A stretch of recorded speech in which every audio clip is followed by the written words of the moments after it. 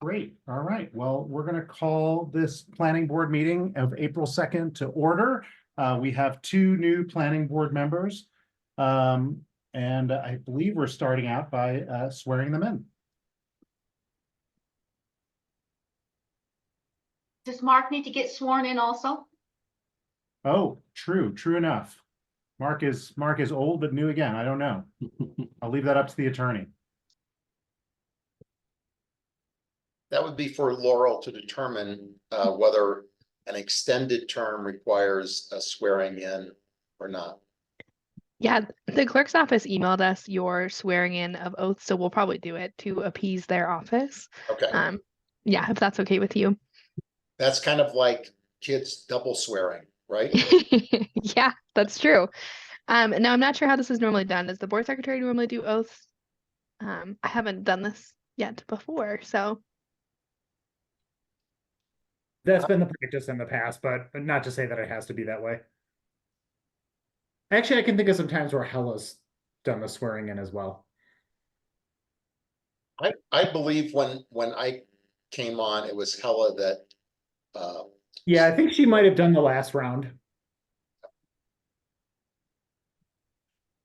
well, either way is fine for me. I'm happy to do it or happy to have Thomas do it. Go ahead. Do you have it in front of you, Laurel? Yep. Great. Apologies that I haven't done this before. I didn't I do have it up in front of me. And we're gonna start with Mark if that's all right. And we Sure. just because that's the first one on my list. Great. So I'm gonna read the oath of office and have you repeat it back. Please tell me if that's not how it's been done in the past, but that's how I've seen it done. So I'm gonna repeat it and then have you repeat it back. We will then, after you guys are sworn in, we'll go ahead and circle these around to have you sign to say that you've been you have given the oath of office. Does that sound good? Great. Okay. I will go ahead and draw this over to my screen. Okay, so Mark. So I'm Mark McIntyre.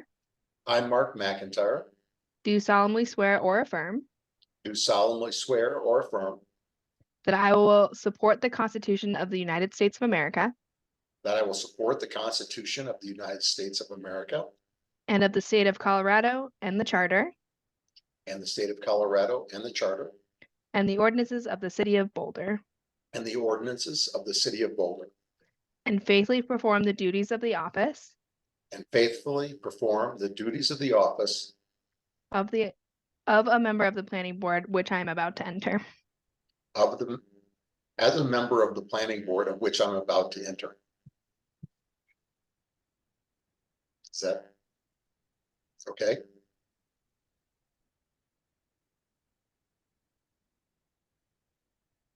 Great. Okay. So we'll go ahead and have these. We'll circle these back. Sorry, my internet cut out for a second there, but I heard you repeat all of that, so that's great. Thank you, Mark. And one thing I didn't do is have you raise your right hand. So if you just raise your hand, yep, great. Apologies. I raise my hand and I affirm everything I just said. Great, thanks, Mark. The next one I have up is Mason. So Mason, are you ready? Yes, I Great. am. So if you could raise your right hand as we're going through this. Great. I'm Mason Roberts. I, Mason Roberts, Do solemnly swear or affirm do solemnly swear or affirm that I will support the Constitution of the United States of America and the state of Colorado that I will support the Constitution of the United States of America and Colorado and the charter and ordinances of the city of Boulder, and the charter ordinances of this city of Boulder, Colorado, and faithfully perform the duties of the office and faithfully perform the duties of the office of a member of the planning board, of the member of a planning board, which I am about to enter. which I'm about to enter. Great. Thank you, Mason. And then Claudia, last but not least. Raising your hand. Yes. So raise your right hand. Repeat after me. I, Claudia Hanson Thiem, I, Claudia Hanson Thiem, do solemnly swear or affirm do solemnly affirm that I will support the Constitution of the United States of America that I will support the Constitution of the United States of America and the state of Colorado and the state of Colorado and the charter and ordinances of the city of Boulder, and the charter and ordinances of the city of Boulder, and faithfully perform the duties of the office and faithfully perform the duties of the office of a member of the planning board which I am about to enter. of a member of the planning board, which I am about to enter. Great. Thank you so much. I'm going to hand it back over to George. All right, great. Congratulations. It's exciting to have 2+1 new board members. All right, we're going to go ahead and go for the nominations and elections of the new planning board chair and vice chair. If anyone wants to nominate anybody or submit themselves, please go ahead and do so now. I'd like Go to ahead, Mary. nominate George for chair. Thanks, George, are you Thank good you. with I that? I will second that. Thank you, Kurt. That was why I raised my hand, so everyone was quicker than me, so good. Any other nominations for chair? All right. Should we go ahead and vote on that, and then we can do nominations for vice chair?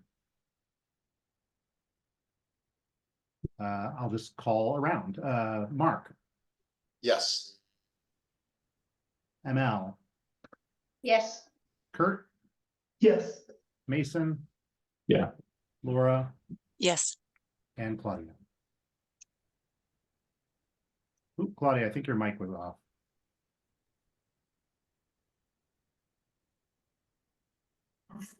Yes, sorry.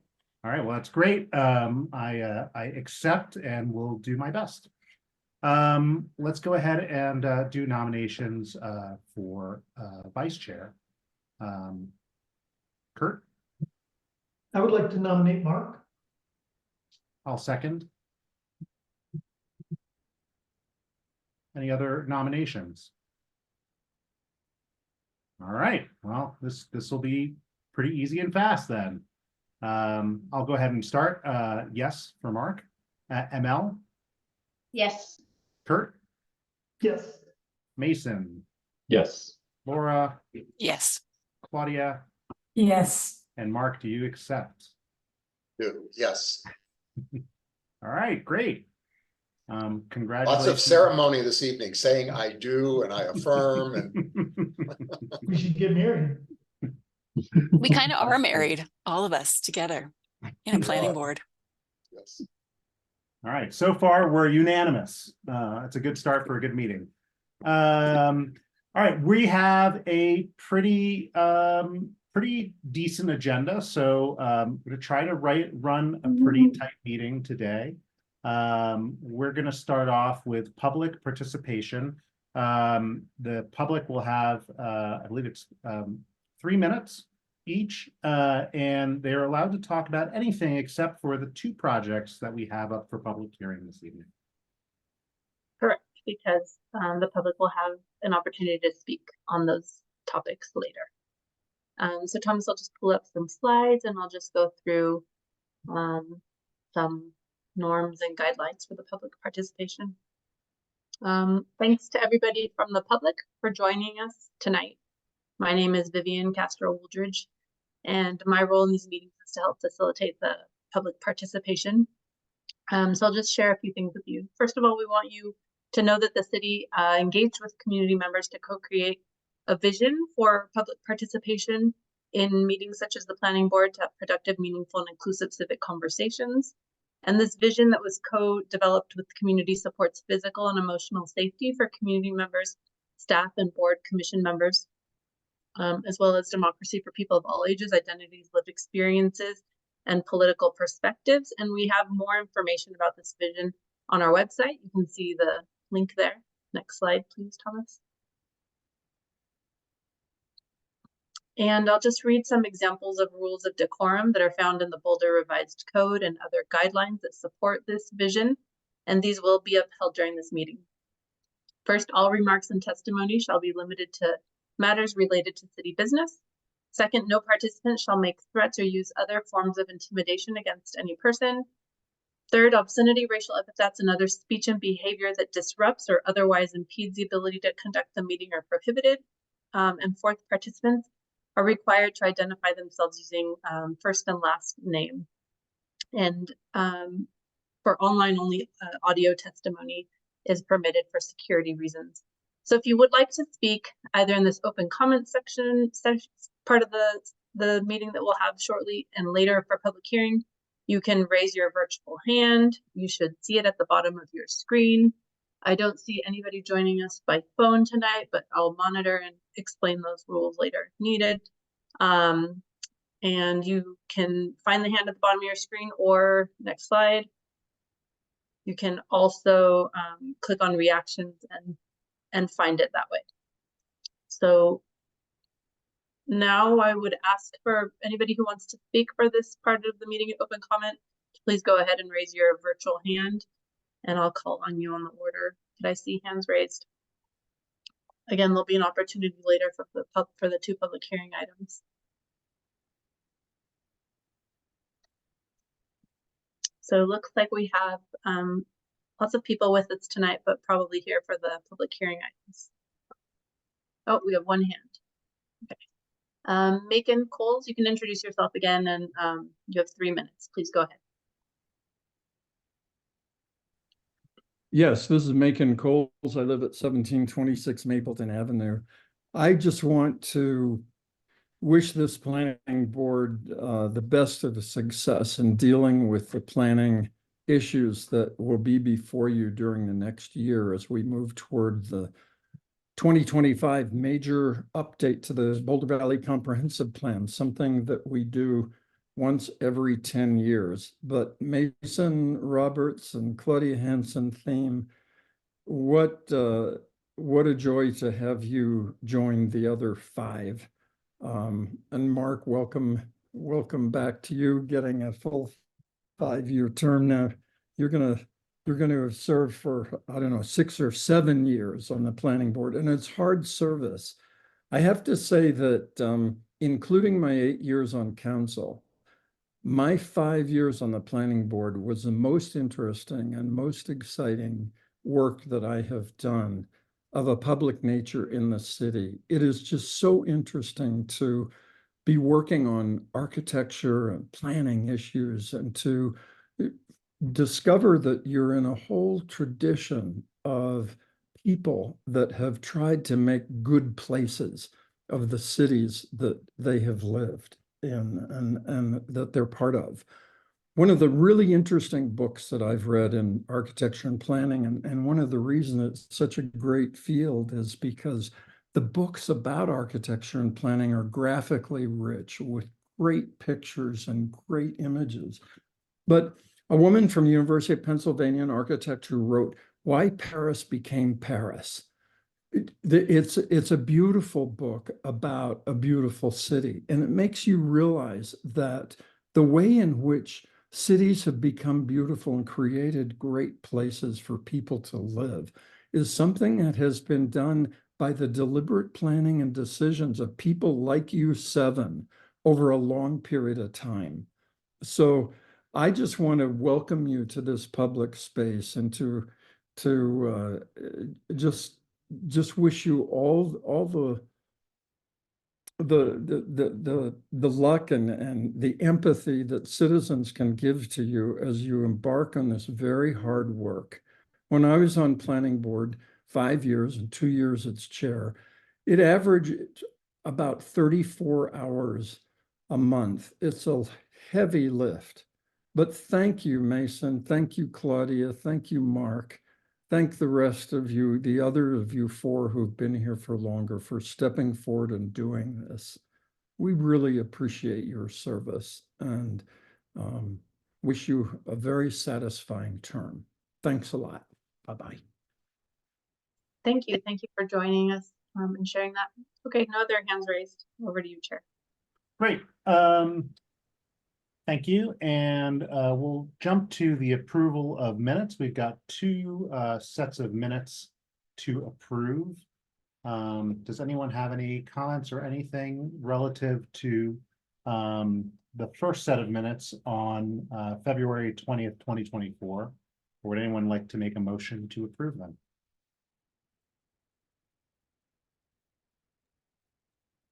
I move approval of the February 20th. I'll second. 2024 minutes. Great. And I heard a second from Mal. I'll go around. Mark, Yes. Mason. Oh, I'm sorry. Yeah. You guys are both absent for those minutes, so we'll skip you guys Yeah. just for these. Laura, Yes. Kurt, Yes, ML, Yes. and I was there, so yes, approved. We'll go down to the February 27th minutes. I'm gonna abstain from voting because I was absent for that. Does anyone want to make any changes or make a motion to approve them? I will move. Oh, go ahead, Mark. Okay. I move to approve the February 27 minutes. I will second. Great. Go ahead and start with Laura, Yes. ML, Yes. Kurt, yes, Mark, Yes. and I was absent, so I'm going to be abstaining. All right, great. The next is dispositions, planning board call-ups and continuations. I don't believe we have any. Is that correct? Charles, do we have anything or? That's correct. There's no call-ups this evening. All right, then we can dive into our first public hearing item.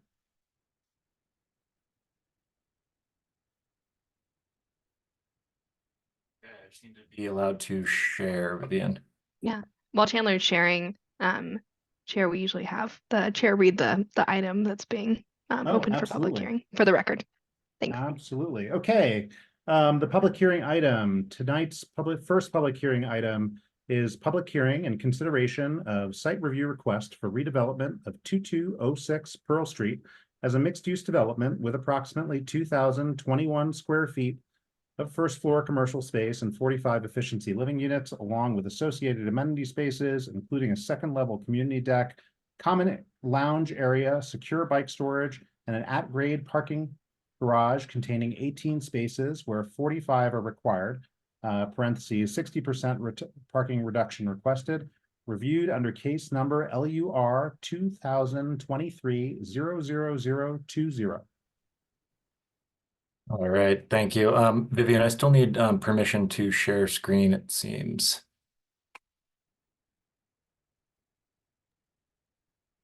Thomas, are you there? Can you make him a co-host? I think that would be You should good. have the co-host invite now. Can you try again, Chandler? Yeah. There we go. Great. Okay, is everyone seeing presentation without notes? Looks good.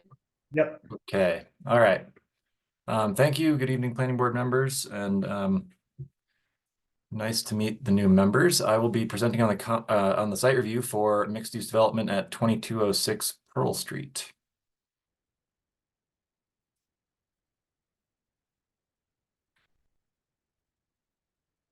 So I'll go over the public notification quickly. Written notice was sent to property owners within 600 feet of the property. Notice was also posted on the property. Staff has received comments and questions from several neighboring residents. Many expressed concerns over the development. Some of these concerns that were expressed included not enough parking, potential overflow impacts to the surrounding area, units being too small to be livable, units will not be affordable, and too much density. There have also been a handful of comments that have come in directly to the planning board today, some in favor, some opposed. So in terms of the location, the subject property is located at 2206 and 2210 Pearl Street. The approximately 20,156 square foot property is located south of Pearl Street and north of Walnut between 22nd and 23rd. There are two commercial buildings currently located on the property, totaling about 5,000 square feet. To the rear of the property is an alley. The buildings on the property are located towards the northeast corner, and the rest of the site is largely surface parking.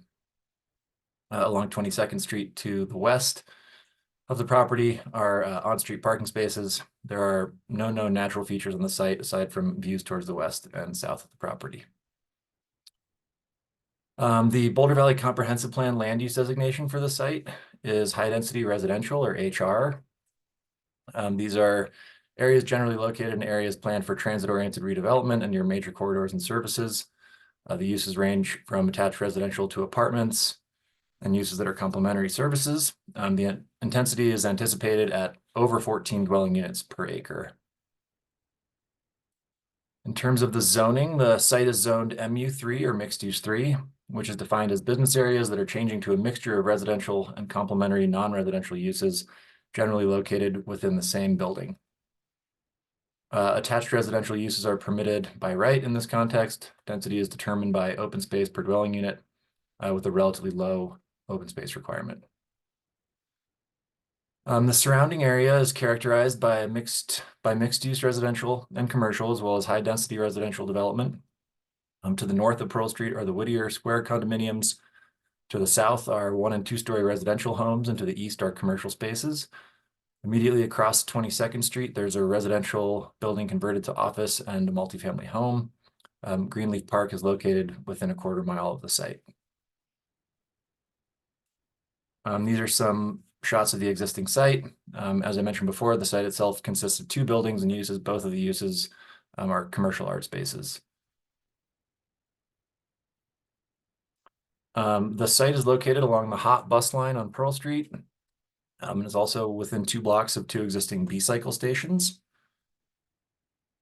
This is just showing on-street bike and pedestrian facilities. So the site is also highly walkable and bikeable, which is surrounded by on-street bike lanes on Spruce and Walnut, as well as on 20th Street.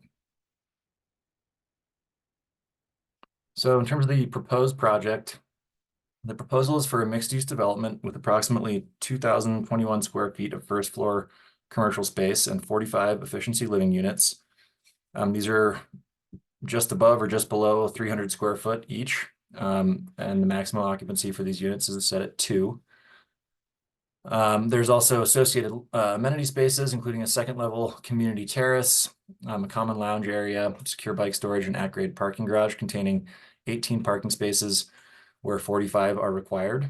This necessitates a 60% parking reduction request. Per section 963 of the Boulder Revised Code, no additional parking is required for the floor area that is necessary to meet the required minimum depth of the first floor non-residential use, which in this case is 20 feet. So because the commercial space is 20 feet in depth, no additional parking is required for that space. The building, as proposed, is 3 stories and 38 feet tall. I'll just go over the different levels of the structure. So the ground level is where the commercial space is shown there on the north side of the site, facing Pearl Street, as again, just over 2,000 square feet. There's a paved plaza area on the northwest corner of the site. The garage, which is accessed from the alley to the south, includes the vehicular parking as well as 25 long-term bike parking spaces. There are a total of 28 short-term bike parking spaces at ground level outside of the building on both sides. 5 of the residential units are located on the ground level, with the remainder being on the 2nd and 3rd floors. And the proposal includes new landscaping and sidewalks along Pearl Street and 22nd Street. Level 2, there's a common terrace area, which is over 2,000 square feet in size. There's a resident common room / amenity space. 20 of the units are located on the 2nd floor. Each of these units has an individual balcony. There are wall-mounted bike racks in all of the units. There are also 11 storage lockers on the 2nd floor. Level 3 is similar to level 2. Roof deck, PV solar awning, 20 units and 11 storage lockers. Again, each of the units with an individual balcony. These are just some shots of the architectural elevations showing the material composition of the buildings. The building materials palette consists of modular brick, metal store paneling, wood siding, and fiber cement paneling.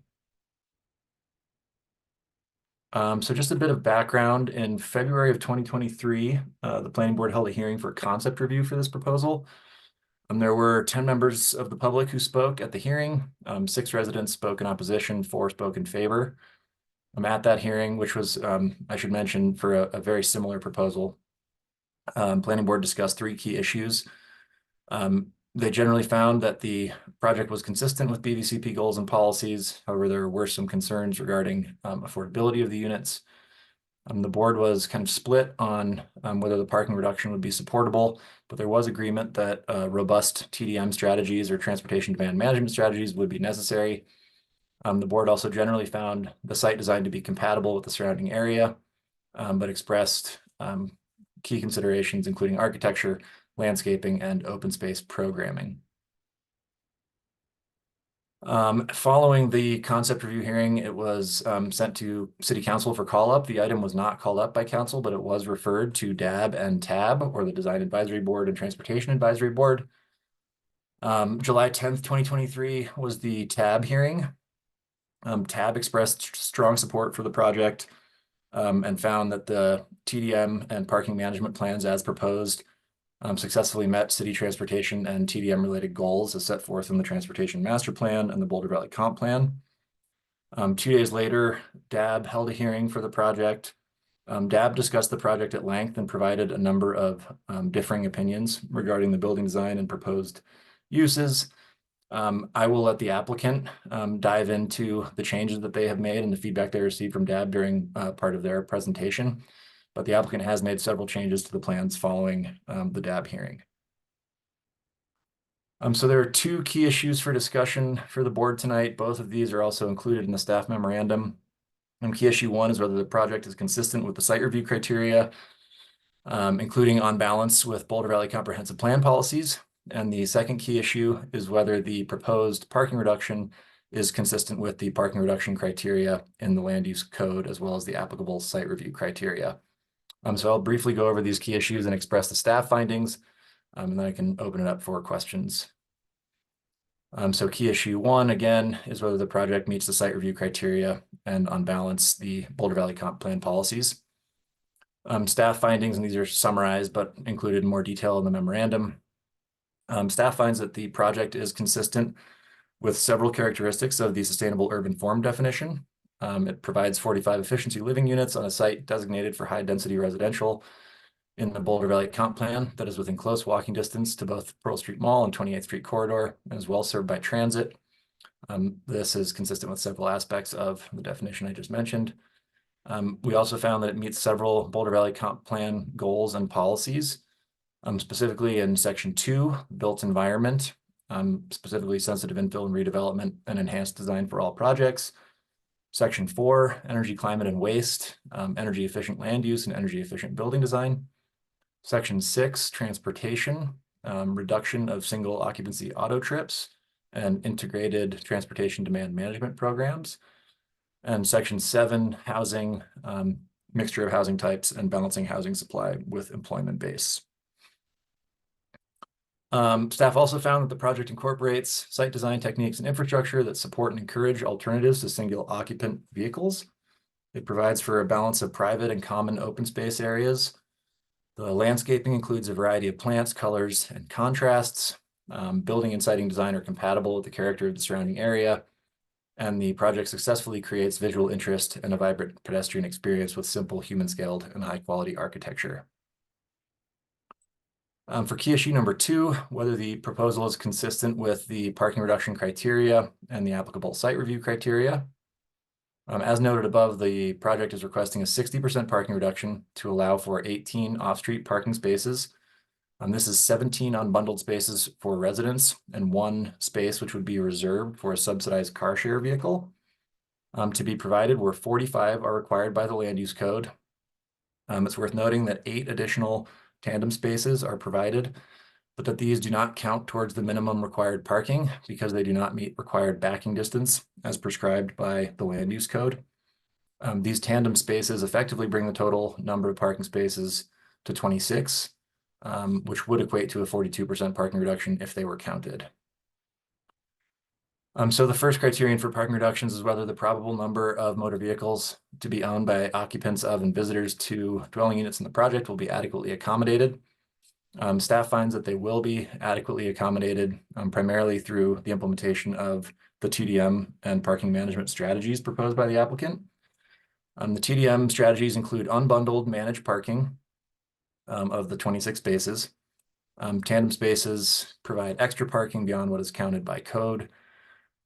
They are providing an alternative transportation fund of $150 a year for residents who are willing to sign something as part of their lease saying that they will either not own a vehicle or that they have suitable offsite storage. There's a subsidized car share vehicle being provided, ample bicycle parking consistent with all the code requirements. The applicant has agreed to enter into the business and neighborhood EcoPass programs for a period of at least 3 years. And there is nearby on-street parking for visitors. In terms of the availability of off-street and nearby on-street parking, as outlined in their parking management strategy, the applicant did do a parking study which showed that there were at least 84 available unrestricted public on-street parking spaces during the study period. This was in April 2023 on a Friday and Saturday between 6 and 10 a.m. and 6 and 11 p.m. Also, the use of multimodal transportation options will continue to reduce the need for on-site parking on an ongoing basis. So as I just kind of described before, the applicant has provided a very robust transportation demand management plan, as well as a parking management plan, which outline the strategies they will use to reduce the parking needs of the project and increase multimodal travel share. Now I'm happy to answer any questions.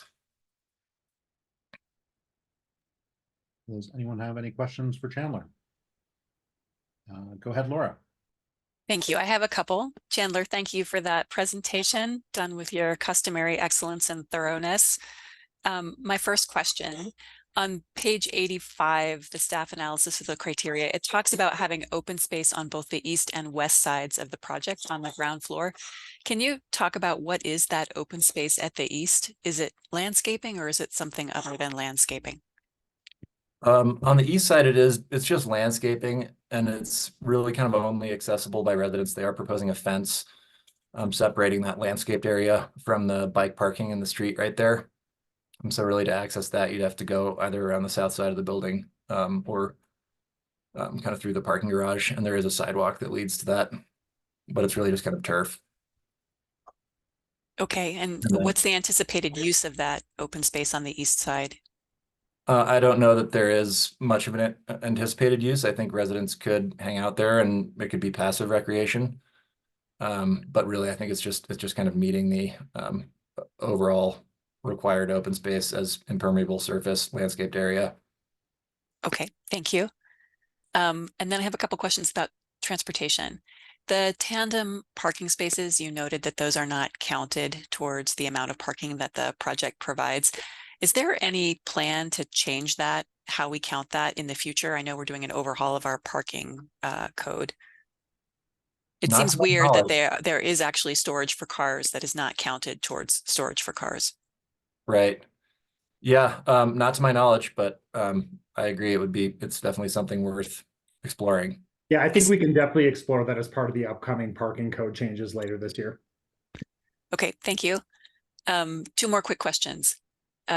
B-cycle stations, how are locations for new B-cycle stations chosen? Is that something that can be integrated into a project, or is that something that independently the B-cycle company chooses? I believe the latter, but I think that applicants or property owners can talk to B-cycle and ask them to put a B-cycle station somewhere. But I think ultimately B-cycle makes the decision whether it's feasible or not. Okay, thank you.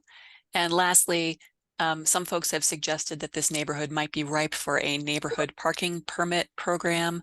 And again, I know that we're overhauling that program, but my question is currently, what makes a neighborhood a candidate for a neighborhood parking pass program?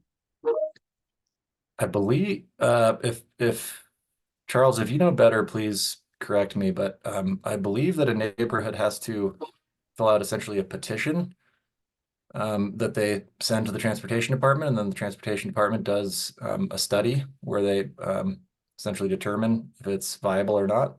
Yeah, I think there's some criteria that need to be met, but I think there's also, if I'm not mistaken, I'm going to have to look this up. I think there might be a moratorium right now on new NPPs, if I'm not mistaken. Okay, Mark is giving the thumbs up on that. Okay, thank you. All right, Kurt. Great, thank you, Chandler, and thank you, Laura. You hit a number of my questions. My first question is about the setbacks. It looks like the east side is actually the rear from the standpoint of setbacks, is that correct? And the south side is the side? Yes.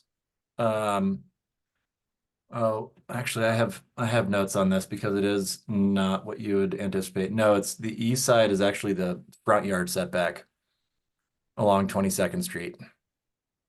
So the side yards are Pearl and the south side. Right, so the 22nd, that's the west side. Oh, sorry. Right. So the west side is the front yard is the setback. Front yard, okay. Yes. And just out of curiosity, why is that? That's not something that can be adjusted, I assume? No, it's just the way that we define setback. So it's just based on the width of the lot. So the west side of the lot is just slightly narrower. Yeah. The north side of the lot. Okay.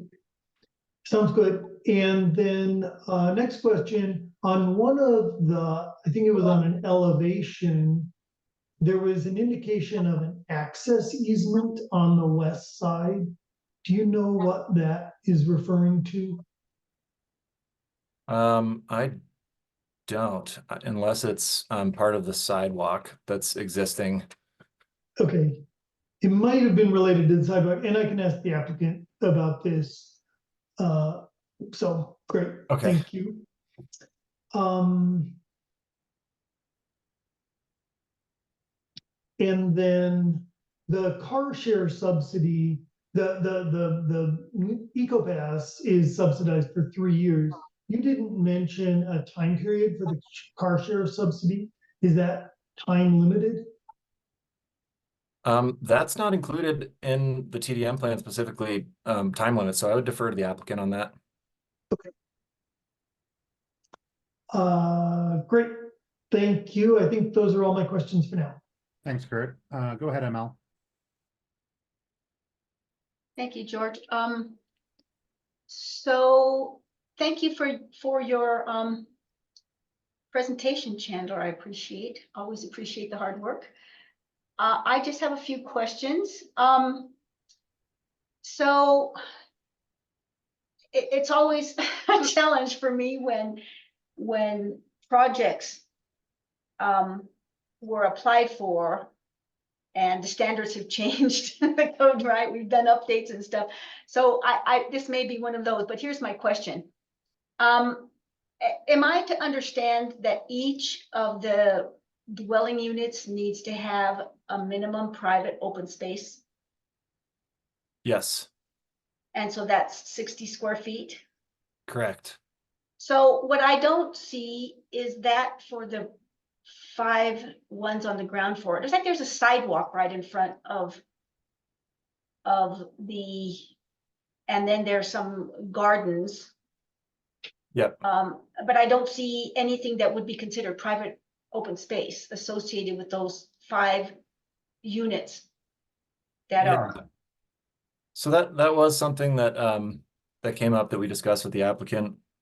And you know, there is some discretion there. We don't define exactly how private open space has to look or function. So they did not want to close off the entire thing with gateways. So they put the fence there to prevent basically people from walking through on the paved area between the landscaping. So it's blocked off to the north and south, and then has essentially open entrances between the railing structure to access the units. I felt like, you know, staff felt like that was okay, that it kind of delineated the private open space enough to allow those to be kind of patio areas. But I think the applicant is willing to discuss that more. And obviously planning board has the ability if they want that to be enclosed more to require that. So is the 60 square feet that is required, is that just that big sidewalk in front of the doors, or does it include the Yeah, it's essentially the paved area Garden. between the units and the landscaping. So that square footage is met in the paved area? Correct. Okay, thank you. That wasn't clear. And I don't think that I saw gated off, it looked like people could walk right in front of it, but I'm hearing you say no, it is closed. Okay, It thank is you for closed. that. The other question, now this, again, I might be confused as to the criteria that we're reviewing. And you identify it under key issue 2, site criteria 996F2. But I'm looking at the site review criteria analysis that is provided, and it's actually section 9214. Yeah. H. So what am I seeing here? So there's both. So when applicants request a parking reduction criteria, they have to meet, there are parking reduction criteria in the parking standards, which are 996. And then there are a few additional criteria included in the site review criteria. So that's what's from 9214. And they, I mean, effectively, they kind of say the same things, Okay. but we do provide analysis for both.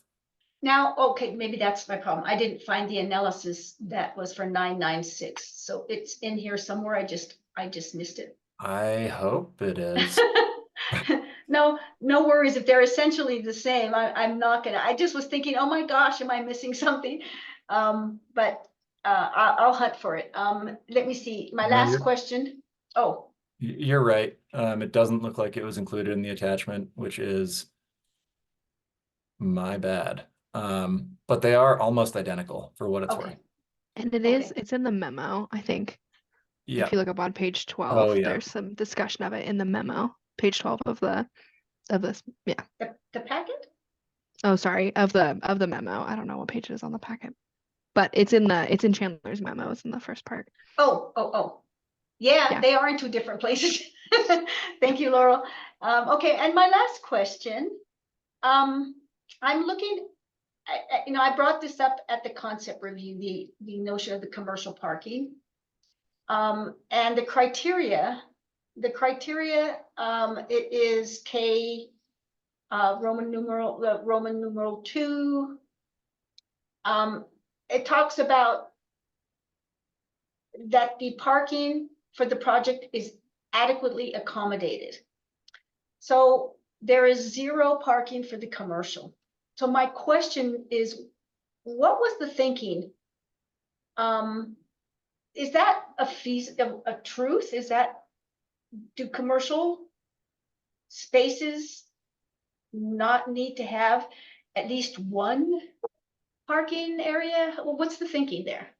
Yeah, in MU3, in order to put residential, you have to have a certain amount of ground level commercial space. But there is kind of a subsection of the use standards there that basically say for the minimum depth of the required commercial space, no parking is required. Right. So I'm My not sure question the is just comment on the dealing- intent behind that. Yeah, I mean, the criteria says adequately accommodate. And I'm just wondering, was there any thinking from the staff's perspective as to 0 parking for the commercial adequately accommodating? Yeah, I think, in general, the fact that there is on-street parking available in the vicinity. So their parking study, which was performed by a accredited transportation engineer, found that there are 84 parking spaces typically available during peak hours on Fridays and Saturdays at least. So, the provision of on-street parking, and then the fact that the site is highly walkable and located close to multiple on-street bike facilities. I think that we found that if they found from a marketing perspective and from a penciling perspective that they didn't need parking for commercial, that it seemed like that was probably adequate. Okay. And then last, this is kind of oh, did I vanish? No, you're I still didn't there. Go ahead. vanish. My pages vanished. My last question, and I think I saw this in a public comment. So with the unbundled paying for parking. That's $150 a month. I think they were saying they were gonna charge for the parking. So is there an equity issue, you know, for those who have jobs that require a commute to have that? I mean, that's kind of a big uptick to pay for, if you have to have a car, if this is workforce housing and you need a car to get to where you're working. Has that subject been raised in regards to the charge as an equity issue? It's a good question. You know, the city policies largely support the SUMP principle Mhm. and encourage shared unbundled managed parking. Right. So, but yeah, I mean. I'm questioning it in that this is increased trying to be rent. workforce housing. You know, historically, we've been seeing that in student housing, which is a Mhm. different population because the university is walkable from most of the projects we've looked at. But this is intending, or at least they're proposing that it's workforce housing. And given that, I'm just curious as to whether there could be an equity issue with the with that concept. Who might be able to answer that question, or is it just a? I mean, it seems like a good discussion to have with the transportation department in general. I mean, it's definitely a policy issue. But I'm not sure that I can really discuss it in the context of this project. Right, or maybe the applicants have a thought. If that's the market they're going after, maybe they have a thought, but I'll ask them. Thank you so much, Chandler. And those Thanks, are all my Sonia. questions. Okay, go ahead, Mason. Great, thanks, Chandler, for your presentation. So you mentioned just a minute ago that there were 84 available spaces from the transportation study in the vicinity. I didn't see the vicinity defined in the packet. What kind of net was cast when counting those spaces? You know, they did list. I don't know it off the top of my head, but I mean, typically it's within a block in either direction. I would probably defer to the applicant on that specific question. Just trying to get a feel of the space. Yeah.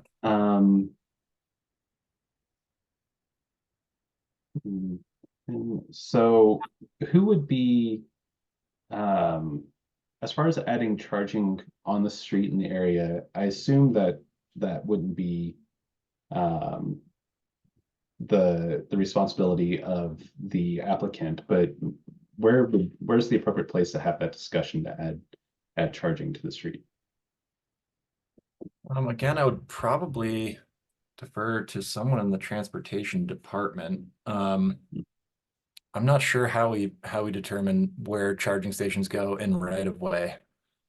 I know the applicant has shown at least one charging station in the garage, and then most of the spaces are EV ready. But yeah, I'm not sure if anyone else in staff knows. Please jump in. Maybe we can table that and Yeah, go we to can circle back to that. project specific questions. Yeah, that makes sense to me. As far as our differently abled neighbors, is ADA compliance the minimum required? Is there anything else? I guess this is kind of a broader question. But is there any other incentives or requirements that the city code states? We don't go above and beyond ADA requirements. Thank you so much. That's all my questions. Great, thanks, Mason. Go ahead, Claudia. Thanks. My question is going to echo a little bit of one of Laura's from earlier on. But mine is about transit enhancements rather than B-cycle. And so I was looking at the bus stops in the area of this project, and I see that closest bus stop, at least on the same side of Pearl Street as this project, is actually at the corner of 23rd, so it is not directly adjacent to this project. But I'm wondering if there is any precedent for including transit enhancements in a TDM plan, such as adding a bus shelter, adding a bench, adding lighting for a shelter. And if so, if there's any discretion from the city for moving a stop by block, in particular, this is on the HOP line, which is operated by the city and not directly by the RTD. So could you tell me a little bit about what the possibilities are for transit infrastructure? Yeah, I mean, it has happened in the past where we require, bus stop improvements and stuff like that, but usually if it's part of transportation master plan or an RTD plan, and it's basically adjacent to the property, like on right of way that touches the property. I'm not really sure what the process is for moving bus stops. I would assume that would have to be done in conjunction with RTD. But I know that if there's not basically a planned bus stop adjacent to the property now, we can't really require them to put one there. But that's not to say that RTD might not be willing to move Okay, it. no, I ask because it is on the HOP line, which I understand the city runs, and the current bus stop is a signpost. There are no Right. enhancements whatsoever, so I'll come back to that. Thank you. Mark?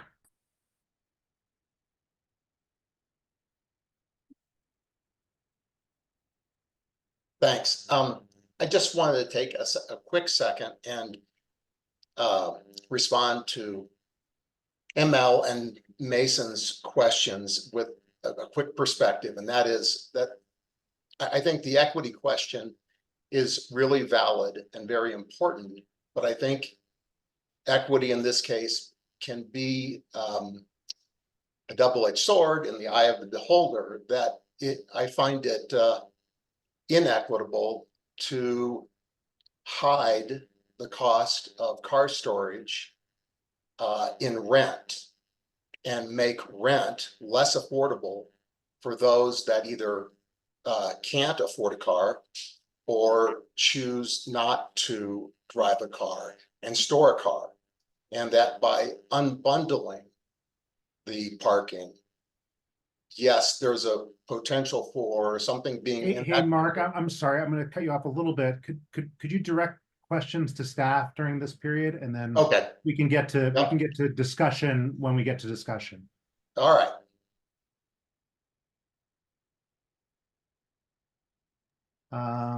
Did you have any other questions? You still have your hand up. Okay. ML, do you have your hand up? I do. I have one question, but George, you haven't spoken. Do you want to go and then I'll? No, I don't have any clarifying questions for staff, but thank you. I appreciate that. Okay, so I don't see Chandler, he's vanished, but so my question is, I saw that one of your slides said that maximum I'm still startled by the point. Maximum occupancy was 2. Mhm. Where is it a code thing? Is maximum occupancy established somewhere in the code? I mean, 300 square feet for 2 people? It's part of the definition of efficiency living unit in the And land use it- code. And it says 2 people? Yes. Wow. Okay, I wasn't aware of what the source was for that. Thank you for clarifying. Looks like Kurt. Thank you. One more quick question for staff. The site plans show the sidewalk at the northwest corner angling at a 45 degrees to go to a curb cut right at the corner. This is probably really an Edward Stafford question, and I guess we may not be seeing Edward Stafford again, unfortunately. Or maybe he's on, I don't know. But I'm just wondering if you know why, was that based on some requirement in the DCS, or was that something that the applicant was proposing, or why is there that 45-degree angling? That's not the way the sidewalk goes currently. Yeah, my understanding is that was a requirement that was put forth by our transportation engineering based on the DCS. That the applicant did not ask for any BCS modifications. So you're right that it is an Edward Stafford question, but I know that came from us as a required improvement. Okay, but you're not sure where in the DCS or what that's referring to in the DCS? No, sorry. Okay. I can look it up and get back to you. Okay, yeah, if you had a chance to find a citation, that would be fantastic. Thank you. Great. Any final questions for staff before we go to the applicant's presentation? All right. Vivian, I'm gonna, Thomas, you can bring the applicant forward.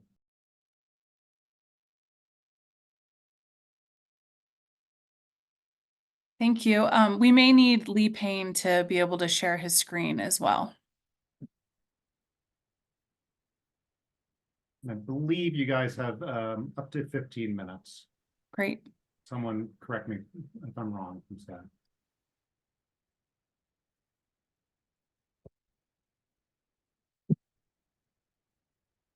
Lee, do you have the ability to screen share? Looks like yes. Yes. Ready when you are. If you can see it, you should be seeing the first slide with titles on the. We can see it. No, go ahead and go to slide 3, Lee.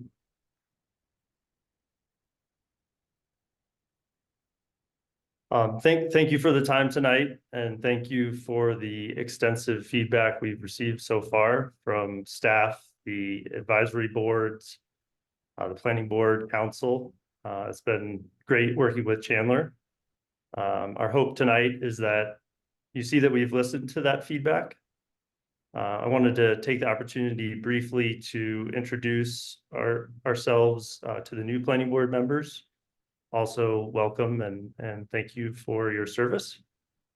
My name is Ross Holbrook. I'm the managing partner of Stoke Investment Group. I've lived here close to half of my life now, raising a family. Matt Macco and I founded the firm about 7 years ago. We actually met 5 blocks away from the site 20 years ago as roommates at CU. And when we built our business, you know, we have the ultimate goal of being proud of what we build and develop, but this includes pride from all of our stakeholders, our residents, our investors, the environment, and our community. We are a local project team.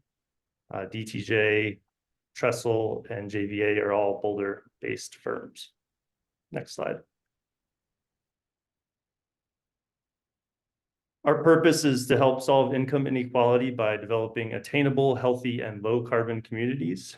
We are really attempting to build a different kind of housing in an area of Boulder that we believe needs it.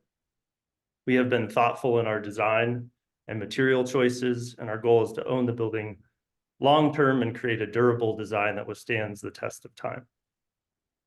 We have seen most reasonable housing be built far away, and therefore residents need to own a car, which is obviously expensive to own and operate, and this counteracts that lower cost of housing. Boulder is a 15-minute city, which is a wonderful thing that I certainly appreciate and provides a great lifestyle, but is also, maybe most importantly, known to be a major driver in reducing carbon emissions. So we think this type of housing should be built here. I'm going to pass it on to Danica. Thanks, Ross. So in terms of the project timeline, I think Chandler talked briefly about this, but we have been working through the process for several years, starting with a pre-app in 2021 and a concept review submittal that was required. This was a point in time when there was scarcity of staffing, so we did sit on the shelf for a few months. And when staff did review it, they asked us to make changes based on the parking and TDM and really refine kind of a second concept plan submittal. So rather than go to a public hearing at that point, we revised our application and resubmitted in late 2022, coming to a public hearing in front of you or some of you in 2023, and then to a city council call-up discussion later in March of 2023. Council did not call it up, but did refer our project to TAB and DAB. Then we submitted later or early in April 2023, and went through the submittal process, went through the TAB and DAB public hearings, and here we are in front of you tonight. Next slide. So just to quickly show where we started in concept, typically with some white boxes and very conceptual images, and now with much more refined architecture as we're in the site review process. And Lee will discuss more about the architectural treatment of the project. Next slide. So one thing we wanted to point out is that this is providing a different type of housing than what has traditionally been seen down on Pearl Street and downtown on East Pearl. Recent developments have been typically larger luxury for sale condo developments. This is providing something completely different than what has been provided in recent redevelopments. So each of these projects, I know it's small print, happy to come back to the slide, but it shows that most of these units were sold for more than $2 million, are much larger with private garages. And so we're really trying to differentiate ourselves from that with a totally different type of housing type that we haven't seen downtown yet, but we do know there is a strong market for. Next slide. So this was interesting as a code kind of junkie, being really involved in code updates. Since we applied, we were required to do site review and use review for several reasons. During the process, as ML noted, the code has changed significantly. So when we started, we were required to do both site and use review for the minimum, a minimum of 20 units, and because we had more than 50% efficiency living units. Now we aren't required to do site review based on the square footage or unit count or the number of efficiency living units. The only thing that would, if we applied today, that would trigger a site review would be that parking reduction. That code has changed slightly that allows below a 25% reduction by administrative uses. This may be impacted by further parking code changes, and I think you've touched on a few of the policy issues that will be discussed. But at this point, our parking reduction is the only thing that would put us in front of planning board. So I think this is an example of the type of project that these code changes have tried to make more streamlined, but we're still following all of the site review criteria that is applicable to a project because of the parking reduction. Next slide.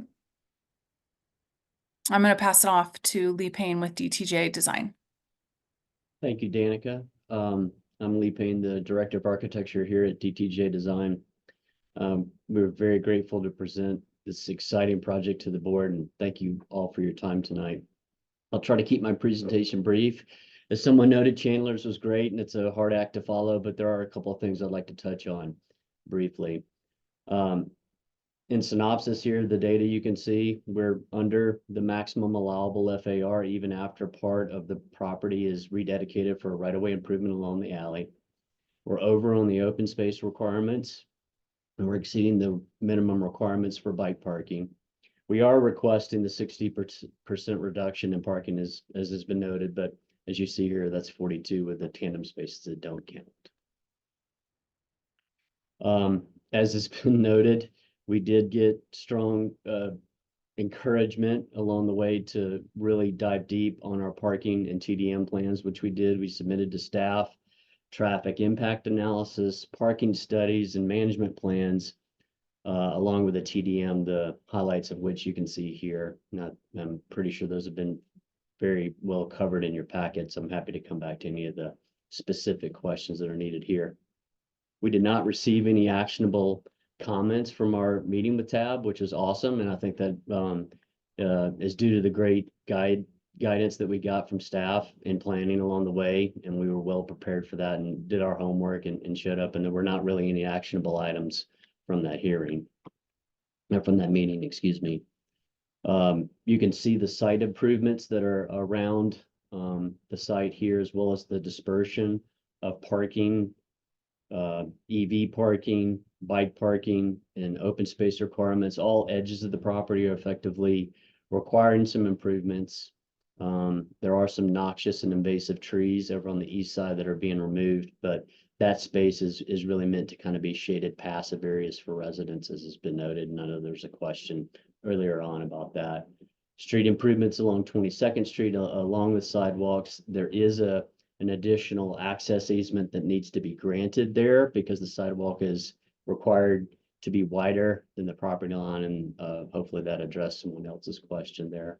Improvements along Pearl Street, including a tree lawn, sidewalks, and then of course the main public area in the northwest corner there that's on the corner of Pearl and 22nd. Our DAB meeting was awesome.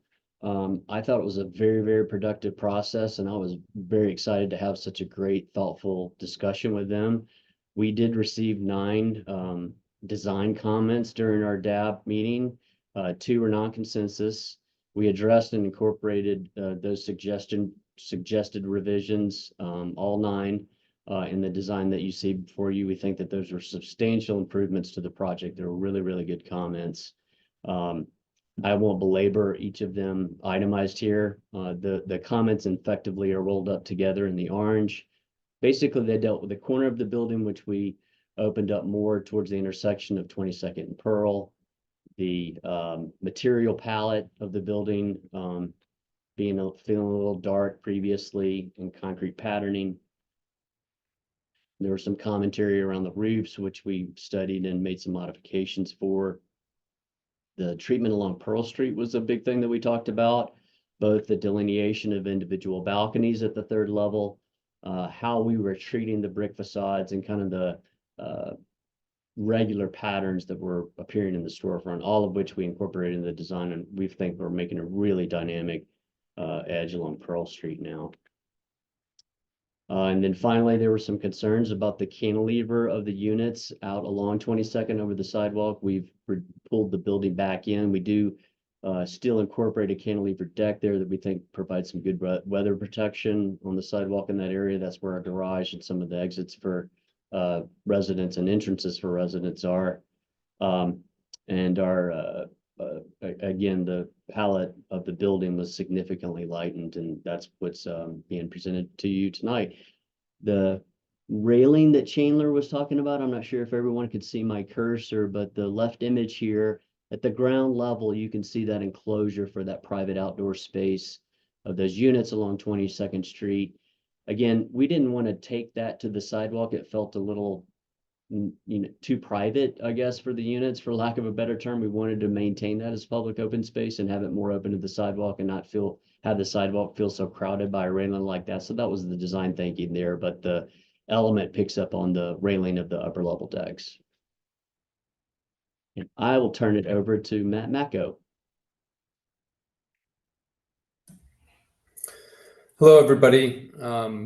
As Ross enumerated, the purpose of our organization is to try to get as close to the nexus of attainable, sustainable, and healthy, which build resilient communities. There's been lots of studies on that in terms of both walkability and 15-minute cities, in addition to low carbon communities and what those entail.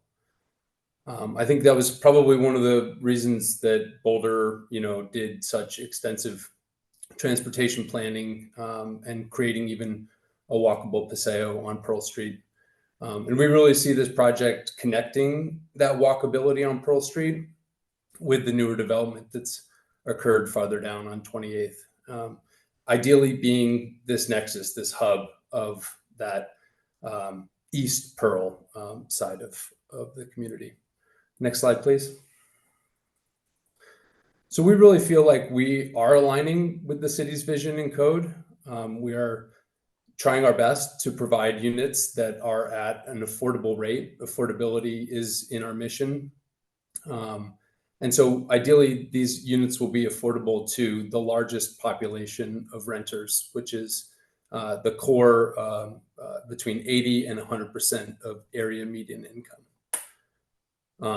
By making the units smaller, we're able to make things just a little more efficient in general. But the addition of furnishing the units with robotic furniture allows us to basically use space in a 3-dimensional way and create even more efficiencies. So we're already starting with a more efficient box, and then we're further adding more efficiencies with our design. The other thing that we're trying to do is create large floor-to-floor expansive height so that the units don't feel small. They feel open and luxurious with large walkout patios. Next slide, please. Hey, Matt, you've got about a minute left. Perfect. Hopefully you can see the video rendering here and how it's really transforming the space from a bedroom at night and you know, a living space or a workspace during the day. Every unit is just like a typical unit, just in slightly more condensed format. Units are coming furnished with all the appliances and including some in-unit bike storage for your extra special bikes that you don't want to put downstairs. And then a significant amount of private open space as well, which we've discussed. Next slide. So really our goal is to make this Boulder's first zero carbon certified project. That's a process that's administered by the International Living Futures Institute. And it's something that's pretty difficult to achieve. It requires that we reduce both the operational energy of the building by at least 25% from code, but also do our best to reduce embodied carbon, which is the carbon associated with the bricks and sticks that we'll use. So that's our goal. We hope to get there. It's an ambitious plan. And there aren't any other projects like this in Boulder or even Colorado, actually. Obviously, location of the project, walkability, hopefully our residents will also live that low carbon lifestyle that we envision.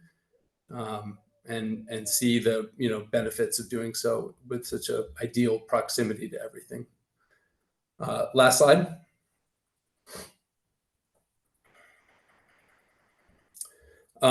The last piece is on the healthy side of things. Obviously, we had COVID and that really changed everything. But our goal is to make not only the air quality that we breathe with inside the unit, but also the finishes and materials and everything we put in the building. We do that through Fitwell, which is a Center for Disease Control third-party assessment that's administered by the Center for Active Design. And that really takes these 50 kind of health attributes and outcomes and puts them into a step-by-step process that a developer like us can follow. So our goal is to not only get it zero carbon certified, but also to get Fitwell certified. I think that's my last slide, and I think I'm probably out of time, but let me know. Yeah, thanks. Appreciate it. I think if the applicant is done, we can go to board questions.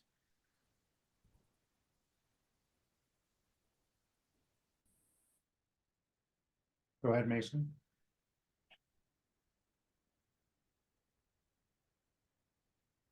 Thanks for the presentation. And this question comes out of a little bit of ignorance. As you know, I'm new here. I'm not familiar with your other developments or properties.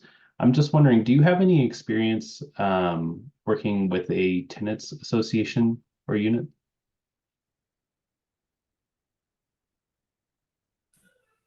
Sorry, I can take this one. Did you say tenants association, like a condo association, or? Mm-hmm.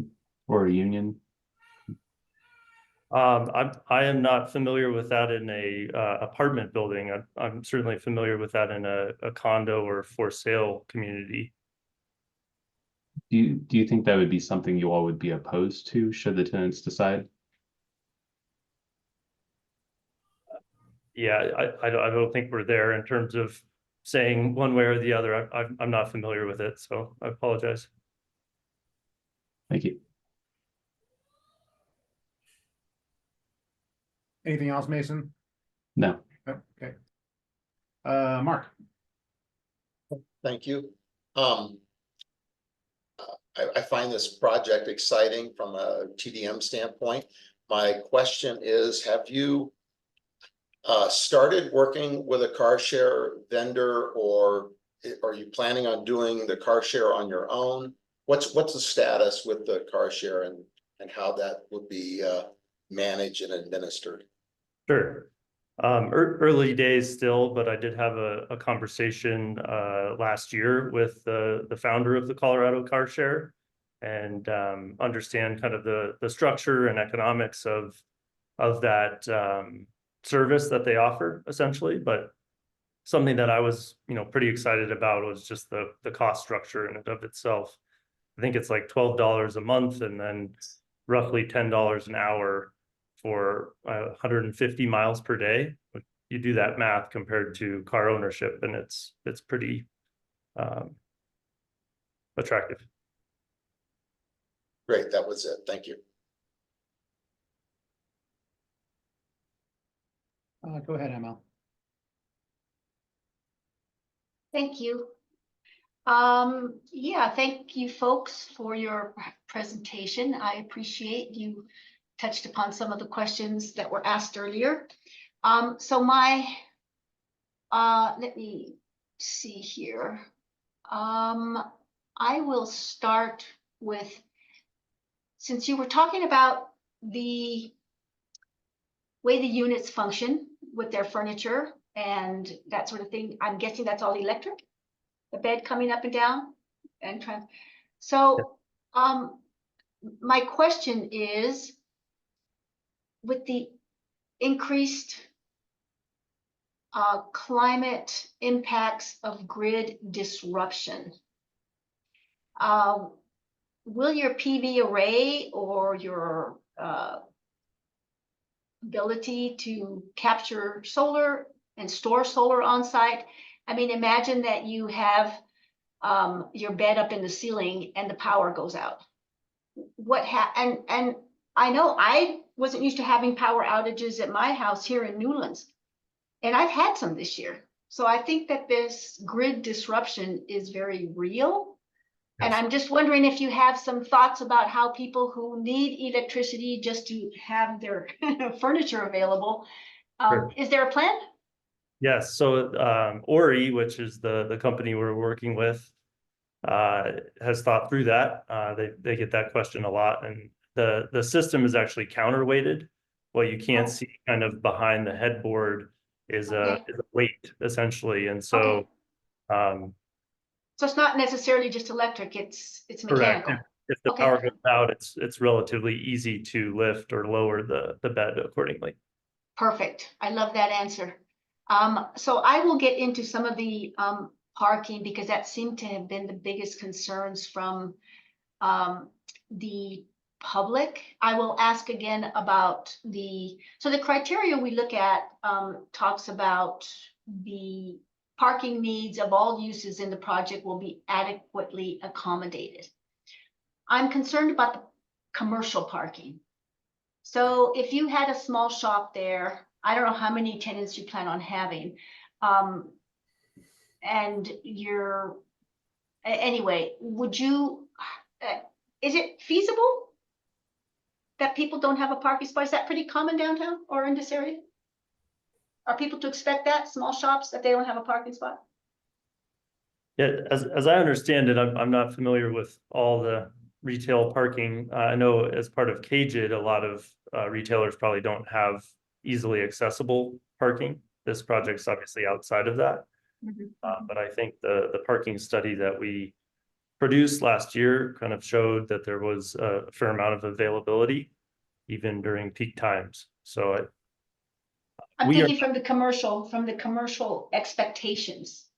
Right. Or needs, actually, more needs than anything. Is it reasonable to assume that people renting commercial spaces won't have parking? And I guess there was no study done on the other businesses around and whether they provide parking or not. Is that, you don't have that information? We did not complete that study. We do have our traffic engineer, Chris McGranahan, here if there's a kind of more technical question regarding that, but it's about function, are people, is this going to work? Okay, so I'll hold that out there. So let me see. These were specifically about your TDM, some of the information in your TDM. So you talked about there'd be an orientation packet for parking. I'm assuming that will be part of, not when they're ready to sign, but it'll be just part of the information about the project so that, people understand that, and parking is an additional, if you have a car, $150 a month, or so that it's upfront. It's Correct. all pretty upfront and people know what they're even looking at before they get to the, let me look at the lease Yeah. stage. Is that So- what's intended? Yeah, if you go on like a website like apartments.com, every apartment, or at least the ones I've seen, show what parking costs are on landing page. Okay, so that's a commonly understood criteria. You talked about having some input requiring, although not expecting 100% participation to your TDM plan and how it's working as part of your TDM, that there'd be sort of a feedback loop. But you were saying that it's the City of Boulder's responsibility to evaluate that input. And I'm just curious as to why in your parking plan would the city, is this a common thing that the city takes responsibility for evaluating how it's going? Chris, if you don't mind, you might have more experience with that, but I think the intent of the survey is to just understand what's working and versus what's not, and obviously correct accordingly.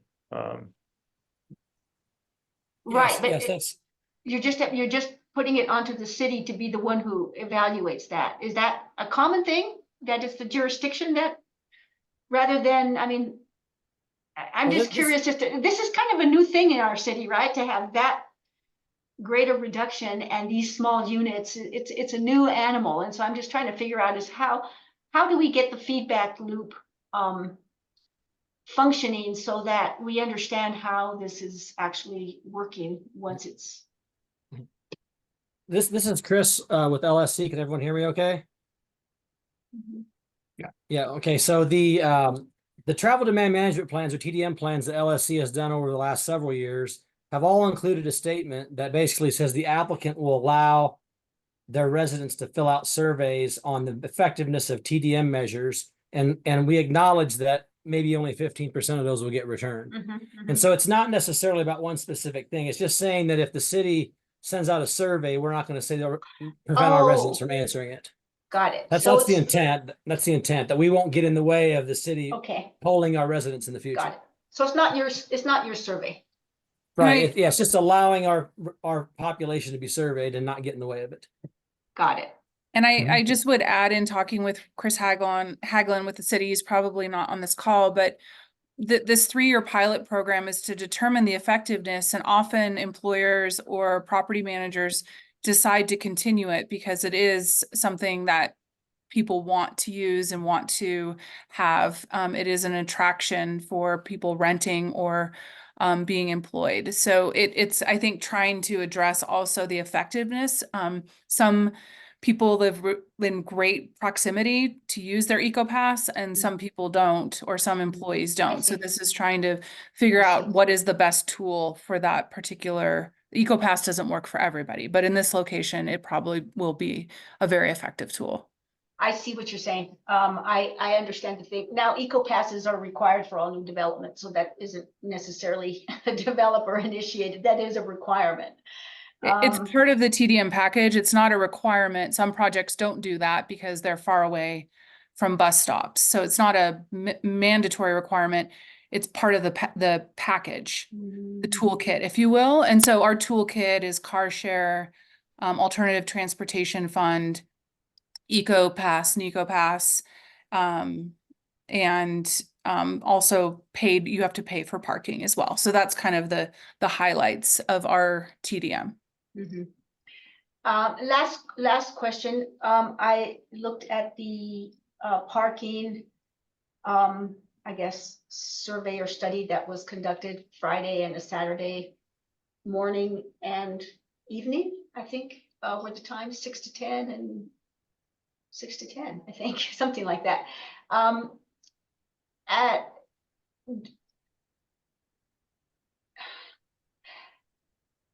It seems like a lot of the people who live in the area, I mean, that is their number one concern, is that people will, the cars spilling into the neighborhood is a very real concern for the people that live there. And so my question is, if people are maxed out and don't buy into a parking and choose to try to park in the neighborhood and all,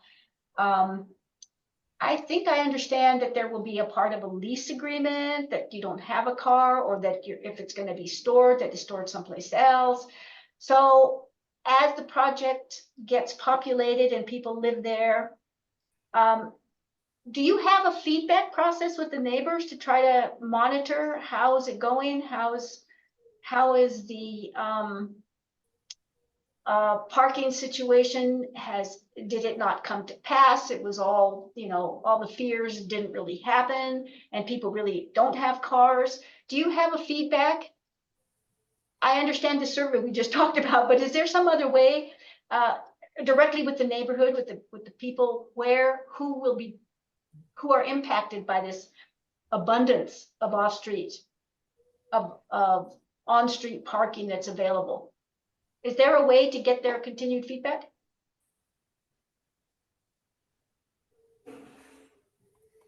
I think we're open. This is Chris.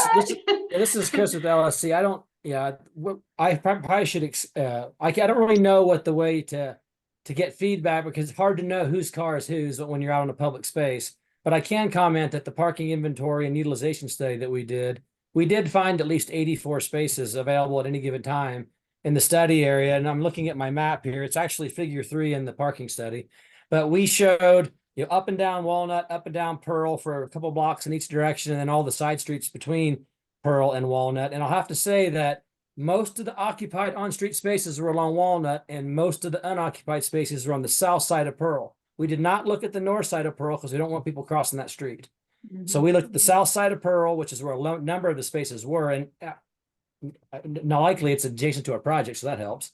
Right. So I'll say that most of the available spaces are away from where the homes are. So the residents probably don't think there's much available parking on their street, because there wasn't. Most of it was on the northern end of our study area. Got it. Okay. I think I'm done with my questions. Thank you so much. I appreciate your answers. Go ahead, Laura. Ooh, Laura, we can't hear you. Sorry, I was double muted because of the coughing. My apologies. I just thanked the applicant team for your presentation. Really appreciate it. Lots of great information about your approach and the details of your project. I have just a couple of questions. Back to that east side open space area. On page 69 of our packet, it says that east side improvements will include, quote, a secure shade court with potential amenity. Can you describe what is meant by a potential amenity on that east side?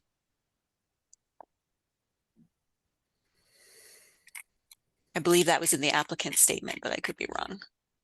Yeah, at this point, it is, as Chandler kind of described, a turf area.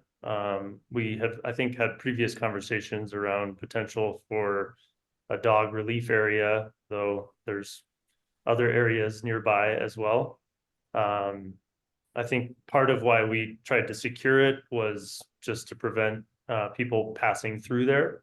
We'll have some mechanical equipment as well. Lee, I don't know if I'm missing anything there, but you're covering it. It's not manicured turf. It's currently labeled as native turf, and we are conveying storm through there, but there's not an active program that you might think like chessboards or something like that. Okay, thank you. Appreciate that. This is my most important question, and maybe I'm reading the diagrams wrong, but I love that you have a rideshare pickup spot on the street, which is separate from your parking spot for car share. That rideshare pickup location, is there any place to sit near there? Because I did notice, and I appreciated that you talked about Via Mobility, which does provide mobility services for some of our disabled community members with disabilities.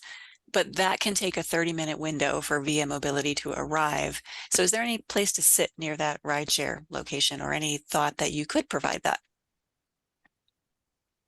There's not currently one. As Ross mentioned, I'm sure we're open to any kind of suggestions that the board may have, but there's not currently one planned. Okay, thank you. We do have an access, a resident access just north of that. You might be able to see that door into the garage. So perhaps you could wait in a weather protected, and actually secure weather protected environment and then just roll right out once the car pulls up. That might actually be better than sitting on a bench out in the public domain along an alley. Oh, and what does that residential access go into? Does that go into a building or goes into the garage? It Sorry, goes I don't in the have that. garage. Into the gar- I could share the drawing, but if it's the west side of the garage, that's right where the bikes are.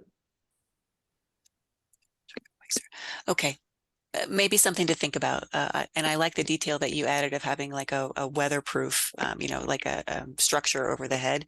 But it does feel like having some place for people to wait when they're ride sharing would be good. Thank you so much. And I just wanted to add on, I forgot to mention that rideshare, this is part of, we're providing it on street as part of the city's TNC program. So it's not exclusive to just the residents of this building. It's actually will be a designated pickup spot as part of the city's program. Oh, the plot thickens. Okay, thank you, Danica.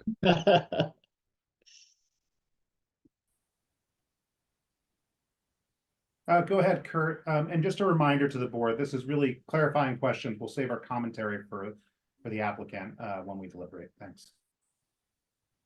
Great, thank you. First, one follow-up based on what Laura was asking about regarding that open space on the east side. You're only showing one relatively small tree. Is there a possibility for additional trees there?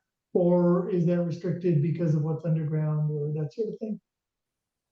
I don't think the utilities would restrict it. We are conveying storm through there and there's a drainage swell, so there could be graded impacts with something that's more substance like a tree. We haven't really looked at that yet.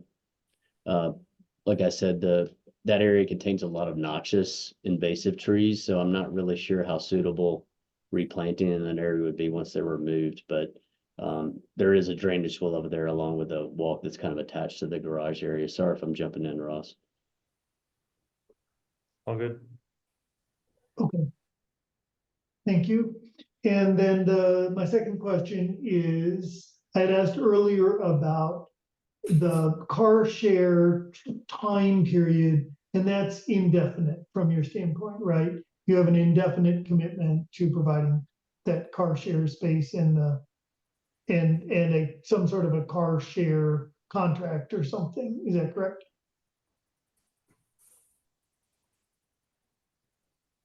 Chris, I can't recall what our commitment there was as part of the TDM.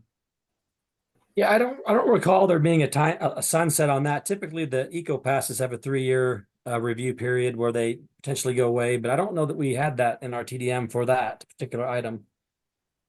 I would just offer that it's not counted towards our parking spaces or anything else. So it's in our site review. So maybe pass it back to Chandler or staff to talk about how they would administer that space as shown in our site review. Yeah, it's a physical space. It's not a program that we're doing. So a little bit different than a bus pass program that can come and go. It's a physical space. So Yeah, we're talking about I thought that you had a commitment to engage with some car share company to provide a car there. Is that not correct? We are certainly committed to engage with Colorado Car Share, as I mentioned before. In terms of a duration, though, I mean, I think similar to kind of the other programs, if they're not functioning the way we want them to, and I did have some discussion with Colorado Car Share, that is a factor. They've had some cars not perform as well as others, right? And so if it's in an area that doesn't have that same demand that it needs to make it financially feasible, then I would think things would change. Tough to commit long-term to a program like that. But they've been in business for a long time too, but obviously that can change as well. Yeah. Okay, thank you. All right, Claudia. Hi, thanks. I have a couple of questions about what I would call pedestrian experience and environment. And the first one is, What plans are there, if any, for sidewalk lighting, particularly of pedestrian scale? Lee, do you want to take that one? Sure. I don't have the lighting plans right here in front of me. There are lighting improvements that I believe are on property just inside the boundary of the property line. Our photometric plan will probably show that depiction. I can pull up that detail if you want more specifics than that. There are some. The lighting in that area is one basically Cobra Head in the southwest corner. Right now, it's not great. So we are going to improve it. I don't know to what level, but there will be improvements along the right of way sidewalks. Okay, thank you. There's sconces, there's wall mounted sconces on the building as well, which would be nice. Okay. And then I assume you heard my question earlier to city staff about transit infrastructure, particularly bus shelter and or furniture. Is there space in this northwest corner for some sort of sheltering for folks who may choose to be using transit? I know the stop's not there at the moment, but curious about what the opportunities are for that. My concern there would be site triangles in terms of that specific location. I'd say anything is possible. My experience is similar to Chandler's. If it's not a right of way that's adjacent to a property, it's just not something that we've typically ever considered. So it's a new thing to think about. I think that northwest corner would be ill suited for it. Perhaps there's a spot along Pearl Street, but again, that inclusion is going to disconnect the storefronts from the street, which is something that you really want in that zone. Thank you. Great. ML, I see your hands up. I'm going to call myself first because I think you already did one round. My questions are really centered around attainability and affordability on the project. So I looked up when this came through the last time, and just recently prior to this meeting, I looked up on Ori Furniture's website. They've got all of their apartments that have their furnishings in them and what their rents are. So for instance, Menlo Park was $5,800 for a studio. Austin was $3,900 for a studio. Boston was $3,094 to $3,099. LA was $2,500 to $3,500, and on and on. So I guess my question is, as it relates to your targeted AMI demographic of 80 to 120%, what does that equate to, and what you anticipate to be charging for rent for these units? Yeah, it feels like we've had this conversation, but I think answer it a similar way is we don't know what we're going to charge for the units until they're built. We also don't know when they will be built. That is dependent on many things, including the approval. I think, what the rents are today for that AMI demographic, I think I've quoted in the past. I think they're about to update them, CHFA, Colorado Housing and Finance Authority. They usually do that in May. So happy to share that document once they do. So what are they today? Since, I mean, that's centered to your pitch. So that's why I'm asking a targeted question, because I would think you'd be prepared with a targeted answer around that. If you give me a second, I can look it up. Yeah, I got them pulled up. It's I think 2,300, 2,400 for this unit. It's called a 0 bedroom is typically how it gets categorized. I think 1 bedrooms need to have doors, but so you get the lowest, calculation, and that would be 100% of AMI. Okay, thank you. Yeah, that's what the median person who makes in Boulder would be able to afford on a 30% rental. That's great. That's clarifying. Another question around that. So that assumes, and your presentation assumes, that these are people's primary residences. Is that your intent? Will these be corporate apartments or other things? Do you Are you willing to restrict it to being people's primary residences? That's certainly our intent. I don't know if I am able to restrict something like that today. That I don't know who is going to want to rent these units. Yeah, thank you. That's it for my questions. ML. Thank you. Intriguing questions, George. These were questions I had. I didn't know how to ask them, so thank you for asking those. I want to look at this alley again. And maybe one of you has the answer, maybe it's staff. How wide is that alley? I believe it's currently 16 and we're granting half of the improvement to get to 20, I think.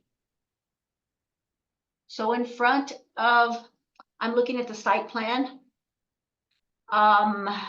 You've got these sort of green rectangles along the way, and then you articulate the car share and the pickup and of course the trash and the access.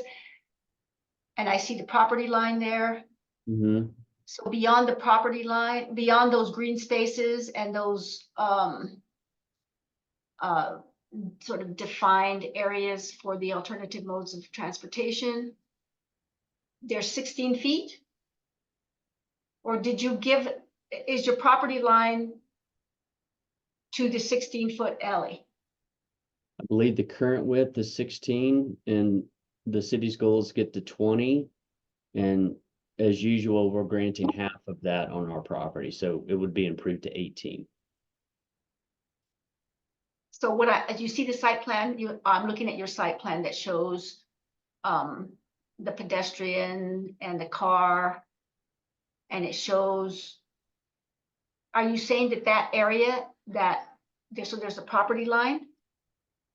And then you have defined this space for the ride share and for the pickup area. Are you saying that those would be narrower? When you're talking about giving some back to the city for the alley, where does that, where is that? Well, how does that impact this plan? That the alley will be wider as a consequence of this project. Does the property line move? Is it shown smaller already? It does. Let me just share something real quick. Okay, perfect. I think that'll be more helpful. Because it seems like it's a pretty tight alley as it is today, as it is now, and I'm just curious as to a lot of activity going to go on back there. Yeah, I've walked that alley quite a few times. Right? Right. Yeah, there's a lot going on. So again, currently this line that property line. Yeah, so we're effectively excluding an additional 2 feet from our total property to widen the alley. But not really, because so that line that says property line is already minus 2 feet? Here, this probably shows it a little bit better.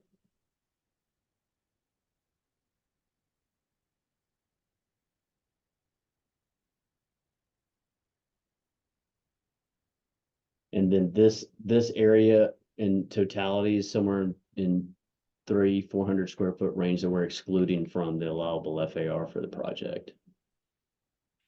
But do I see that the sort of outline of those green boxes and all are still inside that 2 foot area that you're giving away? In here? Yeah, all along. That's the line of the pavement. We're not counting any of the open space or the No, I'm not worried about how it's being counted legally or not. I'm just worried about functionality. Mm-hmm. You're saying that the alley is going to be bigger, but it looks like the green areas and the actual car share space and the pickup are going to go back to the property. Yeah, this is going to be the edge of the pavement right here. Right. So the alley isn't really going to be any bigger than it is today. There's some legal business, but experientially, you're not going to feel it like it's a wider alley. Is that correct? All I can say is this was basically designed by the city. The tree requirements and the amount that they've asked for rededication here is based on the engineering design that we got from the city.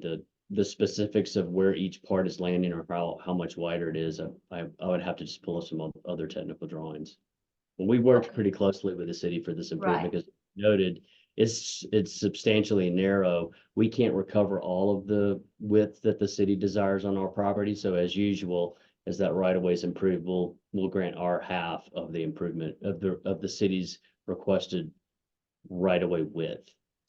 So that 9 foot by 26, for example, foot loading, or the 8 foot by 23 car, that 8 foot goes out to your property line? That's that bottom line? Or where does that land? This is right now indicated as the line of the alley pavement right here. Okay, There's a little bit of a projection. so experientially, the alley's not gonna feel any bigger. And we got a lot of stuff going on back there. Okay, I would disagree, but I guess one could see it that way.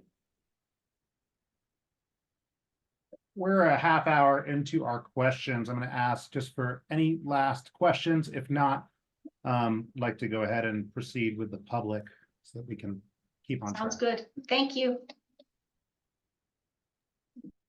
Thank you. So this is the public hearing portion of the meeting for this item. If you'd like to speak, please raise your virtual hand and I will call on you. Let's wait a little bit and see how many people plan to speak. So far we have 4 hands raised. So each person will have 3 minutes. And I will start with Lynn Siegel. And we have somebody with the name Nicole. If you could just send me through the Q&A your full name so I can call on you. Please go ahead, Lynn. Yeah, this is outrageous, completely outrageous. This is not living space for Oh, people. hey, I'm sorry, Lynn. Before you start, Laurel, would you mind reading off the conflict wording for public hearings? Thank you. Absolutely, We'll absolutely. give you back your full 3 minutes. I'm already late. Apologies. I didn't mean to not tag that in. So just quickly, the chair asked me to just read this before the hearing starts so that we can have an opportunity to learn a little bit more about this, but this is the disclosure language that's being asked. So the board requests that prior to offering public comments, all members of the public disclose any financial or business relationship with or other membership or affiliation related to the applicant, project, or neighbor, specifically including any paid compensation. Thank you. No problem. Thanks, Vivian. If you can put Lynn back on, I Yeah. appreciate it. Okay, we'll resume. Lynn, you have 3 minutes now. Please go ahead. Yeah, tandem parking means you have to pull the car out and put another car in there, so you have to manage that. This thing is there are so many expenses associated with this car-free kind of place. People are going to be driving every 5 minutes to their storage closet where they actually have all their stuff, all their climbing gear, all their, people have stuff. I'm sorry, even YPs have stuff. And this is 80 to 120% area median income. It is $1,700 to $2,600 a month without parking. It's outrageous. Outrageous. And this developer, Stoke, has taken this, Stoke, S-T-O-K, right? They've taken this idea and they've already set precedent. They have already known they're kind of going to get this thing pushed through. And so they're working on 1741 Walnut. And you know what they're costing there, or do you know what their size is there? 375 square feet. Big F deal. Private open space. This is not open space. That is not open space. A little sidewalk area. Do you know what our deficit is on open space with the city of Boulder? I follow the Open Space Board of Trustees, the Water Resources Advisory Board. This is population increase. Do you know the demand on services these people have? This is outrageous, outrageous. Now, I could say, well, hell, Olive has 200 square feet for $2,200 a month. Shucks. This is driving housing costs up. It's driving wealth disparity. Then you have more DEI stuff to do. This is, I'm speechless with anger about this project. The bikes, go inside, the 300 square feet. Shucks, they give a by cook in the apartments because they know they're going to be stolen outside like they are up at the armory. People. That's the problem. It's the P word, population. Too many physical people. I mean, Laura is asking about, well, do they have a place to sit? They don't even have a place to sit in their friggin' 300 square foot apartment. They don't have a place to sit there. What do you mean? They need a place to sit while they're waiting for a car. Do you know what this adds to transportation? They're waiting for a car. So what? So what if they don't have a car on site? They're congesting all of Boulder constantly with driving around because they want to get away from their little 300 square foot place. That's 150 square feet per person. This is outrageous. Do not even begin to think about approving this project. Thank you for sharing your viewpoints. Next, we have Nicole Yeagley Thomas. Apologies if I mispronounced your name. Please go ahead and also introduce yourself. And then next up, we have Jim Thomas. Please go ahead, Nicole.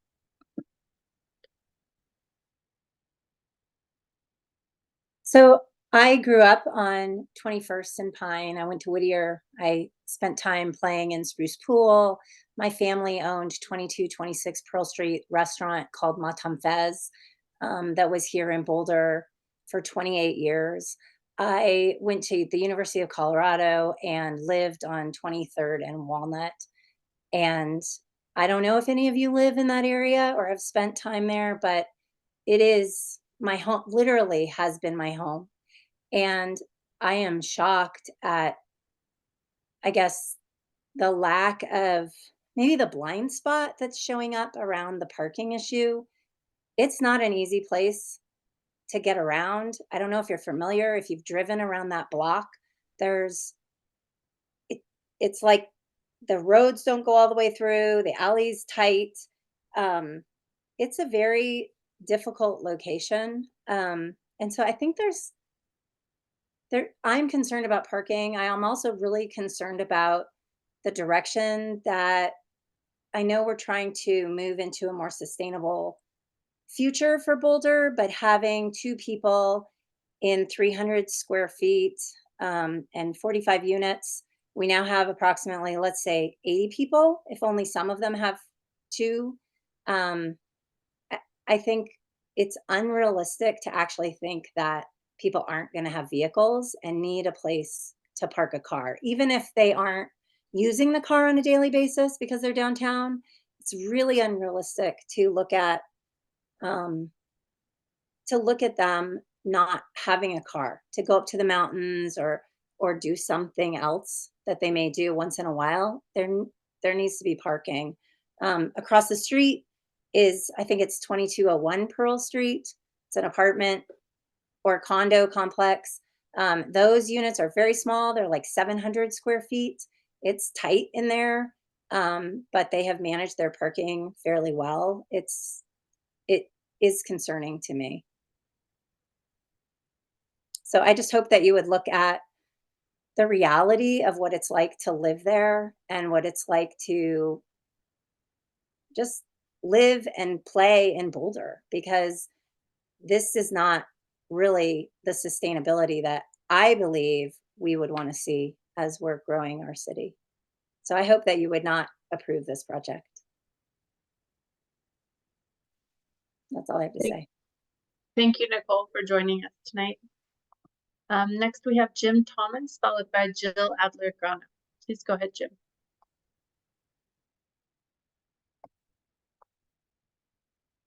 Hello, Jim Thomas. I am Nicole's husband. One thing she didn't say is we jointly own the building next door, 2226 Pearl Street, which we redeveloped. It currently has 4 units and 8 parking spaces on site for each unit. The units are bigger, but we've been down there a long time, as she mentioned, and our project has been there since 2008. And I can tell you, every time we rent it out, the parking spaces are full. Again, it is a different project size. So maybe that's part of it, but having less than one parking space per unit seems troublesome. In general, I support affordable housing. There's elements of this project that don't bother me. And I think it's nice to have a diversity of project sizes. But I do worry about 18 parking spaces for 45 residents, just like Nicole had mentioned. In our experience, more people have cars. This assumption that not everyone's going to have a car, or that we might need 60% less than what's in the code seems a little disturbing to me as well. When I think of tandem parking, they're cumbersome. You know, you got to pull in, you got to have someone pull out, you pull in, like they're not going to be used the way that, and they shouldn't be counted. Like I know people want to start counting those. To me, that's an error. Talking about commercial space, like to not have parking for commercial space and employees, there's always going to be 1 to 4 employees there plus patrons. That seems problematic to me. And not setting up our commercial businesses for success if they don't have some parking spaces even for their employees. I think Nicole touched on 22nd Street not going through, so it's kind of a non-standard intersection, and then it doesn't go across Pearl Street, so that particular corner, everything gets bottled up right there. Something for you to consider.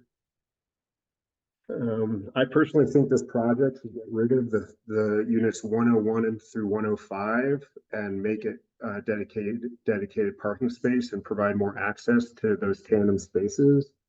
I know it's a few less units, but it'll make it more tenable as neighbors in that community. All you have to do is look at 23rd and Pearl Street. They put 8 units up there with garages. Everybody had their own private parking space, and they still spill out on 23rd Street.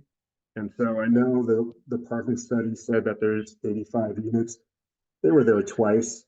They don't have a realistic vision of what that area, how it operates. And appreciate your time. Thank you.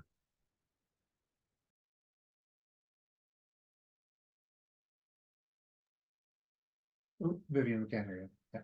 Apologies, I was on mute. Next up, we have Jill Adler-Grano, followed by Lisa White. Please go ahead, Jill. All right. Hey, you guys. My name is Jill Grano. I am a real estate professional here in Boulder as well as one of our Boulder housing commissioners. I'm also a graduate student at the University of Colorado studying housing and a member of the Boulder Affordable Housing Research Initiative.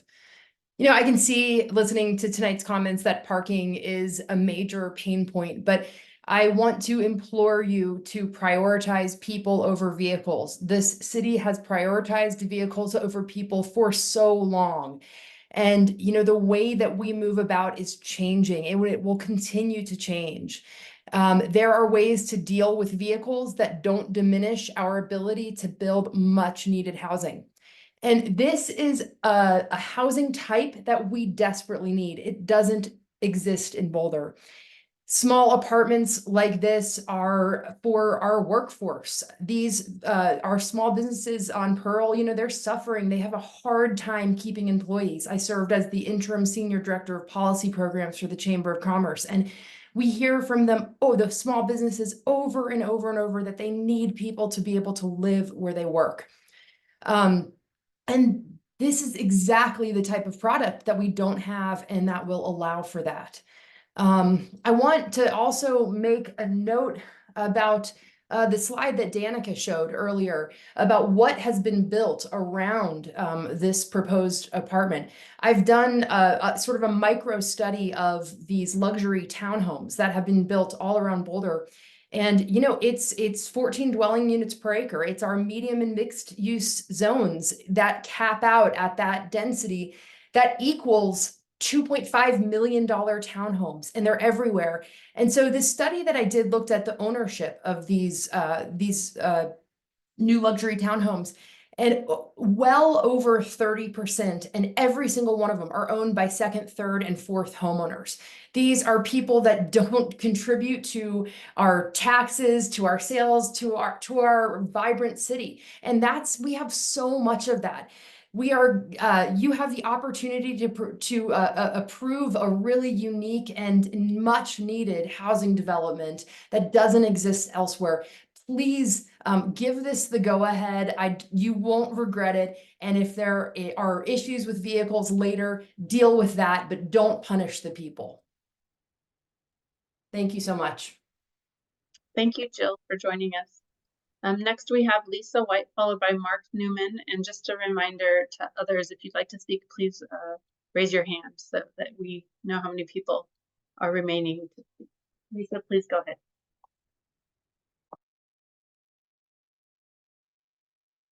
Hello, my name is Lisa White. I am a neighbor of this project. I live just a block south at 22nd and Walnut. And I just wanted to say that I just really support this project. I'm excited about the retail and space that's coming in on the first floor. When some townhomes went in next door to this project, they replaced Snarf's and Espressoria, which were right there. So I'm happy to see some of the retail being replenished in our neighborhood. And I'm also just happy to see the parking reduction. Honestly, if it were up to me, I would do like 3 car share spots and 0 personal spots. If people want their own parking spot, there are a lot of places in Boulder that you can rent if you want that to be included as part of your rent. So having the unbundled parking where people have the option of paying for parking, I think is a good compromise. And just a note on the parking issue. So I think that our neighborhood does have a parking problem.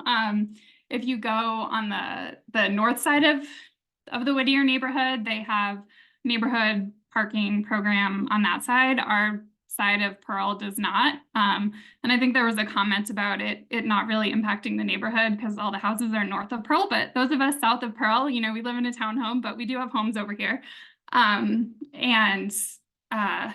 Anyway, the place where this development is 22nd and Pearl, that's the one spot right now that currently has available parking.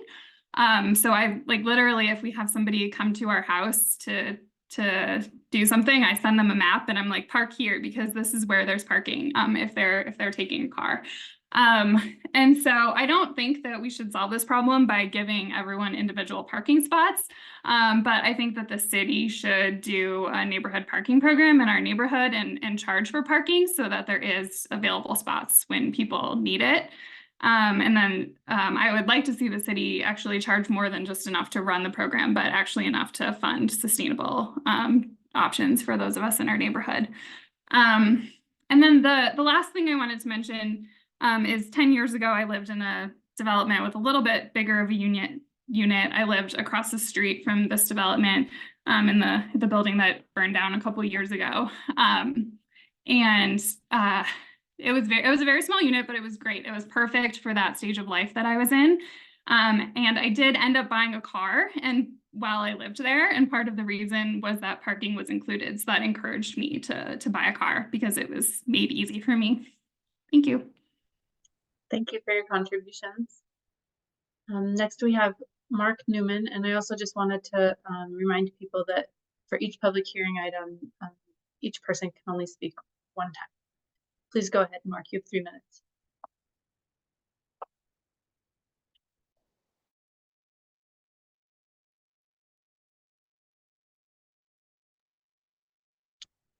We can't hear you, Mark. You have to unmute from your end.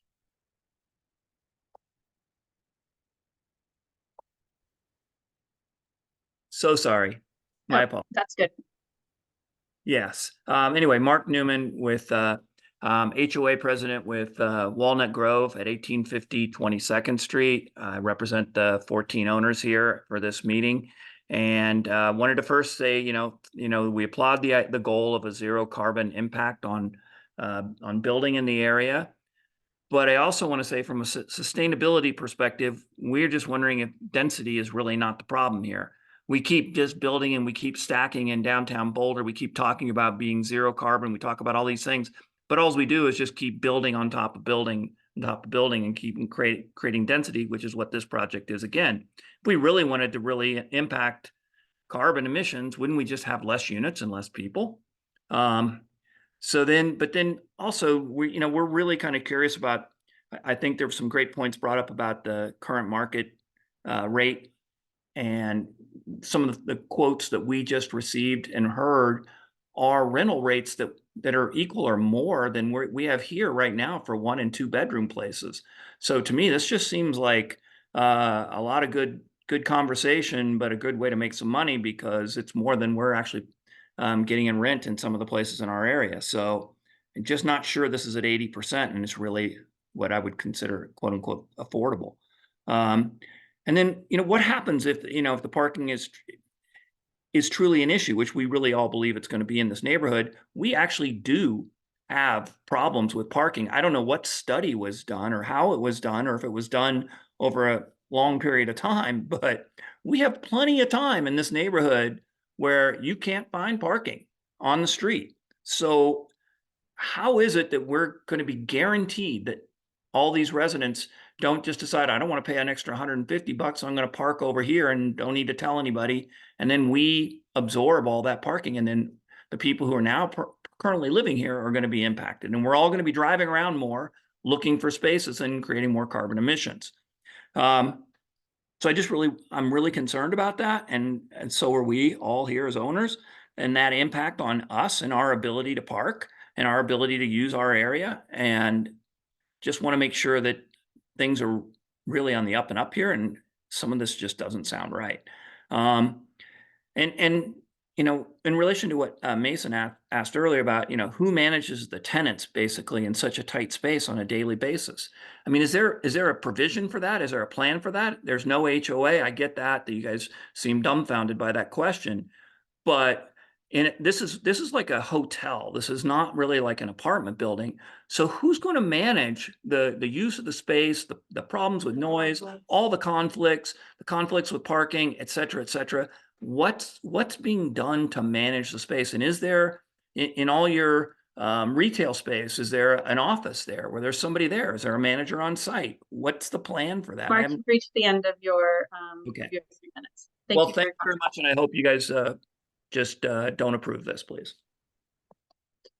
Okay, final opportunity for anybody else to speak during the public hearing. Please raise your hand. Okay, Macon Coles, please go ahead.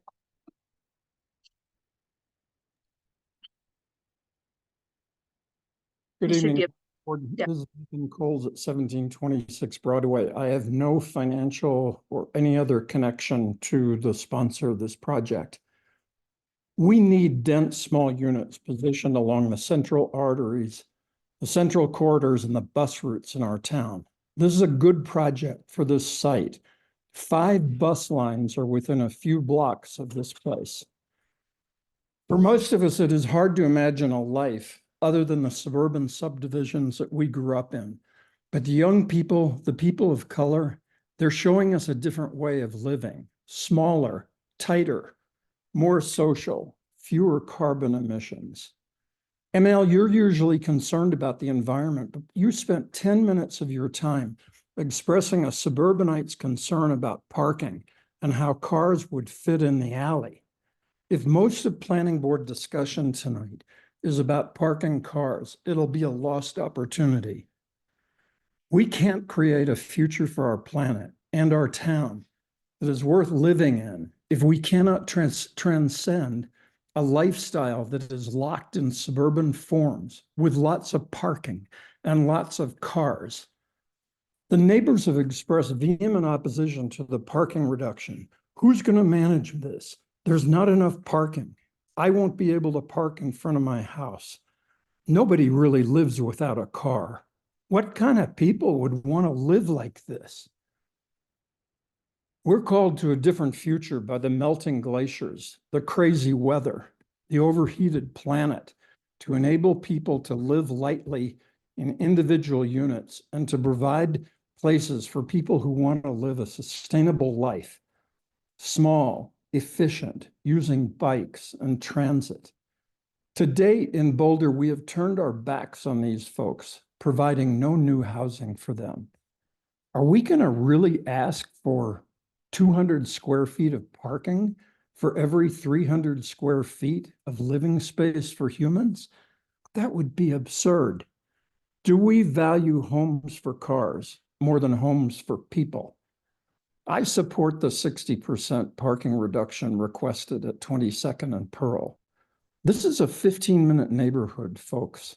The parking reduction supports this compact development, and it's needed for people who want to escape car dependence. Thank you so much for your time. Thank you for being here. We have one more hand raised. Eric Budd, please go ahead, Eric.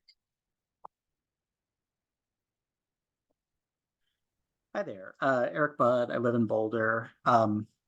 I wanted to share my personal story living in a place a lot like this. I own a condo on North Broadway around Ideal Market that is, it's one of 40 units, and it is, it's a very similar lifestyle to this. It's a very small 1-bedroom unit. And when I moved into that condo, I had a car, and it was something that I was really cognizant of. How could I reduce my footprint? How could I just get around town without having to get in my car so much? And, I lived there for 7 years. During the course, I was the HOA president and really, understood the importance of this kind of housing. And every single unit in that complex had a dedicated parking space. And this is something that costs the HOA a lot of money. It's something that, for me, when I got rid of my car back in 2014, I was essentially had to pay for the costs of this parking that I was no longer using. And you think about that, and you multiply that across the number of people that may want to live there, may want to reduce their footprints, take advantage of living downtown. This is exactly the kind of housing that we should be making more accessible for people. So I absolutely support this, and thank you very much. Thank you very much. Just give folks one more opportunity to raise their hand if they haven't spoken yet. Okay, that concludes the public hearing. Back over to you, Chair. Great. We're pretty far into this. We've got another public hearing stacked up on top of this.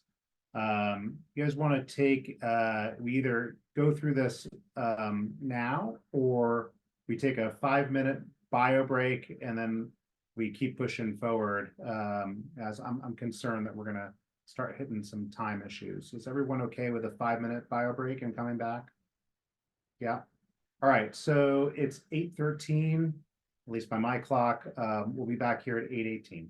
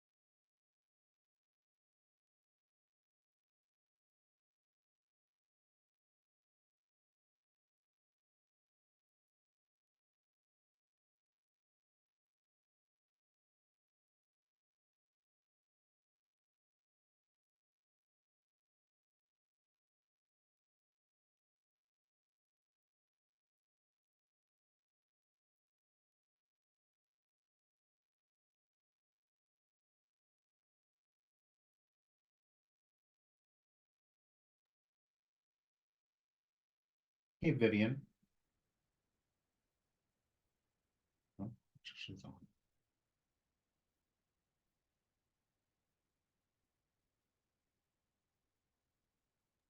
Hi. Yeah. I noticed, I realized, as we were wrapping up just there that, the applicant's cameras, were still on and they were still in present. So, and it looks like I they was might about still to be change them back analysts. to participant. Yeah, Yeah, thanks. thanks.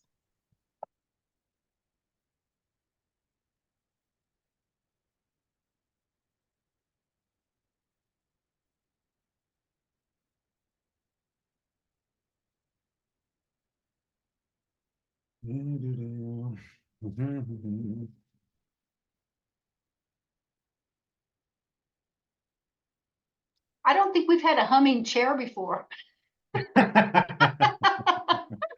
Sorry, Mike. I'm usually muted. All right, who we have left here? Waiting for Laura. There's Laura and Mason. Got him. All right, the 7 of us are here.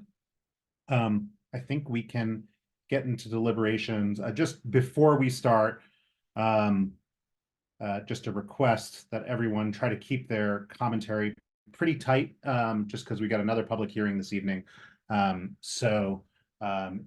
Please don't, say things like I echo so-and-so, but don't necessarily repeat everything. If you've got repetitive comments, but obviously feel free to express yourselves. And we'll start with Kurt.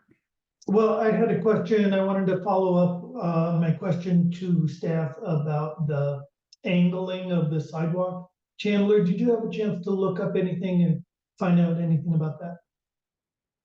Yeah, so I looked at our initial review comments, and didn't find anything other than the requirement to provide a 12-foot sidewalk in conjunction with chapter 2.08 of the DCS, but just kind of back and forth discussion with staff. It looks like potentially the reason for the angle might be to match the existing curb on the east of the property to the east of this, which doesn't have currently a detached sidewalk. It also appears that there's a fire hydrant on the corner. So I think maybe the combination of the fire hydrant and then trying to connect the sidewalk to the existing sidewalk to the east, which is set a little bit further north, might be the reasoning for that. So the connection to the east, I think you're right. That's on the northeast corner, but I was talking about the northwest corner, the corner of 22nd and Pearl. I'm sorry, all the east I just said, make it west, please. There's not the matching to the existing sidewalk to the west.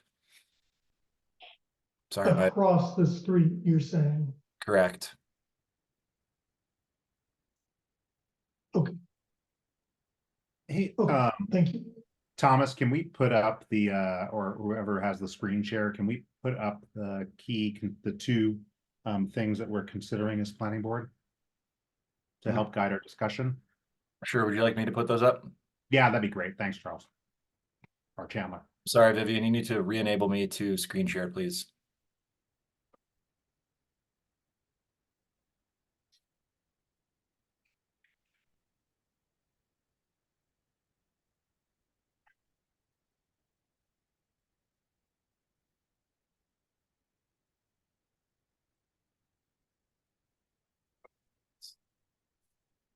Great.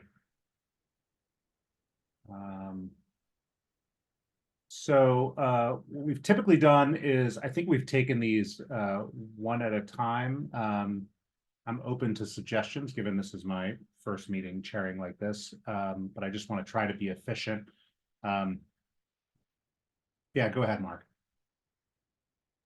I think all of the mic turning on and off when we each go around, I would suggest that we respond to both of these in brief at the same time, and minimizes a lot of back and forth.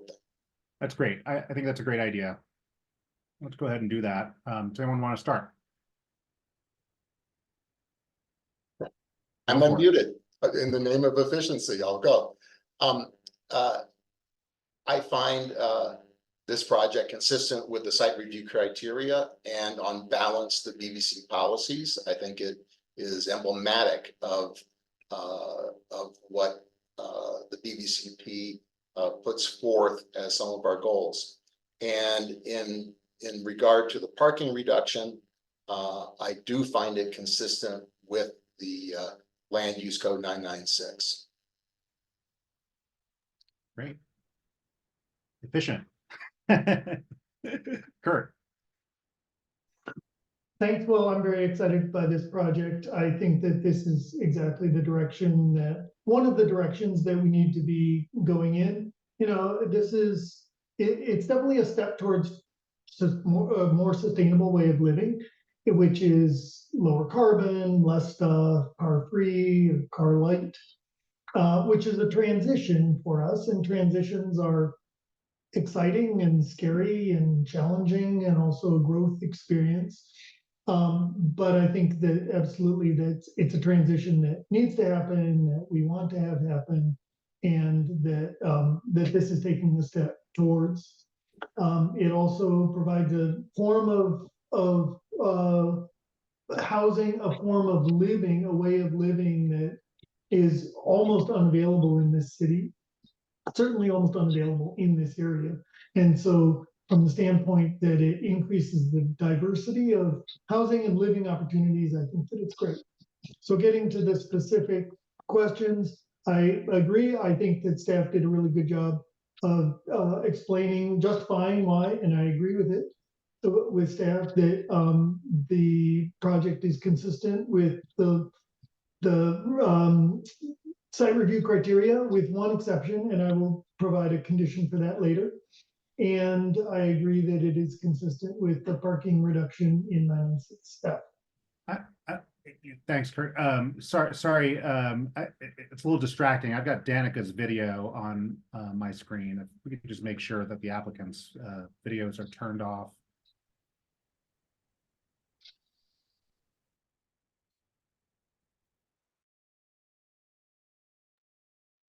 Go ahead, Laura.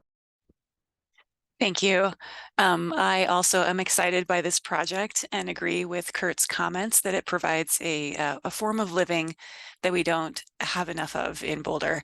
And so with regard to the site review criteria, the first key issue, I do think generally on balance, it is consistent, with one exception regarding the use of open space, meeting the needs of the users of the project. I am concerned about the lack of seating, benches on the ground floor. There is nice seating provided in the open space associated with that commercial area, that patio, but not much else around the project. And I think it would be especially appropriate near the transit pickup spot. So I'm going to be proposing a condition around that. And then with regard to the parking reduction, I do think it is consistent with the parking reduction criteria in the land use code. You know, Boulder's a city of 108,000 people, and it seems unbelievable to me to think there wouldn't be about 20 of them who don't require a car and might not want to live in a development like this that is so close to downtown. So I think that the parking reduction can be supported. ML.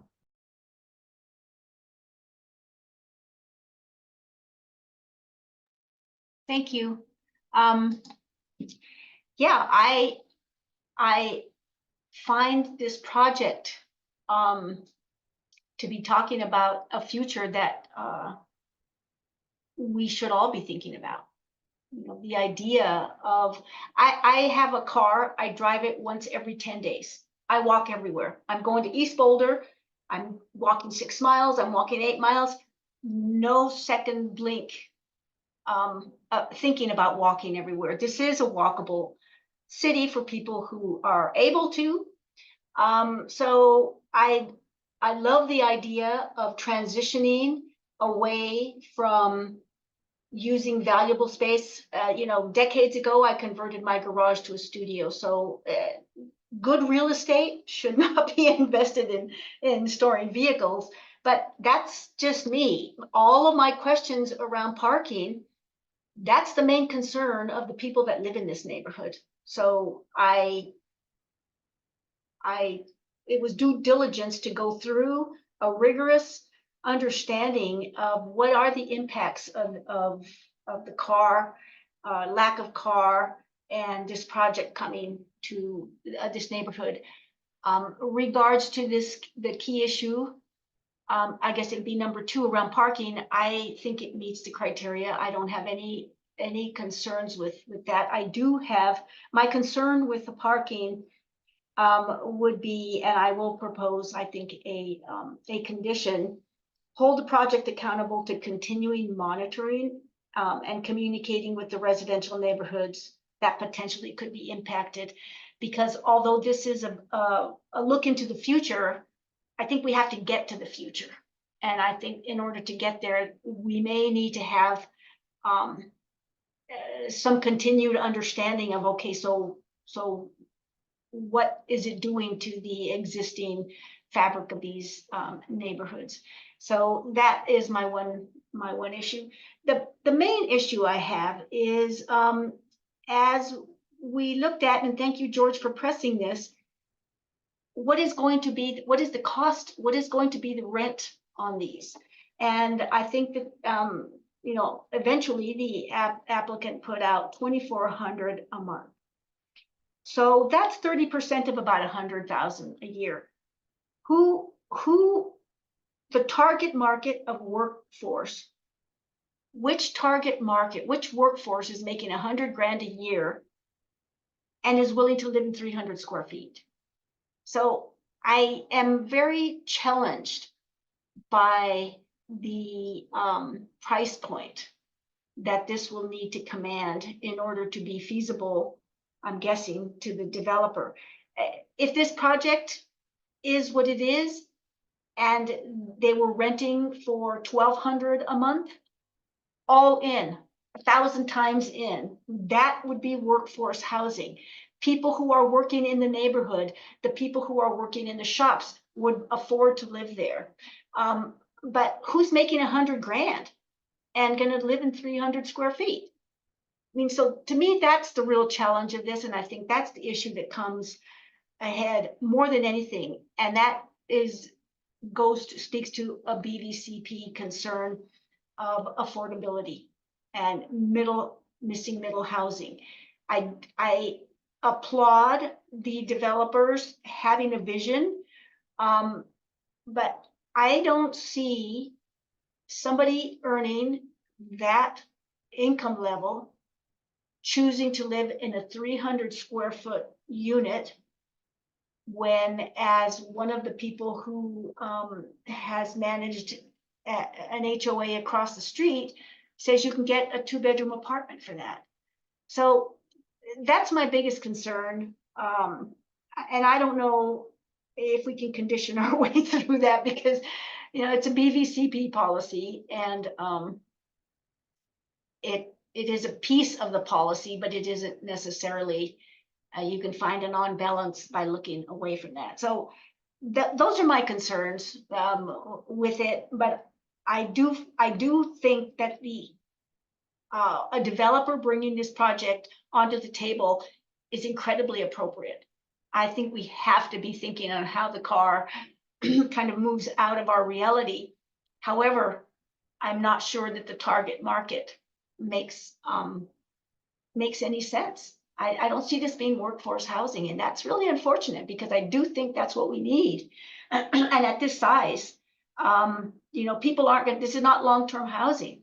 If they're making good money, they're here, they're checking out Boulder, they're going to live in a fully furnished apartment for 6 months or a temporary amount of time. So I think that there is some catching up that society has to do, and that the economy has to do in order to, in fact, meet the potential of what this project is proposing. But yes, on the key issues, I do believe that it does meet both of them. Sorry, my answer wasn't short, but Great. Thanks, oops, Emma. move my hand.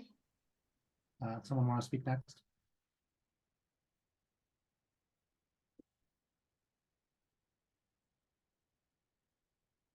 Mason or Claudia? Yeah, I can go ahead. Go ahead. So I'll try to keep my comments short as requested. I do believe that this project meets the site review criteria, land use code, and is on balance with BBCP policy. You know, the staff did list out a number of principles and clearly laid out how this meets those. Just an additional comment there.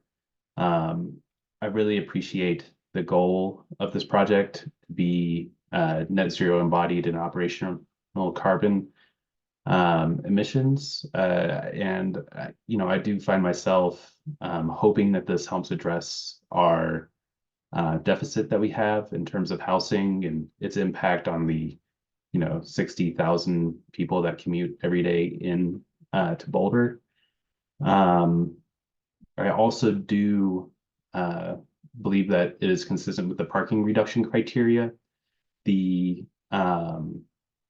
you know, as was mentioned in the presentation, the transportation board looked at the TDM and said it was above and beyond anything they've ever seen, and that they have seen TDMs like this, even though they weren't as rigorous or as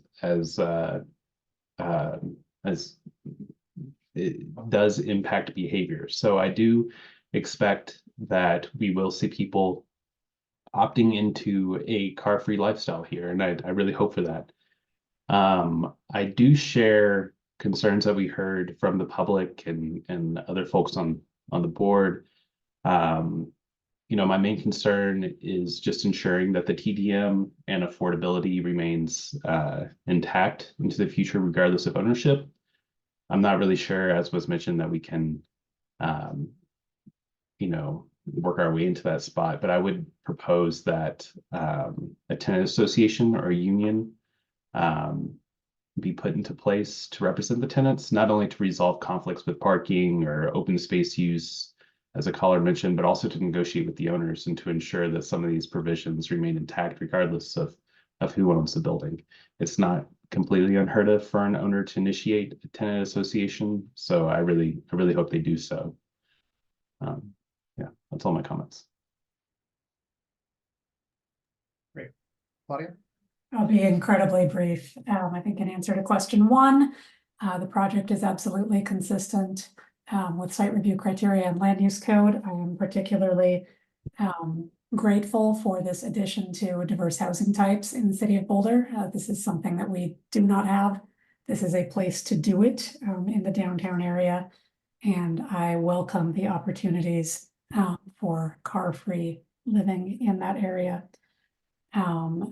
With regard to question two, the parking reduction, I think, and I've expressed this, I think tangentially, I would be interested in seeing actually stronger TDM proposals in the future, but I do recognize that TAB checked off on this one, and I respect the work that TAB does very highly at this point in time.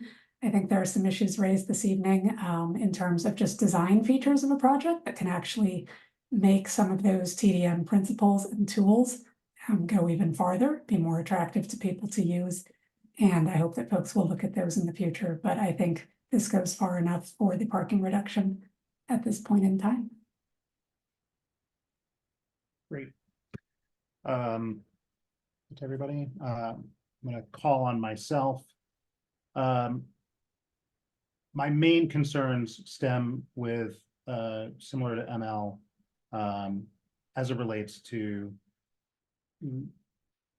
how this is pitched versus the reality of what may happen here. As I mentioned in my comments to the applicant, when you look up where these furnishings are placed and the available apartments that are in these things, they go from Menlo Park, almost $6,000 to a studio. Austin, almost $4,000 for a studio. Boston, almost over $3,000 for a studio, and so on and so forth. And so if we think that this is going to create attainable, affordable housing for people that are working in this area outside of the tech sector, I am very skeptical that that will happen. I'm also skeptical that this is nothing more than a hoteling opportunity for people that fly in and out of here.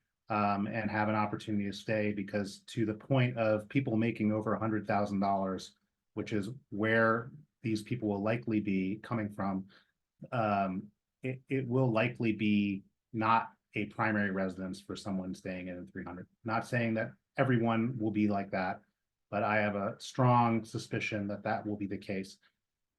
The parking, I don't see much of an issue, because I see that being people flying in and out. I don't see this being permanent residence in Boulder. It looks like a converted motel to me. And so with that, while I think that Boulder would be better served with different product, I don't see an issue with the parking reduction. I do think that that Boulder in this area would be better served by removing the units on the first floor and wrapping that with additional commercial space to activate this area in a better way, because those 4 or 5 units that are down on that first floor with that cement area fenced in doesn't seem terribly appealing as a resident, and I could see that being much more beneficial as activated commercial space. That being said, I think that the developer would be reluctant to do that, because using their number of $2,400 a month at 300 square feet, that's $96 a square foot, and commercial rents in that area are about a third of that. So I think it's important for us as a board to understand the economics when you look at building other units, that these may be viewed as attainable on a per square foot basis. They will be some of the most expensive apartments that Boulder has approved. Those are my comments.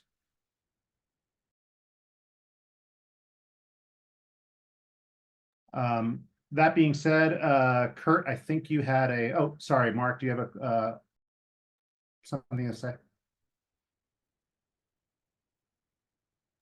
Mark, you're muted.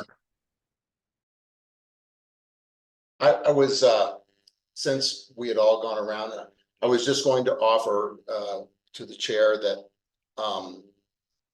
since we're into our second hour, going into our third hour of this particular hearing, and we have another one coming, I have a motion and a condition I've just sent, emailed, and Kurt sounds like he has one. And if we wanted to start actually debating and addressing motions to approve, deny, condition, I have mine ready to go whenever you want to make that transition. I think I'm ready to. I think Kurt wanted to say something, but I see Laurel's hand is up as well. Kurt can go first. I just wanted to comment quickly on some condition things that were mentioned before we get into the conditions and motions. Okay, and on further investigation, I am not going to submit my condition. Okay. Laurel, go ahead. Thank you. Thank you, Chair. I just wanted to remind the board to make sure that all of your conditions are rooted in the criteria that we have under site review. That's really important, as this is the review criteria that you're looking at in order to make a decision on whether this particular project meets the standards in the code. So just a quick reminder on that. There was a couple of things mentioned. One thing I would steer away from a little bit is this idea of limiting rent, as that could be considered rent control, which is not allowed. Unfortunately, in this process, and it's also not part of our site review criteria. So that's something I wanted to flag. The other thing I wanted to flag too is as far as condominium associations and things like that, those are private contracts between people who live at those locations. It's not something that the city regulates or can regulate. So just wanted to flag those couple of things, and just a quick reminder to look at the site review criteria. Thank you, Chair. Great. Mark, you want to talk us through your motion? Yes. I'm open to suggestions on how to do this, but the way I've structured it, and in the email I just sent, and if Thomas or anyone can maybe put that up, what I have is a motion to approve with using staff's language, and then a motion to condition strictly on the parking requirement, just a quick variation on that on the car share. So while that's getting put up, I will, I'll just make the motion, see if we get a second, and then I can speak to the motion. Great. Okay. Okay, so I'm going to go ahead and make the first motion to approve, and then we can either do it as an amendment to the motion, or we can do it as a completely separate motion. But the first motion is motion to approve site review application number LUR 2023-00020, adopting the staff memorandum as findings of fact, including the attached analysis of review criteria and subject to the recommended conditions of approval, subject to conditions as approved by the planning board. Second. Okay. So then, if I can, I'll speak briefly to the motion to approve. Again, as we all went through the two key criteria as presented by staff, and we all, for the most part, agreed to those two. And just following on to Laurel's comments, that I actually am very excited to see this come before us, with only coming before us for one thing, and that was the parking reduction. Our good work on the use review tables and on the site review tables over the last 2 years, and those of us that were here in the last 2 years, the site review criteria update and the use review criteria update would have, if we had dealt with parking, this project would have not come before us at all. And I think it's important to note that we should, if a project meets the criteria, meets the code, meets the criteria, fulfills the goals of the BVCP, and then we should primarily stick to conditioning the things that are subject to condition and are subject to our views. So I would first say let's approve it, and then we can talk about possible conditions.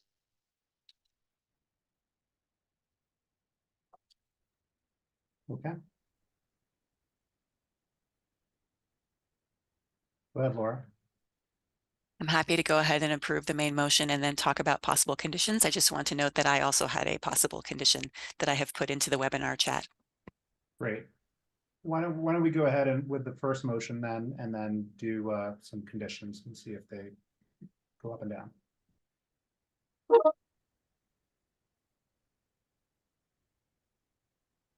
Does someone want to make the primary motion? I think I just did. You just did, okay? Yeah, And Mark did and Kurt seconded. With Kurt. Okay, great. Let's go ahead and vote on it. Mark, Yes. Kurt, Yes. ML, Yes. Claudia, Yes. Laura, Yes. Mason, Yes. and I'm a no. So if motion succeeds 6-1. Is it okay if I proceed, or do, since we've got my condition up here? Yeah, let's go. Let's continue. Let's Okay. go with condition, and then we'll get to Laura's. Okay. I move to condition the application number LUR 2023-00020. Applicant shall increase the number of shared vehicles from 1 to 2. I'm sorry, Or- Mark, wait 1 second. It looks like Charles has his hand up. Thanks, Chair. From a staff perspective, if you wanted to increase the number of car share spaces, that would be a fine condition. What we can't guarantee is the use of the city's right of way to accomplish that.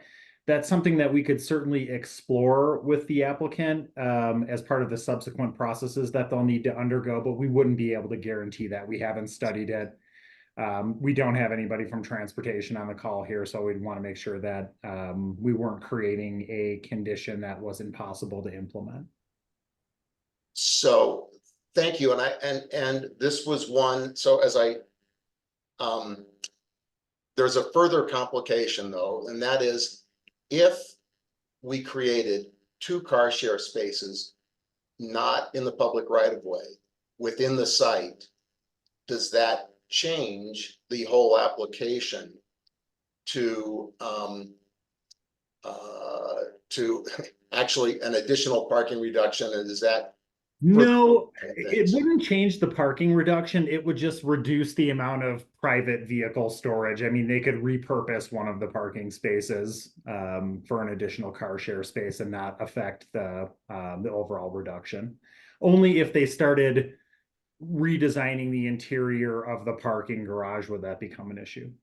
Okay, I'm going to, if Thomas, if you could, after an on-street location, comma, if possible.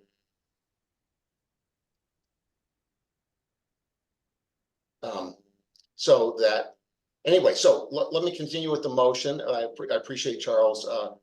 Applicant shall increase. I'm sorry, Mark, before you go on, that sentence to me is grammatically unclear. It's not clear to me if possible, if it's saying the applicant shall increase the number of shared vehicles from 1 to 2, and that the thing that is possible is working with the city to create an on-street location, in which case the applicant is still obligated to create 2 parking spaces, even if the city cannot accommodate, or if you want to move that, if possible, to the front of the sentence so that it says, if possible, applicant shall increase the number of shared vehicles from 1 to 2. So you do want to obligate them to increase from 1 to 2, even if they cannot get a shared space on street. Yes, that's correct. Okay.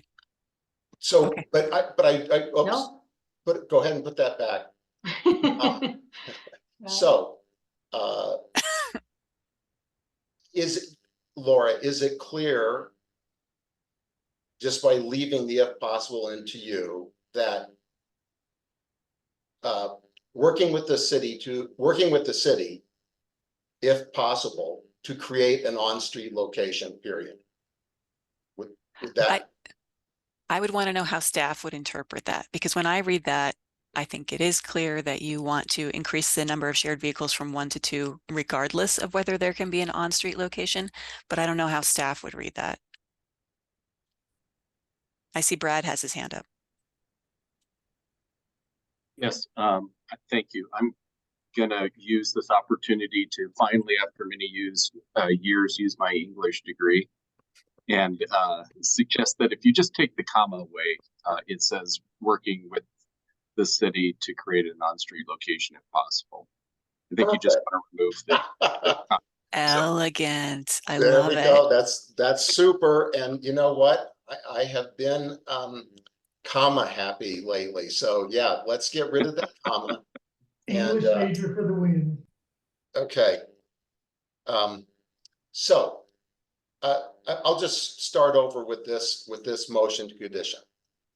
I move to condition the application LUR 2023-00020. Applicant shall increase the number of shared vehicles from 1 to 2, working with the city to create an on-street location if possible. At the end of the first year, after receiving their certificate of occupancy, based on demand and use, applicant and city staff will agree on an adjusted number of car shares. The adjusted number will not be less than 1.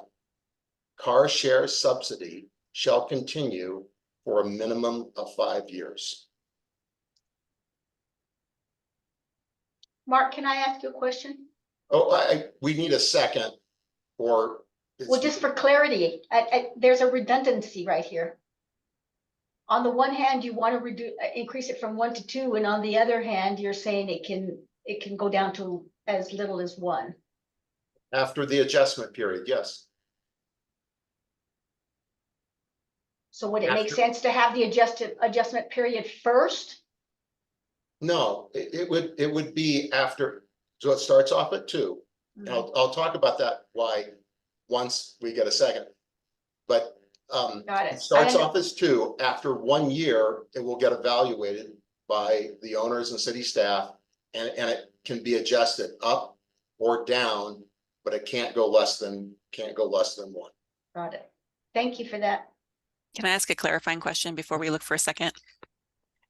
So from Chandler or other staff, we're talking here about a car share subsidy, and it was unclear to me exactly what that means. Does that mean that the developer is providing money to the car share company to help fund resident use? So for example, if the car share company usually is $10 an hour, the developer's kicking in $5, like what does, or if the developer's providing $1,000 a year, like what does the car share subsidy mean? Is that the alternative transportation fund that's given to residents? I'm unclear on what the car share subsidy actually is. Yeah, this is Chandler. It doesn't specify in the TDM plan. The TDM plan says that they will subsidize a car share vehicle. It doesn't specify the provider or the amount of subsidy. Now that you guys are discussing this in so much detail, it kind of makes me realize that it may have been something we should have asked for more clarity, and that I think we kind of assumed that they were going to pay for the entire car share vehicle, based on the way it was written in the TDM plan. The conditions of approval require them to follow the TDM plan as approved.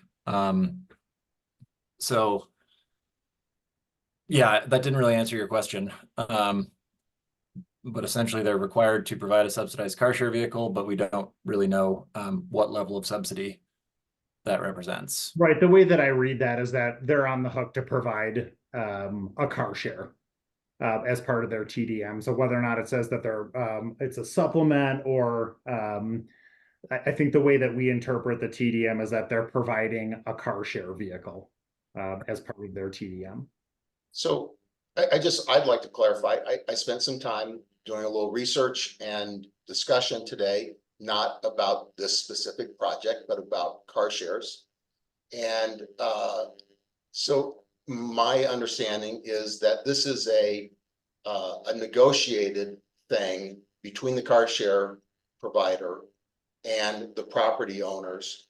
The degree of subsidy, the amount of subsidy, because the car share companies are looking for a specific amount of revenue from the car share. So it's not, so that may be a variable that the property owner has to incur, and they would be encouraging their tenants to use the car share so that their subsidy was reduced. But it is a negotiated situation between the car share company and the building ownership, as required by cities like Boulder requiring car shares. So if I'm understanding correctly, the cost to the resident to use this car share might be the same as using Colorado car share anywhere in the city. But the benefit that is being provided here is that there is a car share available on site. And that is what the developer is helping to make possible by working with the car share company to make sure that they make the amount of profit that they need to, even if the residents don't use it very much. Correct. Okay. So I would like to second this motion. Okay. Shall we vote? Well, okay, can I quickly speak to it? Yeah, just as a note, at 9 o'clock, do we have to make, is it 9 or 10 that we have to make a determination as a board on whether to continue?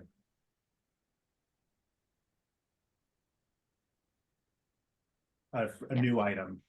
Yeah, Or- I think it's 10. I'll double check Okay, while you guys okay, are yeah, discussing this, good. but I'm pretty sure it's 10. I think it's 10 too. I just wanted to make sure. Thanks. Sorry, go ahead, Mark.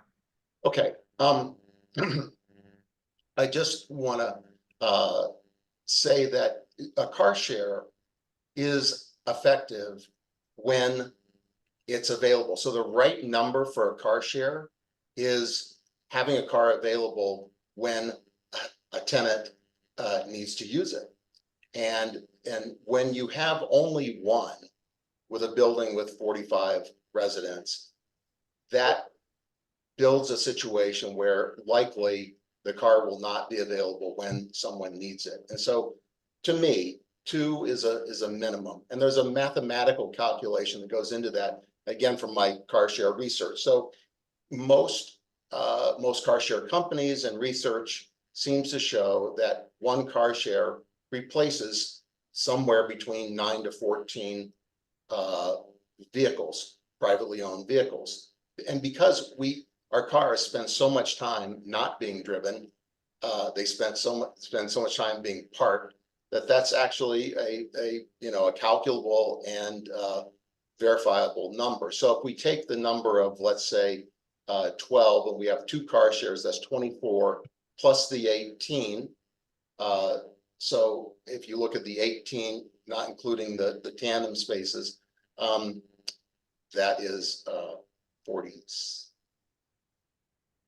I had the math there. Anyway, plus the tandem spaces, you can calculate that this would bring the project up to the equivalent of a fully parked project while actually achieving our goals of reduced SOV usage and addressing a lot of the neighborhood concerns and making it really possible for someone to move in here and reliably having access to a shared vehicle. So that's my pitch on this condition.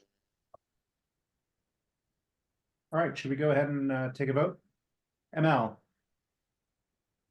Sorry, George, I just wanna, I won't be supporting this, and the reason I won't be supporting it is I think the market will take care of it. You know, if people need another car share and they're moving out because they don't have access to things, I think because this is a new model, a newish model for our city, I think we have to understand that some of these things are going to get fleshed out just with the use of the building and the use of the concept and the, people becoming familiar. We had a car share in the affordable housing project next to North Boulder Rec Center, and it was there for like 5 or 6 years. And now it's gone. I mean, nobody used it. Of course, they have parking and they have cars. They don't have enough parking because that's the way the site was set up. But I think to encumber the motion with this added piece, I think the market will take care of it. I absolutely agree with Mark that people will begin to realize how much they do or don't, and I don't know the answer, depend on the car share. But I do believe that the market, this is something that will happen naturally with use. And if the developers and the owners want to make it a viable project, they will keep their eyes on this sort of thing because otherwise people won't live there. So that's my position. Thank you for putting it forward though, Mark. I think it's an important point. Laura. I'm just curious if other board members want to have discussion before we go to a vote. I'm happy to have discussion. I agree with ML in that I think the market's going to take care of it. I mean, things like Uber and Lyft and the Lime scooters, those things are moving so fast for us to condition out beyond a car. I just don't know that we have the technological expertise to make calculations around what and what may not be the use, when in reality, I think there's disagreement on the board about who actually the demographic this building will even be serving. So. George, is it okay if I comment as well? Yeah, absolutely. Yeah, I am also, although I really appreciate Mark bringing this forward and the research that you have done around what makes a car share viable. And I understand the concern that you might be shooting yourself in the foot with just one car share because it's not a viable model and you really need 2 for people to give up their car and use it. I understand that concern, but I am reluctant for us to decide kind of off the cuff tonight that this is the right way to help improve transportation in this area. I feel like the TDM plan was pretty carefully hammered out with staff and reviewed by the TAB, and asking this project to go above and beyond again and provide an additional car share feels like maybe overstepping a little bit, but maybe something for staff to consider in the future is this idea of, is one car share a viable model? And maybe use this project as a test pilot. Kurt. Thanks. I will be supporting this. I think that Mark made a good argument for why just having one car share is really not sufficient for a car-like development. Like this, I think that having two would provide a lot more flexibility, a lot more certainty to the tenants, that they would have a car available when they needed one. So I think that this is the right direction to be going. And I also, as noted in my questions, I was concerned about the duration of the car share subsidy, or the car, whatever we're calling it, the car share requirement. And so I appreciate that this motion codifies the duration of that. So I will be supporting. Okay, anyone else want to comment before we vote? No? Mark? Yes. Laura? No. Mason? No. Claudia? Yes. Kurt? Yes. ML? No. And me, no. Motion fails 4-3. Laura, do you want to bring forward your condition? Sure. I put it into the chat. So Thomas, I don't know if you can copy and paste the revised version into a potential condition under the main motion. Sorry about the coughing. Are we able to bring that up on screen so that the audience can see it as well?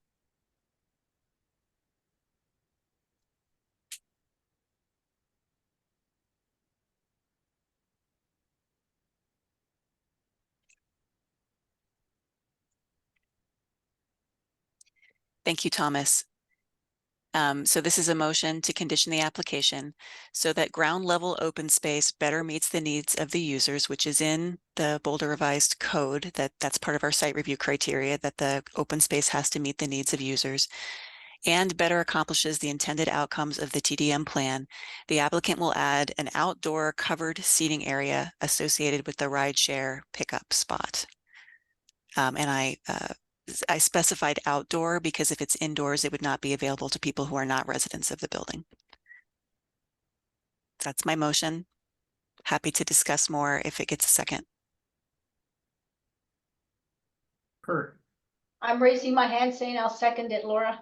Thank you, Just Emil. a point of phrasing. I think Laurel usually prefers to phrase these that the plans will be modified to show an outdoor covered seating area or something to that effect.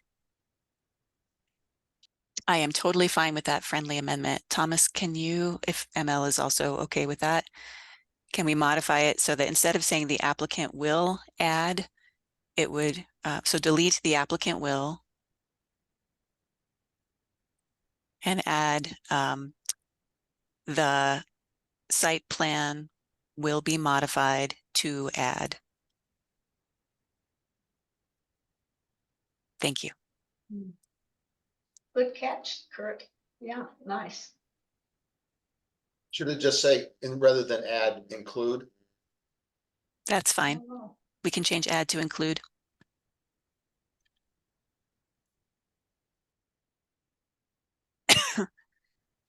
Happy Anyone to else? discuss if anybody wants to discuss. Otherwise, maybe Laura, maybe you could restate the motion one more time if no one has any comment, then we can vote on it. Okay, motion to condition the application so that the ground level open space better meets the needs of users and better accomplishes the intended outcomes of the TDM plan. The site plan will be modified to include an outdoor covered seating area associated with the rideshare pickup spot. ML. I'll second that. Okay. Did ML second it or Kurt second? I did. Okay. Well, originally I did. All right, we'll put ML So on the record then. It's such a good motion, you can fight over who can second it. Well, we're stating it and getting a second because of the of the, and we all put our thumbs up. to Okay, agree all right, to the let's changes. vote on it then. Kurt, Yes. Mark, Yes. Claudia, Yes. Mason, Yes. Laura, Yes. ML, Yes. and I'm a yes. Woohoo, we agree. Okay. George, I had a condition that I had put into chat. Did you not see that? Oh, no, hold on. I'm assuming that Thomas has seen it. No, but if Thomas can put that condition on the screen, that would be great. And you can speak to it, ML. Thomas, do you see it? In the chat?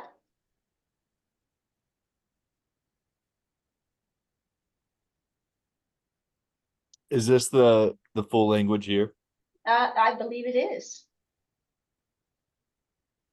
I guess it'd be a motion to condition. Take the first sentence of Laura's, the application.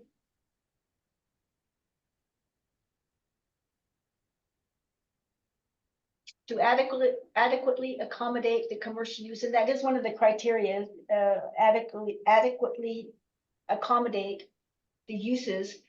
And what the reason I think that this is important to put forth as a consideration for us is that so many of the people that live in the neighborhood that were supporting the project were excited about the commercial. It wasn't an afterthought. Whereas when we look at, okay, the applicant, made it sort of the minimum, they got their 20 feet, depth, and they did, and no parking. But it's something that the people that are actually excited about, they're interested in getting more commercial in that part of the neighborhood. So I think we want to set them up for success. There was no study done, so we don't know what commercial people, if they have parking or not. But that's the reason that I thought I should put it forward so that the commercial tenants have the best chance of succeeding, because it seems like it is an asset that A, makes this a mixed use project, and B, will support the community at large.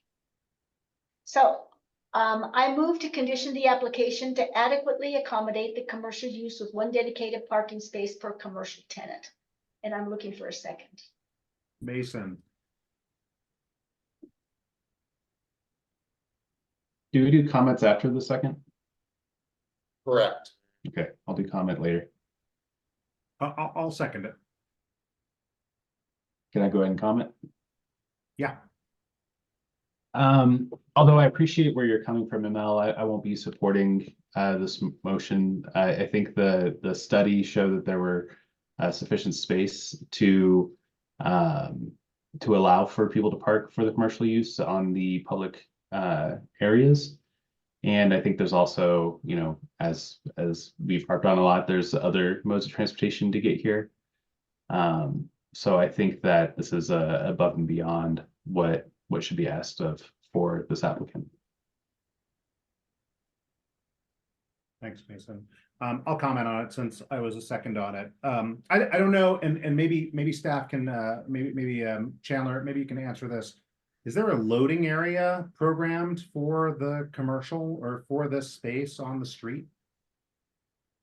The only loading area that's shown on the plans is just the one in the alley on the south side of the building. I can talk a little bit from experience in that I probably have north of 20 commercial tenants. Most likely, whether the owner or the business owner or receiving deliveries in and out, there are lots of reasons to have a parking space for an active business.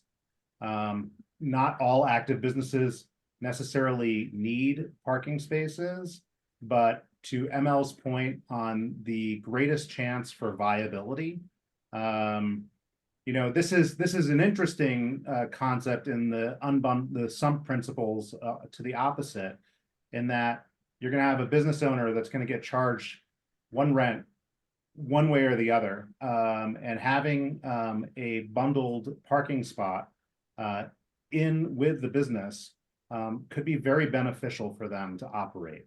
And so that's why I'm supporting it. I think from a viability standpoint, I think it gives it the best chance to succeed. Retail is difficult, as we all know, in these main street areas. And I think we need to do what we can to support them. Thanks. Laura.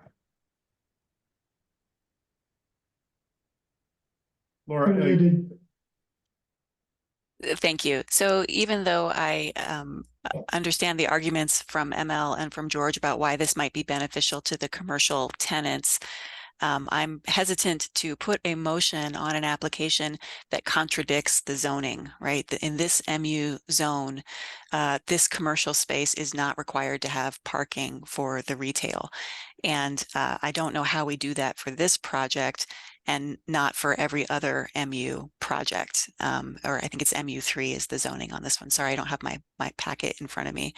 And as the consultant pointed out, those spaces along Pearl are the ones that are almost never utilized. Nobody's parking over there.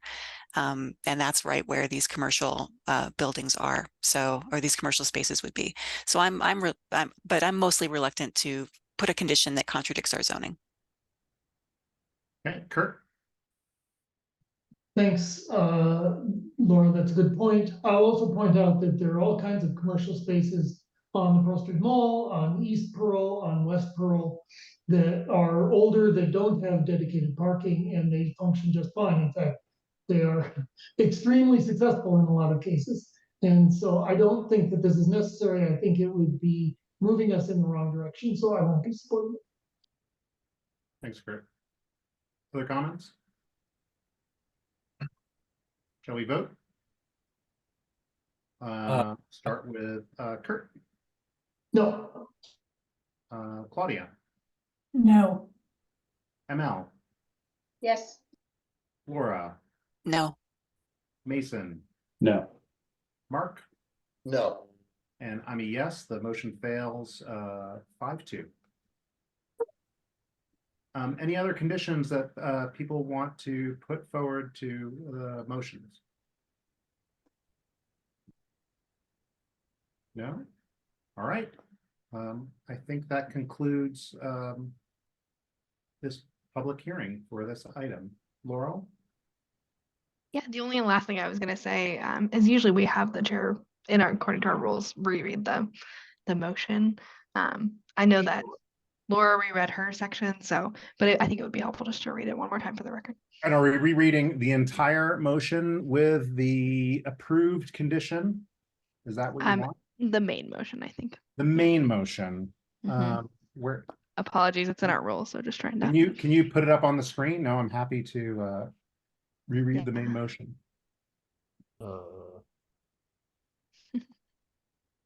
I can put it in the chat too. I don't know if that's helpful, but either way, I just need some place to read it.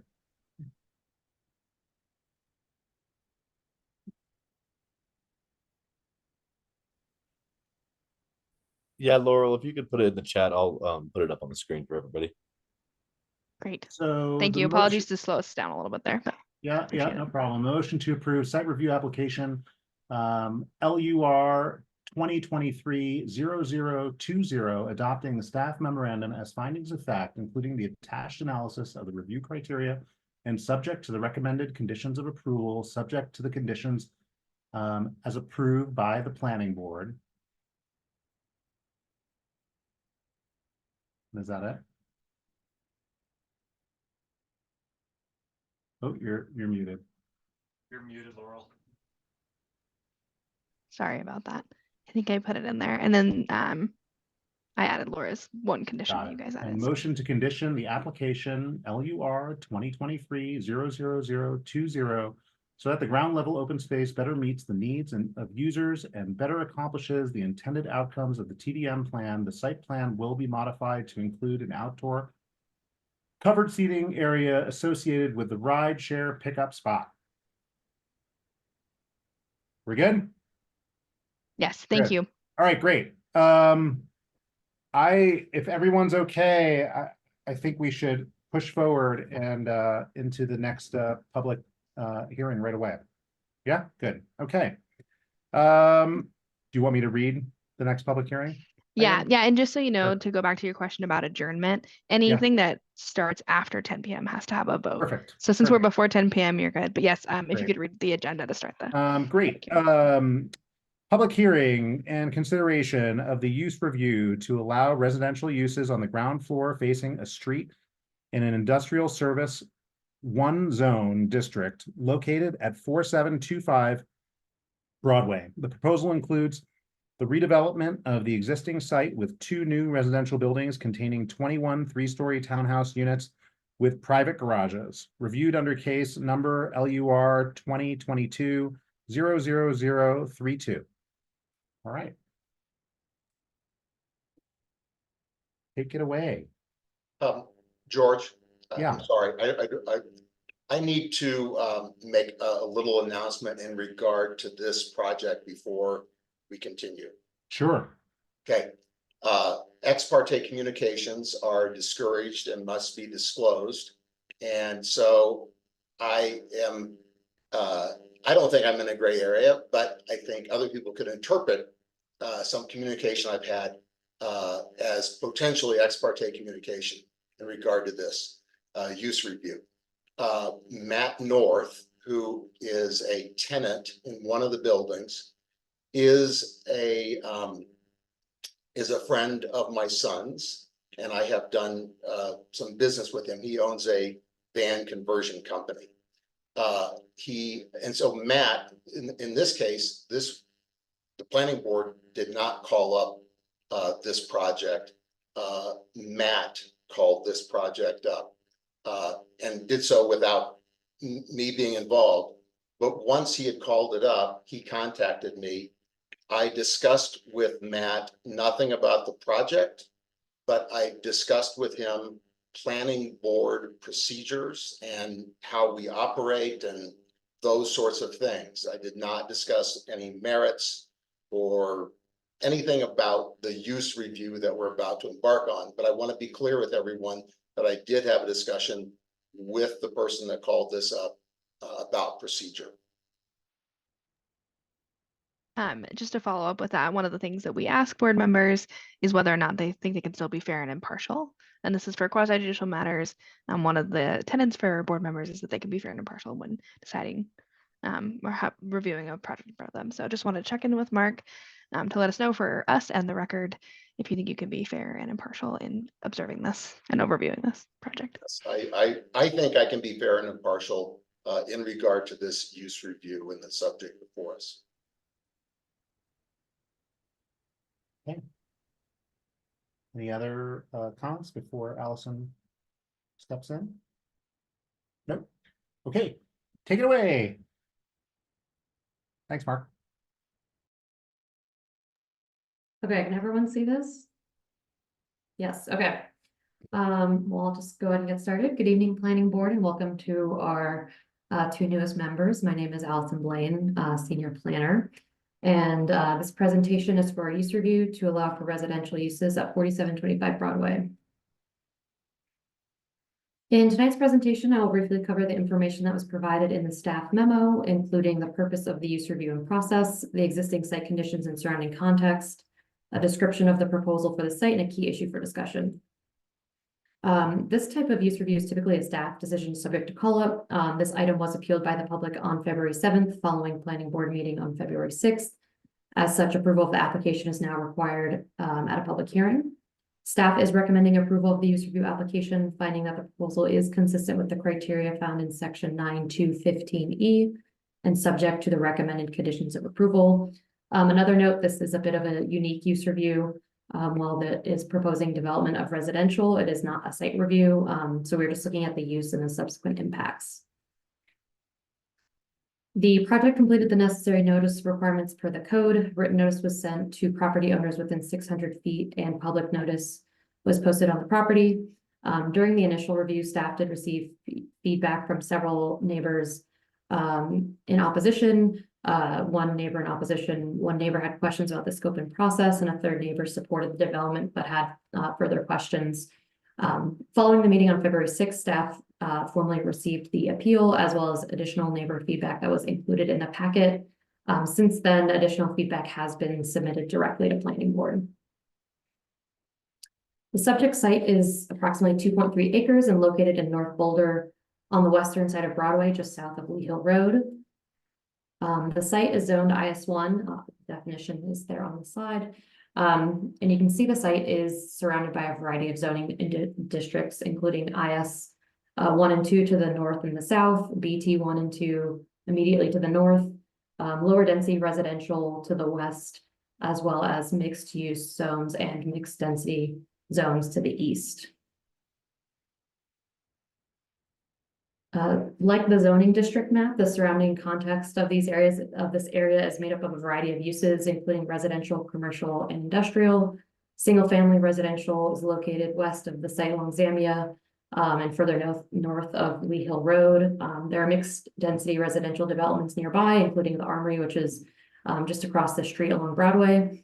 The area also includes several commercial and office uses, including the Comfort Inn and Suites, North Boulder Library Ranch, various restaurants and mixed-use developments along Broadway. Areas to the north and south do include industrial uses such as storage facilities and auto repair services. The site currently contains an industrial building constructed in 1978. It's about 19,000 square feet with some accessory structures on the site. The site is predominantly made up of gravel surface parking at the moment, and the existing uses include auto repair shops, recreational vehicle sales, and a grow facility for cannabis. The site is subject to the North Boulder Subcommunity Plan. That boundary is shown here in blue. It is considered a neighborhood in transition for the plan. The intent of the neighborhood in transition is to create walkable neighborhoods with short blocks that are comfortable for pedestrians, bicyclists, and motorists, and also emphasize human scale neighborhood character. And while the plan does encourage the preservation of industrial areas, it cites many goals and objectives, including a diversity of housing in North Boulder and upgrading the appearance of the Broadway corridor. The proposed development for the site is 2 residential buildings containing a total of 21 townhouse units that will be located on the ground floor facing a street. As part of the proposal, the applicant is constructing half the width of Zamia Ave between 10th and Broadway as that east-west connection, consistent with the Transportation Master Plan and North Boulder Subcommunity Plan. Access will be taken from Zamia with additional pedestrian access to and from Broadway via an internal walkway connection. Each unit will have private enclosed garages and individual rooftop decks. Note that staff did conduct a preliminary review of the proposal for conformance with form and bulk, intensity, and development standards as part of the use review process. However, just to reiterate, the use review is to review the proposal for compliance with the criteria of 9215E. Therefore, additional design guidelines do not apply outside of the use review criteria. The key issue for tonight's discussion is the proposal consistent with the use review criteria found in section 9215. Staff does find that the proposal was consistent with the criteria. The proposed residential use is located in an area where other residential uses occur, as well as a variety of commercial and industrial uses. The residential uses are situated on the site in a manner that mitigates negative impacts from nearby properties. And the proposed development provides a transition from single-family houses to the west to commercial uses to the east. The construction of the Zamia Ave extension creates shorter walkable blocks to better link residential uses to Broadway and provide safe access for pedestrians and bicyclists consistent with the North Boulder Subcommunity Plan. And I'll wrap it up there if anyone has any questions. Any questions for Allison? Kurt? Yeah, there was a question in the public comment or in the letters that we got about the connection through to 10th Street. And I know this came up in when we were reviewing it before, and I don't recall the answer, but just to confirm, Zamia Drive or Avenue will be constructed all the way through west to 10th Street. Is that right? Yes, and that question or that comment had come through during the initial application, and there were some site design changes between the initial application and the final iteration. That connection here is shown. That's kind of hard to see, but in that northwest corner all the way to 10th. Yeah, okay, and also the sidewalk, I assume. Yeah. Great, thank you. I know. Thank you. Thank you for your presentation, Allison. We don't see you anymore, but so keeping this drawing there, the street that will be a through street is to the north of the project. Is that correct? Correct. Where your cursor is? Yeah. Aren't the garages on the south? The garages are, the access is, yes, from the south. So how do people get to their garages? There's an access point right here, where my cursor is. Got it. To enter the site, and then they can pull into their individual garages. Okay.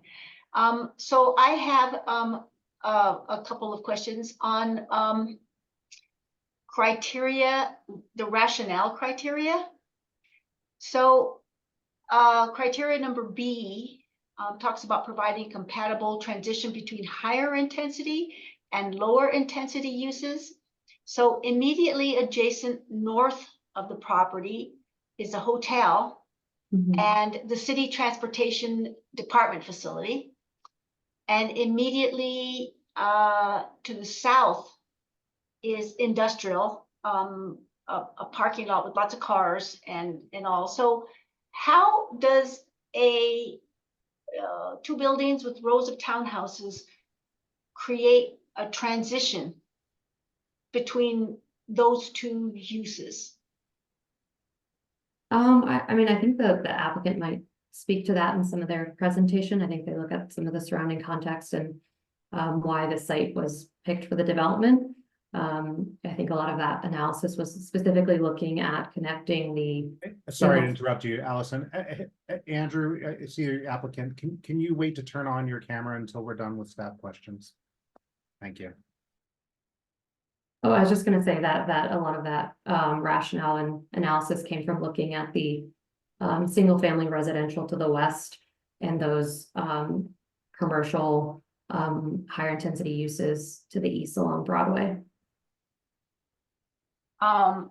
Right, that is what you said in your analysis. I was curious about the longest interfaces with what's existing, which are the north and south ones, and what your thinking was along those. And it sounds like maybe you, I didn't hear an answer.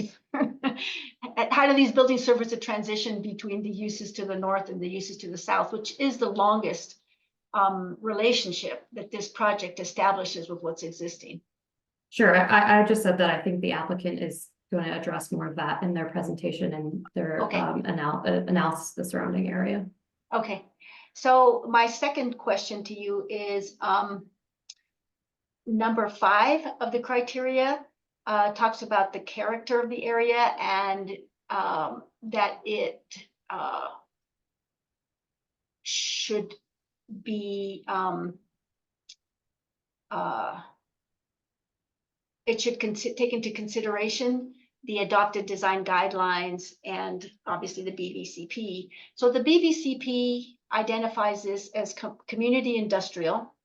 There is no residential referenced in the Boulder Valley Comp Plan land use for that area.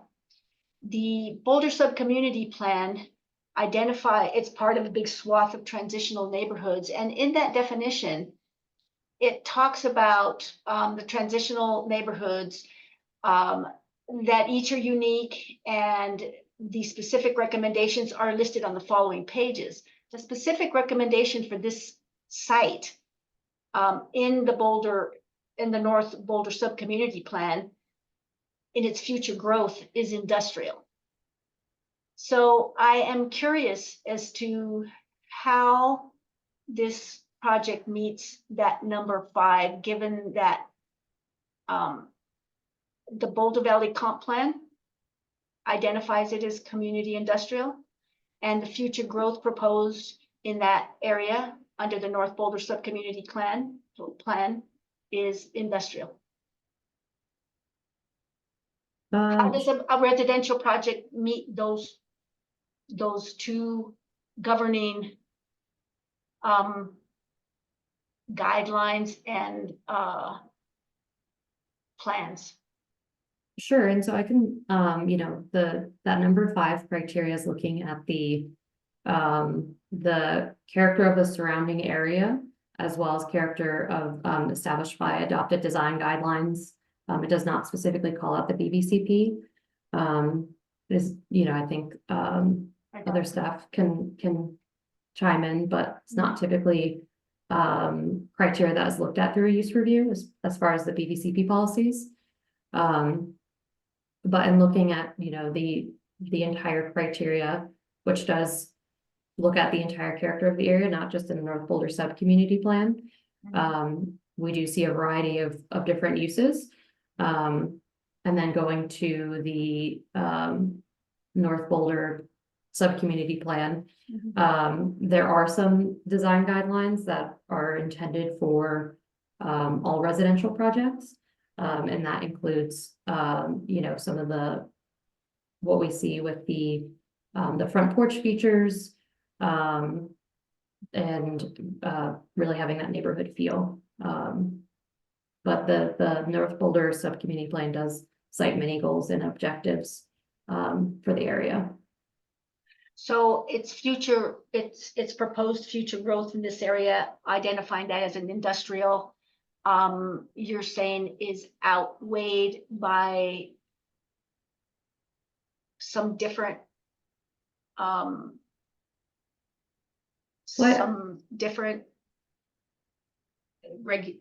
guidelines?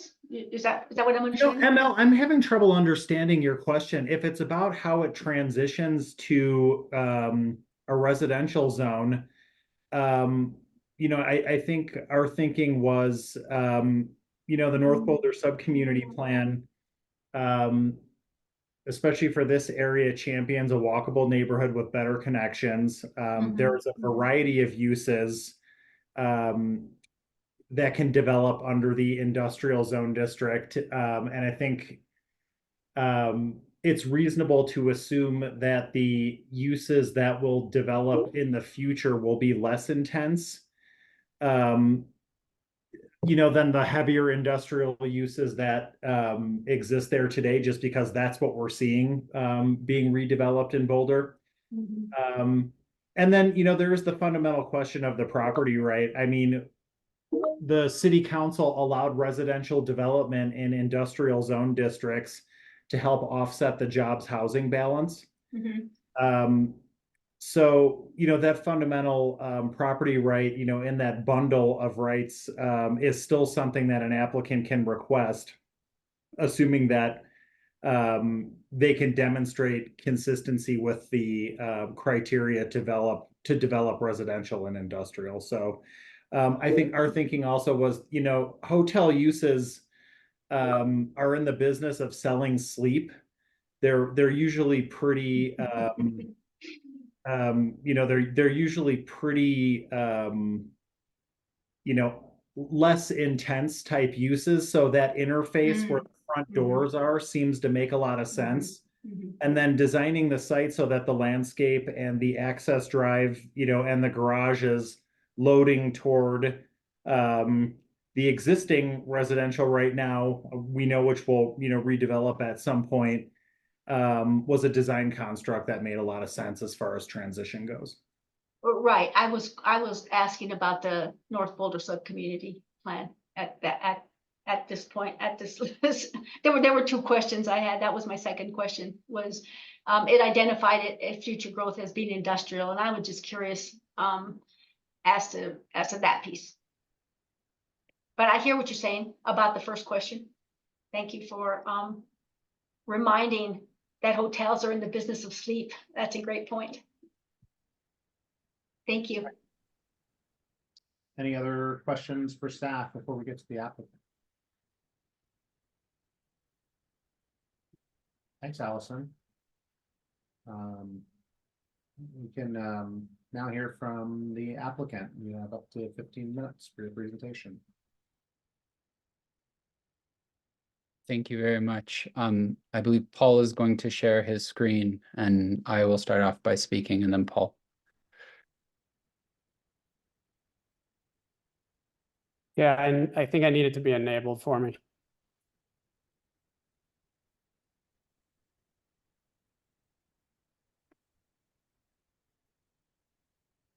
You should be able to share your screen now, Paul.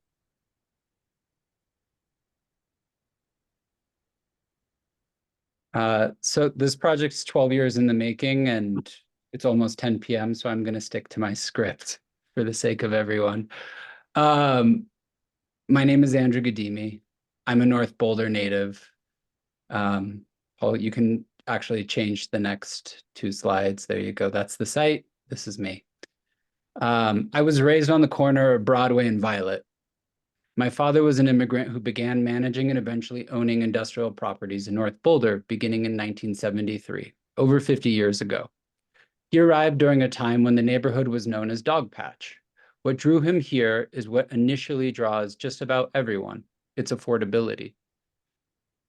My sister and I were raised by the neighborhood, spending our summers fixing up vacant spaces for mechanics, craftsmen, hippies, musicians, and artists who occupied these spaces.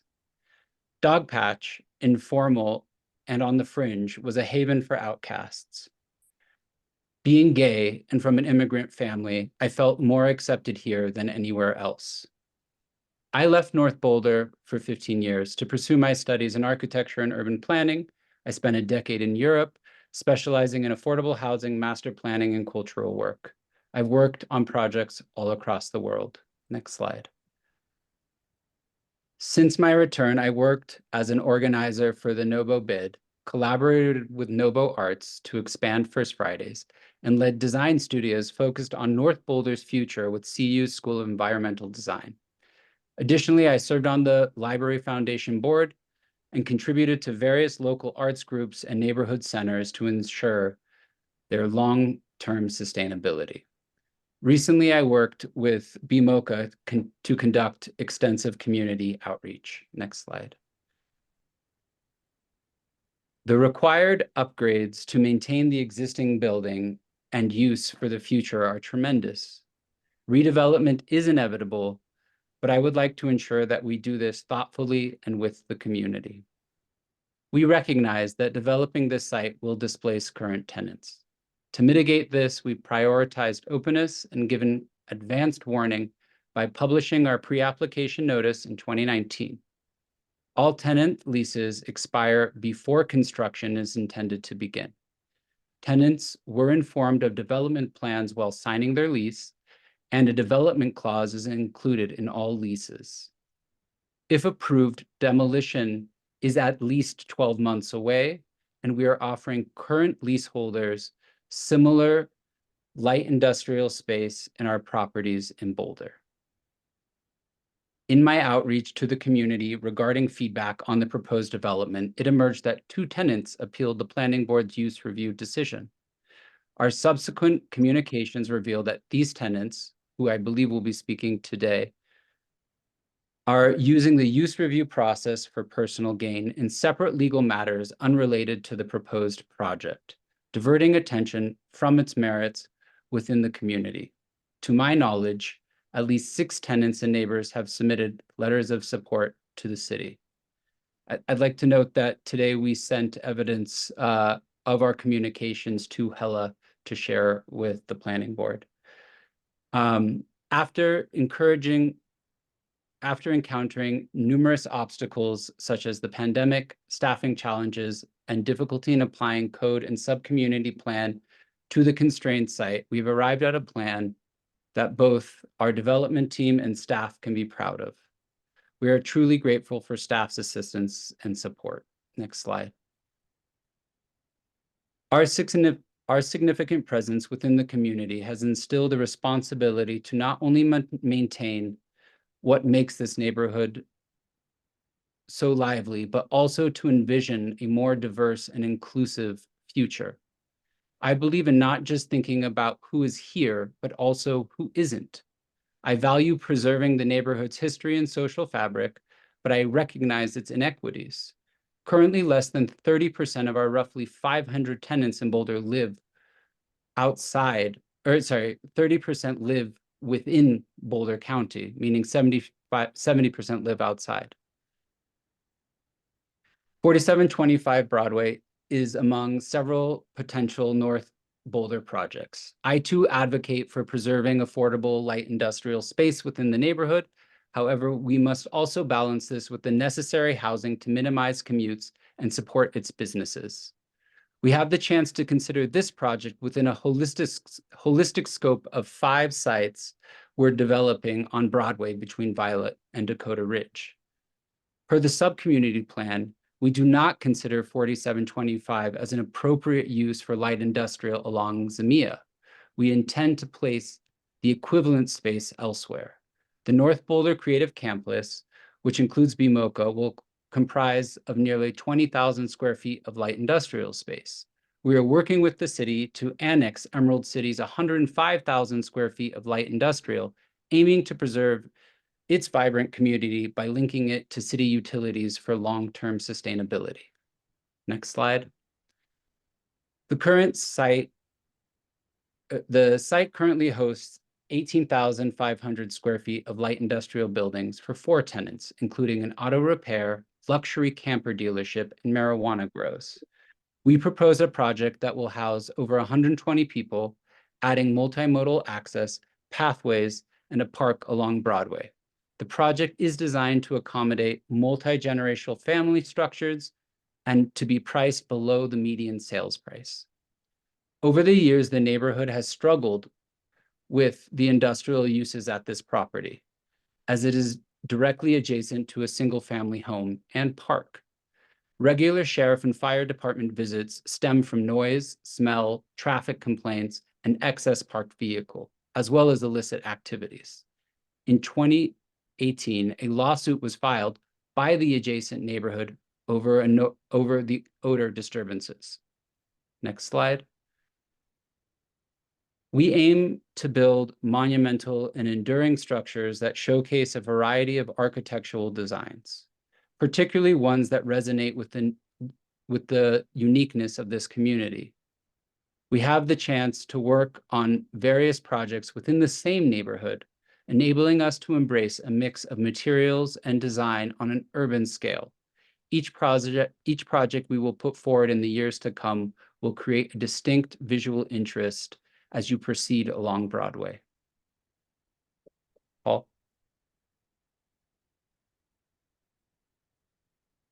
Hi, everybody. Good evening. My name is Paul Anderson, and I'm the architect for this project. We've been working closely and continuously with the city of Boulder on this project for the past 4 to 4.5 years. The upshot of taking so long on the initial planning phase is that we've progressed through a number of design schemes, and we've been able to develop a thoughtful approach to this complex site. Allison explained how the proposal meets the use review criteria by the letter of the city code, but we can answer questions on that too. But I thought instead I'd give you a little bit more context broadly on it. To start off, just to explain why a change is needed. The current light industrial use is incompatible with adjacent uses, specifically the mixed density housing on Broadway and the single family homes immediately to the west of the site. Here you can see that stark contrast on the left in particular of current uses. And for most of the current building's history, this wasn't a problem because these residential neighbors are new as of the last 5 to 7 years. The need for change is also motivated by the current building's age. As Allison mentioned, they were built in the late 70s. They're nearing the end of their useful life and will soon need to be replaced. So what do the proposed changes entail? The short answer is construction of a new road and a change in use. One issue that our work on this project has clarified is that any new development of the site will trigger the dedication of a right-of-way along the north edge, right-of-way dedication, along the north edge of the property and the construction of Zamia Avenue between 10th Street and Broadway. The new street will benefit businesses by creating a new connection for pedestrians, bicycles, and vehicles between the shops and bus lines on Broadway and the neighborhoods to the west. It will also improve vehicular access. Vehicles currently pull into the site from Broadway, but we're proposing access from Zamia once it's built. And the city has received feedback and strong support of making this connection. In addition, the connection subdivides a large continuous block seen here. And the new smaller blocks you can see here which is a change that the North Boulder Sub-Community Plan recommends. And, as Emma, as you were asking about that plan is a factor in the use review evaluation. And I'm going to try to explain a little bit more about, how we're taking it under consideration.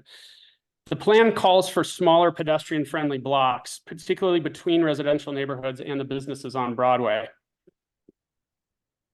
The sub-community plan has also been a useful guide in determining the best use as well. The surrounding neighborhood contains a wide variety of uses. Adjacent to our site alone are low-density residential, medium-density residential, a motel, and light industrial. And while the sub-community plan does encourage the preservation of light industrial uses, it also acknowledges a need for significantly more housing and recommends that some industrial properties be converted to housing.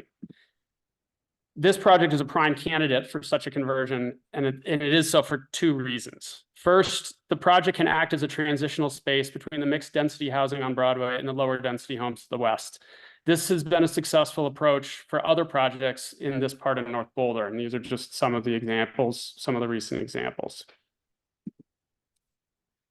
Second, the construction of Zamia Avenue differentiates this property from other IS1 properties in the area. This is one of the most important factors, actually, in our use analysis. With the construction of Zamia Avenue, over 80% of the property's street frontage will face a residential street, with only a small part facing Broadway. The sub-community plan states unequivocally that residential development should be planned for buildings that face smaller neighborhood streets, and that light industrial is not an appropriate use on such streets. Now, as Allison mentioned, the use review does not include architectural design review, but I'm presenting a couple views of the project to explain how it complies with that sub-community plan through some of the architectural design. The plan recommends that residential buildings orient their entrances toward the street and hide garages, open parking, and driveways behind buildings, all of which we've done in our proposal. We've also followed its guidance by creating clearly demarcated entrances is facing the street. And though some recently built projects have placed ground floor residential on Broadway, we've elected to pull the building back to make room for a public forest that will create a unique feature in the emerging commercial corridor, a soft landscape instead of building a wall there. Hey, Paul and Andrew, you have about 1 or 2 minutes left. I'm almost done. This is perfect. The trees will buffer the project and its western neighbors from the noise, light, and traffic on Broadway. A small but potentially meaningful feature of the forest is that we will commission a collection of birdhouses from local artists and residents.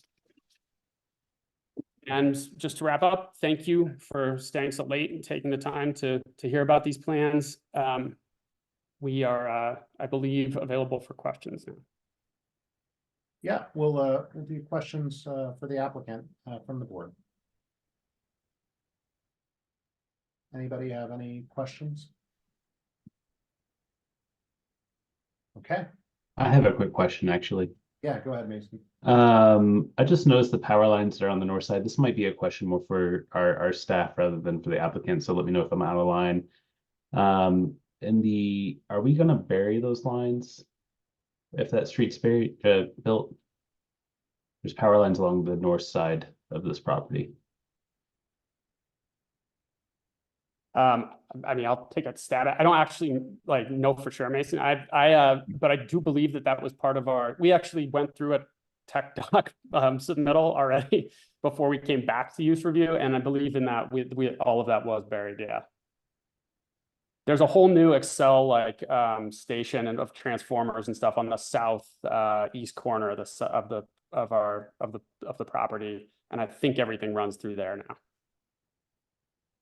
Thanks. Okay, thanks. Anybody else have any questions for the applicant? All right, thanks, Andrew and Paul. We'll go ahead and do public comments.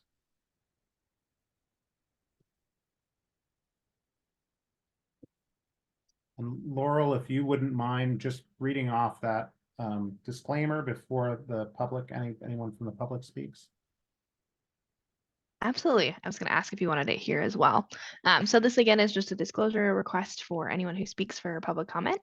And so the request is, the board requests that prior to offering public comments, all members of the public disclose any financial or business relationship with or other membership or affiliation related to the applicant, project or neighbors, specifically including any paid compensation.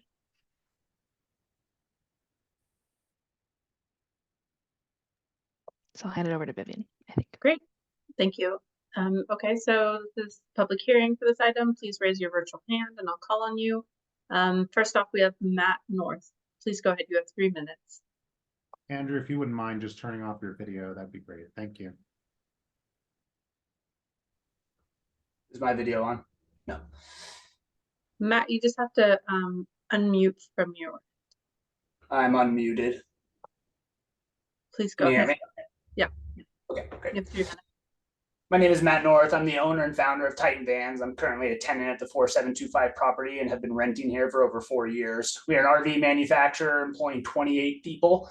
We specialize in camper van conversion sales and services. We were never contacted by Emerald or any of its employees regarding the development, nor were we or any of the other tenants at this location contacted about help with relocation prior to the February 6, 2024 meeting, as Andrew falsely testified during that meeting. I appealed the decision for approval of the use review as there are glaring contradictions with this decision and the stated goals and guidelines of the NBSP as well as the BVCP. While North Boulder is considered a neighborhood in transition by the NBSP, it also stipulates in its primary concepts, and I quote, to ensure preservation of the existing service industrial uses, and it stipulates that for annexation and urban expansion to occur here, the benefits to the community must outweigh the cost and negative impacts from urban development. As part of the criteria for use review, the proposal does not make strong enough argument for reducing adverse impacts to the surrounding uses or neighborhood. Currently, North Boulder contains 2% industrial space and 64% residential. Allowing this property to be converted into townhomes does not outweigh the impact to the loss of services and employment to the community, as outlined in the executive summary in Section 5 of the NBSP. Because of the low availability of industrial space in North Boulder, this building is the only building with adequate space and clearance heights for the work that my company performs. From Section 6 of the sub-community plan, I quote, these businesses are extremely valuable to the area and to the city as a whole and should not be displaced. From Section 2.21 in the BVCP, the city will preserve existing industrial areas as places for industry and innovation. Maintaining the industrial space aligns with Section 4 of the sub-community plan as well as Section 5.05 of the BVCP, as it provides more opportunity for people to work close to where they live. Currently, half of the employees that work at Titan Vans live within 5 miles and are able to bike to work and thus reduce vehicle miles traveled. The argument made within the proposal does not adequately address the loss of employment and services that will be available to the community. Additionally, the proposal makes an argument that it is compatible with the character of the area based solely on the fact that there are other residential developments in the area. But the proposal does not attempt to mitigate the potential negative impacts to the community by supplying any retail or services space to offset the loss of businesses and services that will occur. I also see major issues with the proposal and its arguments regarding the benefit to the community if it does proceed. The North Boulder area is defined as very low density residential. The Armory, located just to the west, is designated as mixed use, but contains many townhomes. It has a total of 201 units on 9 acres, which is 22.3 units per acre, and currently has a vacancy rate of 60%. The proposal of 4725 would only add 21 townhomes on a 2.3 acre lot, which is a 9.13 units per acre. The high vacancy rate of all readily available units, which are comparable to the proposal, speaks to the lack of demand by the community and thus the lack of value that this proposal would bring to the North Boulder area. Thank you. Thank you. That concludes the 3 minutes. Thank you. Reminder, if anybody's joining by phone, you can push *9 to raise your virtual hand by phone. Give members of the public a few. Okay. We have Will Shiver joining us by phone. Please go ahead. You should be able to speak and we should be able to hear you.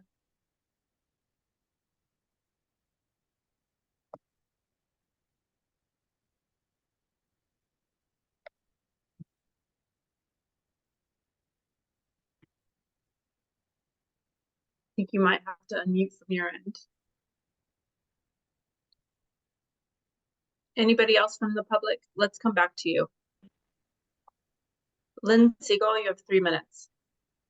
And Will Shiverick, in the meantime, I'll give you instructions on how to unmute also.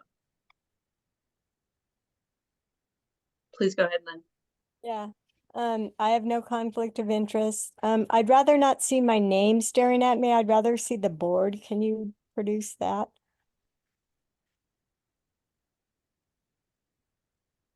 Thomas, as the host, can you help with that? Thanks, Vivian. Please go ahead. I like to see who I'm talking to. Thanks. Yay. Okay. Well, I had to miss this part of the presentation, part of it, because there was something at Har Hashem on the future of Israel. So a lot of things going on these days. I gotta break it up. But I know something about, I mean, this guy that presented the architect from Violet, from his history and everything, and I've seen a lot of the development going on in North Boulder. And I appreciate that they're trying to do a good development, but we need to have a whole upgrade in our BBCP and decide what we are going to do with this town, because it is just too much raw growth. And every time that you talk about jobs, and then you talk about housing, and then you add more jobs and you add more housing. And when you add housing, you automatically add jobs because you need all the services for that housing. And so the two go together, and there needs to be some point where we say, no, Boulder is not going to grow anymore.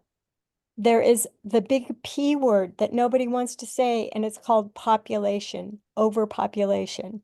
And that's what we have going on here. And it's a cycle of despair, and it's only going to add more congestion to Boulder. All this housing has a person with each square footage, each 100 or 200 square feet, there's a person there. And people actually take up space, they use water, they use open space, they use rec centers, libraries, police, fire, all those services. And I'm sorry, but I can't afford it. Tonight, I couldn't even find the agenda to this meeting. I've never had that happen before. So I couldn't organize my night. It's just frantic. I have to worry, can I be here? Do I have to be there? And then today, the same thing. There's not enough in the budget for them to even be able to tell me about the engagement meeting. They're trying to engage me, and I don't even know where the link is until 15 minutes before, when they're supposed to have it 24 hours. We don't have enough money to handle all these people. So no, unfortunately, on this project, no. And we got to stop somewhere, and it's got to be now. Oh, Vivian, you're muted. Thanks, George. Thank you, Lynn Siegel. We'll try Will Shiverick again by telephone, and if you push *6, it should unmute you. Let's try that. Hello, can you hear me? Yeah, we can. Please go Hi. ahead. My name is Will Shiverick. I own Mountain Auto Repair, one of the businesses in the proposed development. And I would like to speak in support of Matt North's comments. He essentially said kind of what I would have liked to have said, but I would also like to kind of highlight some areas of the Boulder Valley Comprehensive Plan, section 2.21, where it states that the city supports its light industrial areas and aims to preserve existing industrial areas, as well as section 5.05, for support for local business and business retention, where the city states that it values the mix of existing businesses in the local economy and nurturing and maintaining a positive climate for the retention of those existing businesses and jobs is a priority. My automotive shop has been here for a long time, well before Emerald Management has owned the property. And you know, I don't have any issue with their desire to develop it, but I do think it's important for the fabric of the community to have light industrial service. There is a need for businesses like mine. It's an important service to the community, and I really believe that that getting rid of these industrial service areas, even if it's not rezoned and just allowing residential use in the industrial area, will overall harm the nature of the community. That's all I would like to say. Thanks. Great. Thanks for joining us tonight, sharing your views. Anybody else from the public who'd like to speak, please go ahead and raise your virtual hand. Okay. Concludes public hearing. Thank you, Vivian. Can we put up our items for consideration on this? If Allison or Thomas, if that's something we can help with. Yeah, I can share the key issue slide one Great, minute. thank you.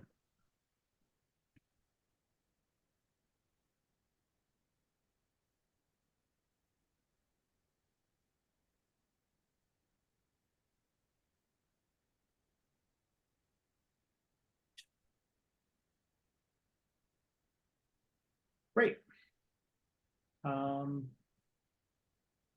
Does anyone want to speak to the key issue? Is the proposal consistent with the use review criteria set forth in section 9(2)(15)? BRC 1981. Kurt. Hi, yeah, thanks. I am certainly very sympathetic to the concerns of the businesses that talked to us tonight. We never want to lose our local businesses. I know it's incredibly disruptive to, have to move a business possibly out of the city, unfortunately. And so it's something that we should try to avoid.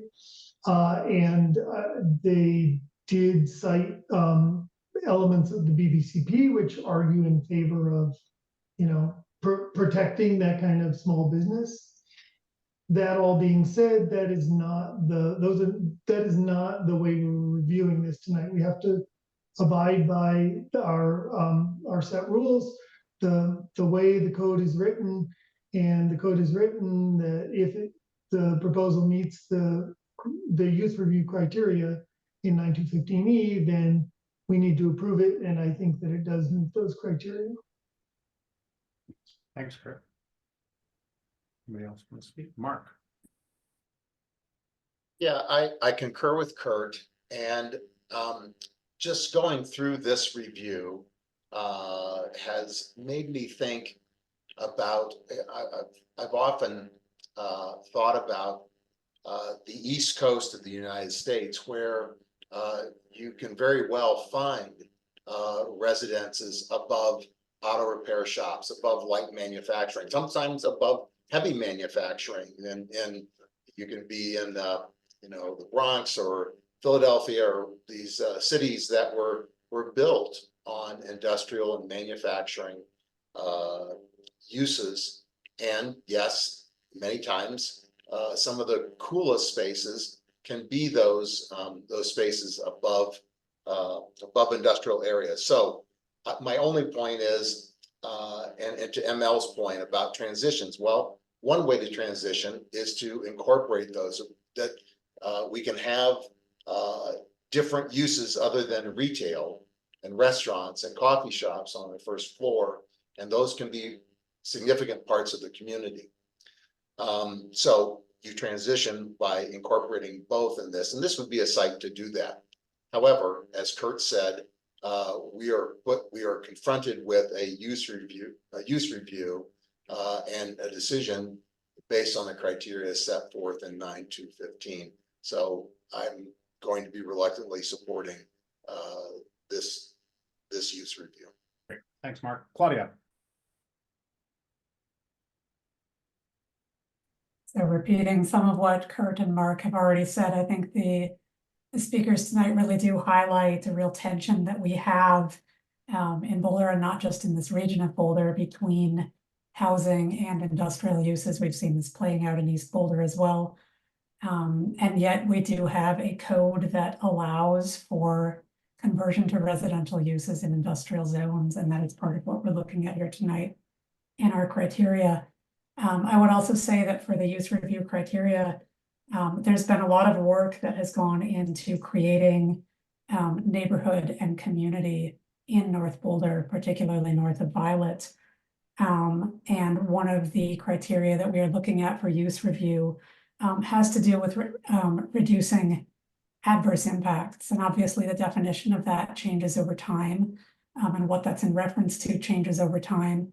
But one thing that I would say in this region of Boulder is that there is a fairly strong barrier to circulation on Broadway, and that current uses in some of these areas just to the west of Broadway create a lot of disconnect in this neighborhood and community that the subcommunity plan has done a lot of work to try to create. And so actually disconnection, I think, is an adverse impact in parts, not just industrial uses, but the actual condition of disconnect.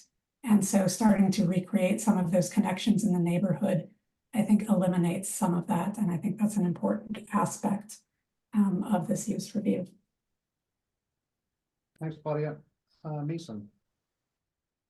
Yeah, piggybacking on what Mark and Claudia, Kurt said, I agree with a lot of the comments here about losing the business and how my read of the North Boulder plan, I mean, it literally does say that while the goal of the subcommunity plan is to upgrade the appearance of the Broadway corridor, these businesses are extremely valuable to the area and to the city as a whole and should not be displaced.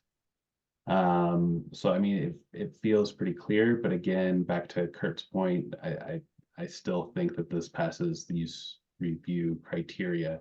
I would hope that that connection of Zamia across would create a corridor that could use additional commercial space. The North Boulder plan also speaks to the relatively low ratio of jobs to housing in this area, and if we really want to create neighborhoods where you can walk to your job or ride a bike or what have you,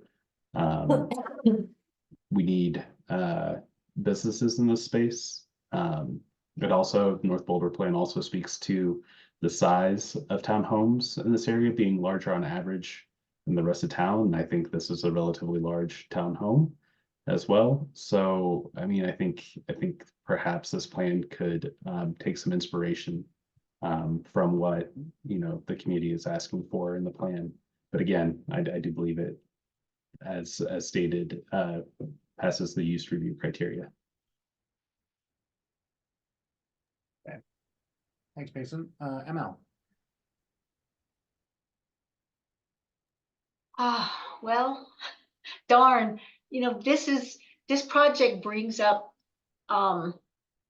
everything that my peers have been talking about, right? That we don't have very many industrial areas in Boulder where small industry can flourish.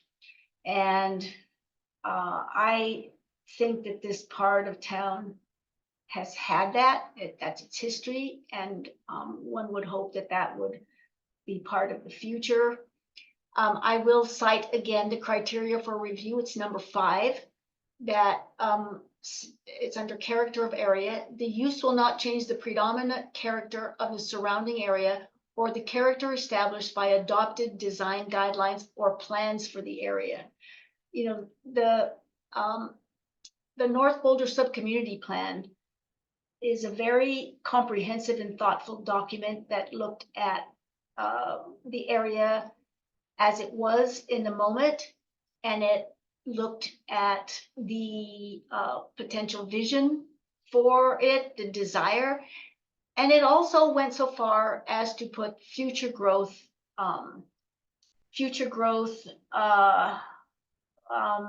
uses on the land that would then unfold the desires and the aims of that plan. This land, future growth is industrial on the East Boulder Subcommunity Plan, which number 5 of the criteria, you know, says that we will abide, or we will reflect back on the plans for the area. So I'm not convinced that the use review criteria, and I'm citing number 5, is met. It's a difficult one because we do want more housing, but we also want to not keep losing, keep losing these important contributing parts to a walkable community. And I very much appreciate that the some of the people that have businesses there got a chance to speak tonight and to give us their story. I guess one of them is the one who called us up. But that was my concern when it came before us, and I did not call it up, was what's happening? Are we disregarding the North Boulder Subcommunity Plan by allowing a residential in what was pointed to as being an industrial area? It's not an easy decision in my book as to which way to take this. I think that there aren't enough champions for the small industrial community in Boulder. We easily run over those the locations where these have been providing services for decades, as we try to build out the housing that we're looking for. So I don't know what I'm not trying to encourage anybody to do anything. I'm just pointing out that 5 of the criteria speaks about that we're supposed to hold to the plans for the area. And this does not hold to the North Boulder Subcommunity Plan. And I think that that's important. I mean, if we've got plans in place, we should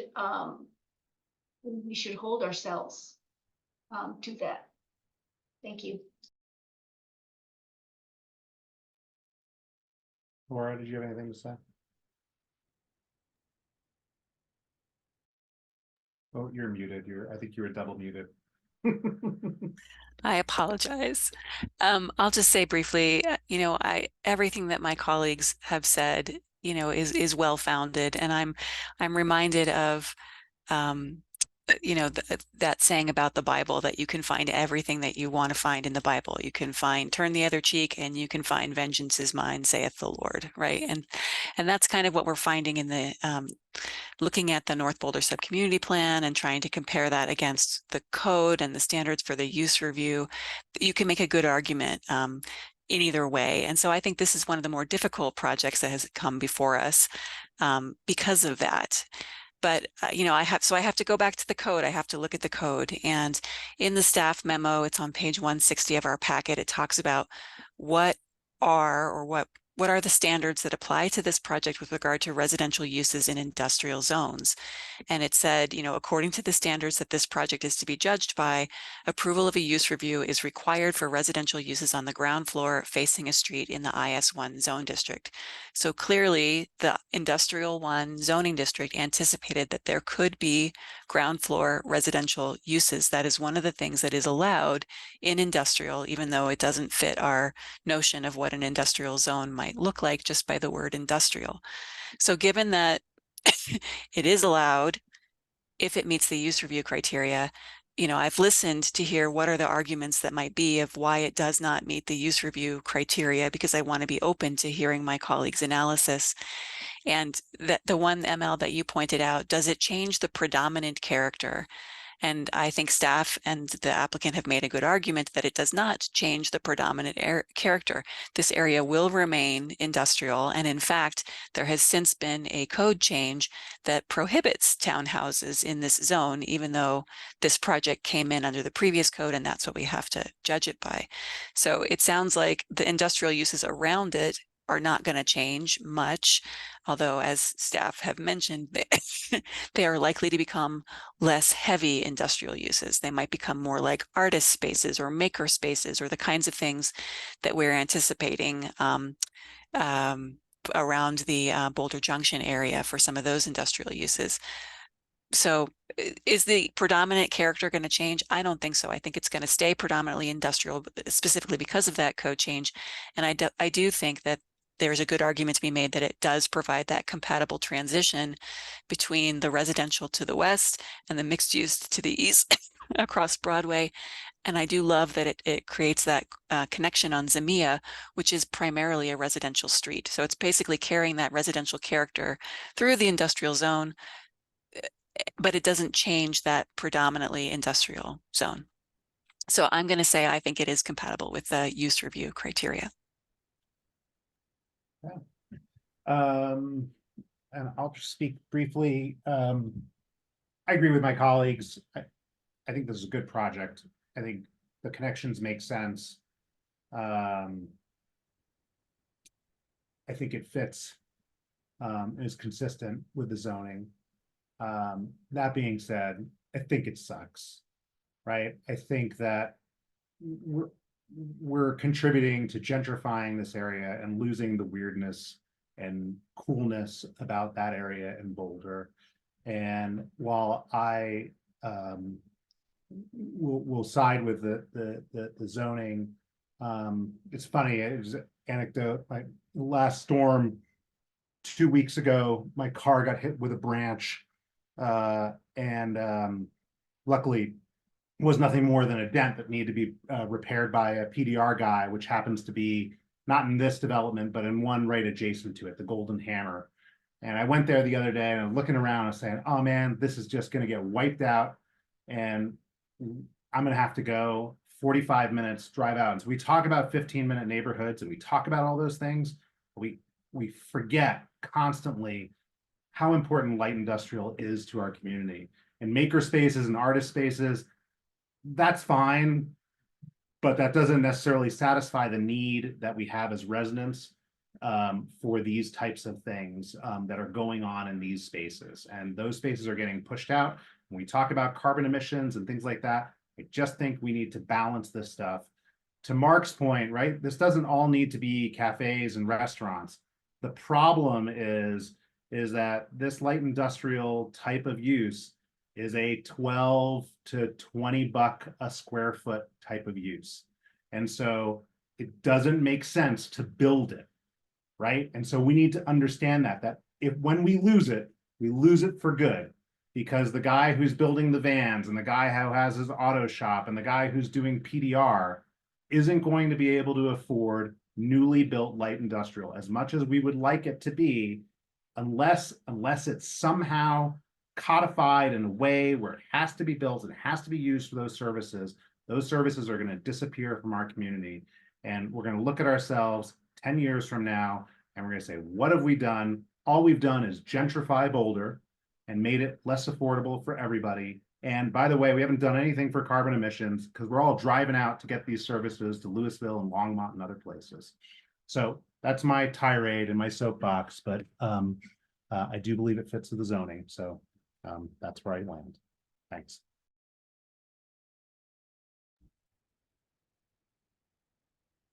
Can I just flag, George, that I think you have raised a great point that I think a lot of us resonate with, and maybe we put this in the bicycle shed not the parking lot, but the bicycle shed, to think about when we look at the BVCP in the next year or two of what are we going to do? Because you're right, like some of these spaces are not going to come back once they're gone, given current zoning and what's allowed, and how that makes this space more valuable than what can be achieved with a auto repair shop, for example. So I would just park it for the BVCP update as something to think about. Yeah, I think that's a great idea. Thanks, Laura.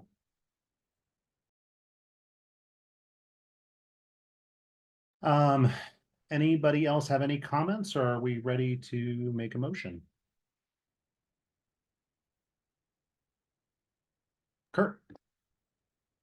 I move to approve use review application number LUR 2022-00032, adopting the staff memorandum as findings of fact, including the attached analysis of review criteria and subject to the conditions of approval recommended in the staff memorandum. Do we have a second? I will second. No more seconds. Okay, any discussion? Let's vote. Mason, Yes. Mark, Yes. Claudia, Yes. Kurt, Yes. ML, No, Laura, Yes. and I'm a yes. Motion passes 6-1. All right. A thank you to the applicant, perhaps. Well, let me read the public hearing. Do I have to read this, Laurel? Laurel, you're muted. Of course I am. Yeah, if you just could read the motion again for the record. It's something that our rules state that we're gonna be looking at as we redo our rules. Can you throw the motion up on the screen? Sorry, I don't have it handy.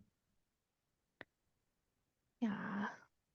I can put it in the, I don't have screen share Oh, in ability, the but I can chat, put it in the chat's chat. fine. Does that work? Okay, Yeah, that's great. great. Thank you.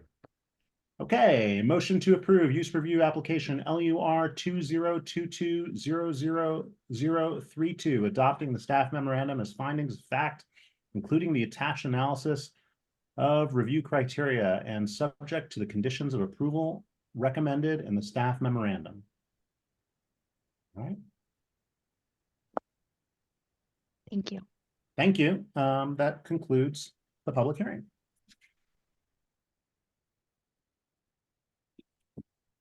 Next item. Matters. We have the information item. My understanding is we weren't going to be discussing that, but Brad, you turn on your camera. Yeah, good evening, planning board members, and welcome to the end of the meeting. No real comments for me, other than to just acknowledge, yes, we've got that information item, which isn't intended for any discussion.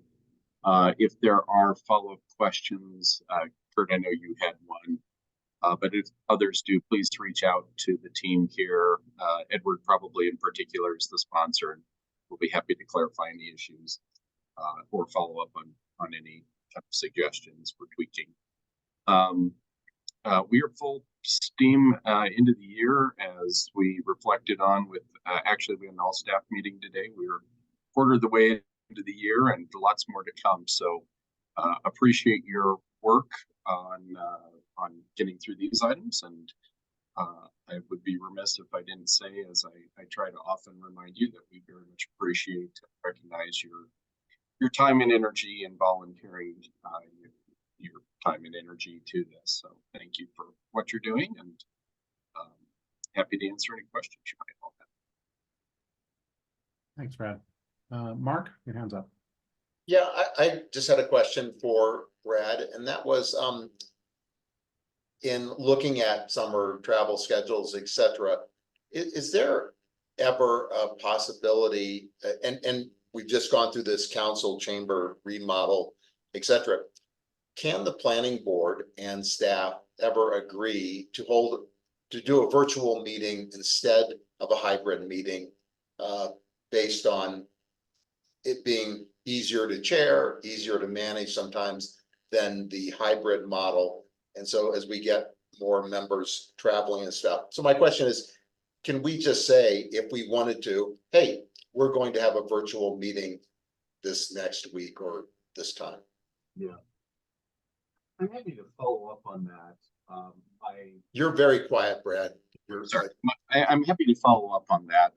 My initial reaction is that the city manager's office is really seeking for consistency across the boards in our access and accessibility to the public. I believe some of the boards and commissions study findings came to that as well. Don't quote me on that. So my initial thought is that we may not be able to be that broad in being able to support that concept or that spontaneous. I think we do recognize that there are going to be times individuals are going to be away and be able to support them as, participating remotely or sick, for example. But that's an initial reaction to that, Mark, and I'm happy to follow up on that. All right, thank you. Yep. Just a quick note on that. I think I brought this up at other meetings. Brad, I was curious if you have any, as it relates to public interaction, especially when we're virtual, when we're hybrid. Is the city pursuing finally getting the public so that they can be on camera? Boy, the last I've heard, and maybe others on this call, Thomas or others have heard otherwise, but to the best of my knowledge, it remains a security concern that folks having cameras on can engage relatively inconsequentially with some of the standards that the cities adopt for behavior. But we could certainly follow up on that too. I know it's not a necessarily priority of it's a citywide issue, but from my perspective, I think it's the hardest thing in virtual meetings and also in hybrid meetings is not being able to see the public. I think it's much healthier to engage people. I know other cities have figured it out. And I know there's been staffing issues and things like that. Anyways, I know it's not a planning department thing, but if you wouldn't mind just bringing it up somewhere, I would certainly appreciate it. Yeah, and just to be clear, you're asking about citizen participants being able to be on camera, correct? Okay. Correct. Yeah. Yeah. When we have public participation. Yeah, which to my knowledge has never been a staffing issue. It's been more the other policy. Yeah, security but issue. we'll look into that. Okay, thank you. Sure. Laura. I have a slightly different issue if we're ready to move on. Yeah. So I sent this in an email. I wanted to ask about assignment of liaisons to boards and commissions and when we're going to schedule that. And in particular, I have very greatly benefited from being the representative to the Housing Advisory Board in the past year. And the Housing Advisory Board is about to have their next retreat, I think April 24th or 25th. So we have one more meeting before that happens. And I just think it's such a great bonding experience. It's such a great experience of getting to know each other, to be part of your board's retreat if you can, that it would be ideal if we could assign liaisons at our next meeting, if the schedule will permit. And maybe we can speed it up a little bit by producing a list of what boards and commissions we need liaisons for so that people can think about what assignments they might be interested in before we get to our meeting, because I know our next agenda is pretty packed as well.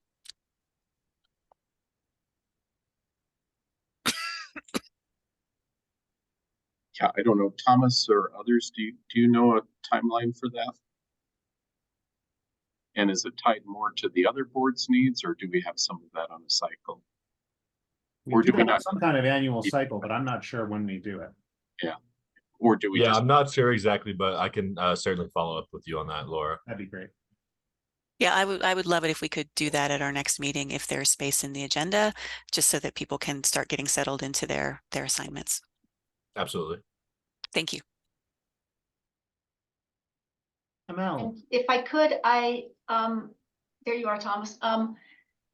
If we could get a list of the boards that liaisons would be considering, that'd be great. Just I think there was a list produced last year. If we could get that list again, that way we can begin to look at where we've been and where we might want to go, just so that we're prepared at the next meeting to just be able to boom, boom, boom, sign up. Yeah, and I think it's traditionally not just liaison to other boards and commissions, although there are some standing ones like HAB and Landmarks and TAB that we have a liaison for, but in the past there have been projects, or like the use tables or had a subcommittee. And I don't know if staff are planning any of those subcommittees that you want members to be assigned to. So just getting a sense of what those assignments might be in addition to our planning board service.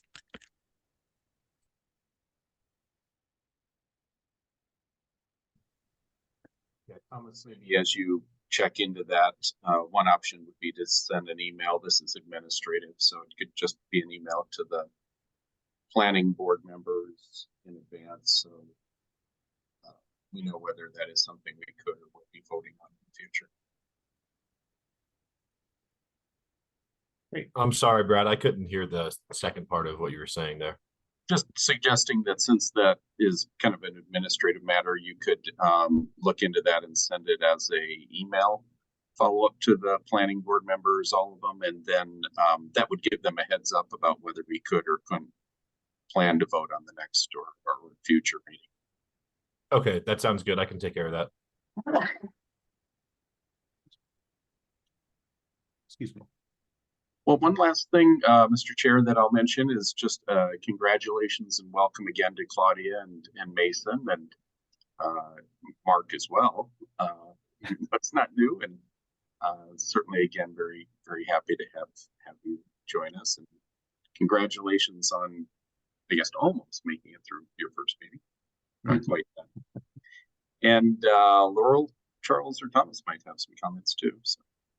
Yeah, just welcome to our new board members. Congratulations, George, Mark, great to have you back and in the vice chair position. And yeah, looking forward to your service to the board. Yeah, and I would also echo, if you guys have any questions after your first meeting, if there's anything that came up, feel free to reach out to us. Yeah. Great. Anybody else before we adjourn? Is there anything we need to do on calendar checks? When's our next meeting? Oh, there is something. We're virtual next meeting, right? Which has changed. That's correct. Yeah. Council chambers aren't quite ready yet. Okay, so we're virtual for the 16th. Does anyone know of any schedule conflicts that or is everyone planning to be present for that? I will be, if I'm able to attend, I will be out of town, and it just depends on internet connection, etc. Okay. Yeah, and I'm sort of in the same boat. You're But I'm literally in the same boat as Mark, or? I'm going to a different beach. Nobody else is allowed in the boat without noticing the public. All right, I also have sounds a quick good. question about the 23rd. We're showing a tentative meeting for the 23rd. Do we have any more information on that one? I don't think we have anything calendared at this point. Okay. But still could happen. Still could happen. Yeah, I think, yeah, a couple more days still. Yeah, okay, thank you. All right. Thanks, everyone. This meeting is adjourned. Have a great night. Good night. Thank you all.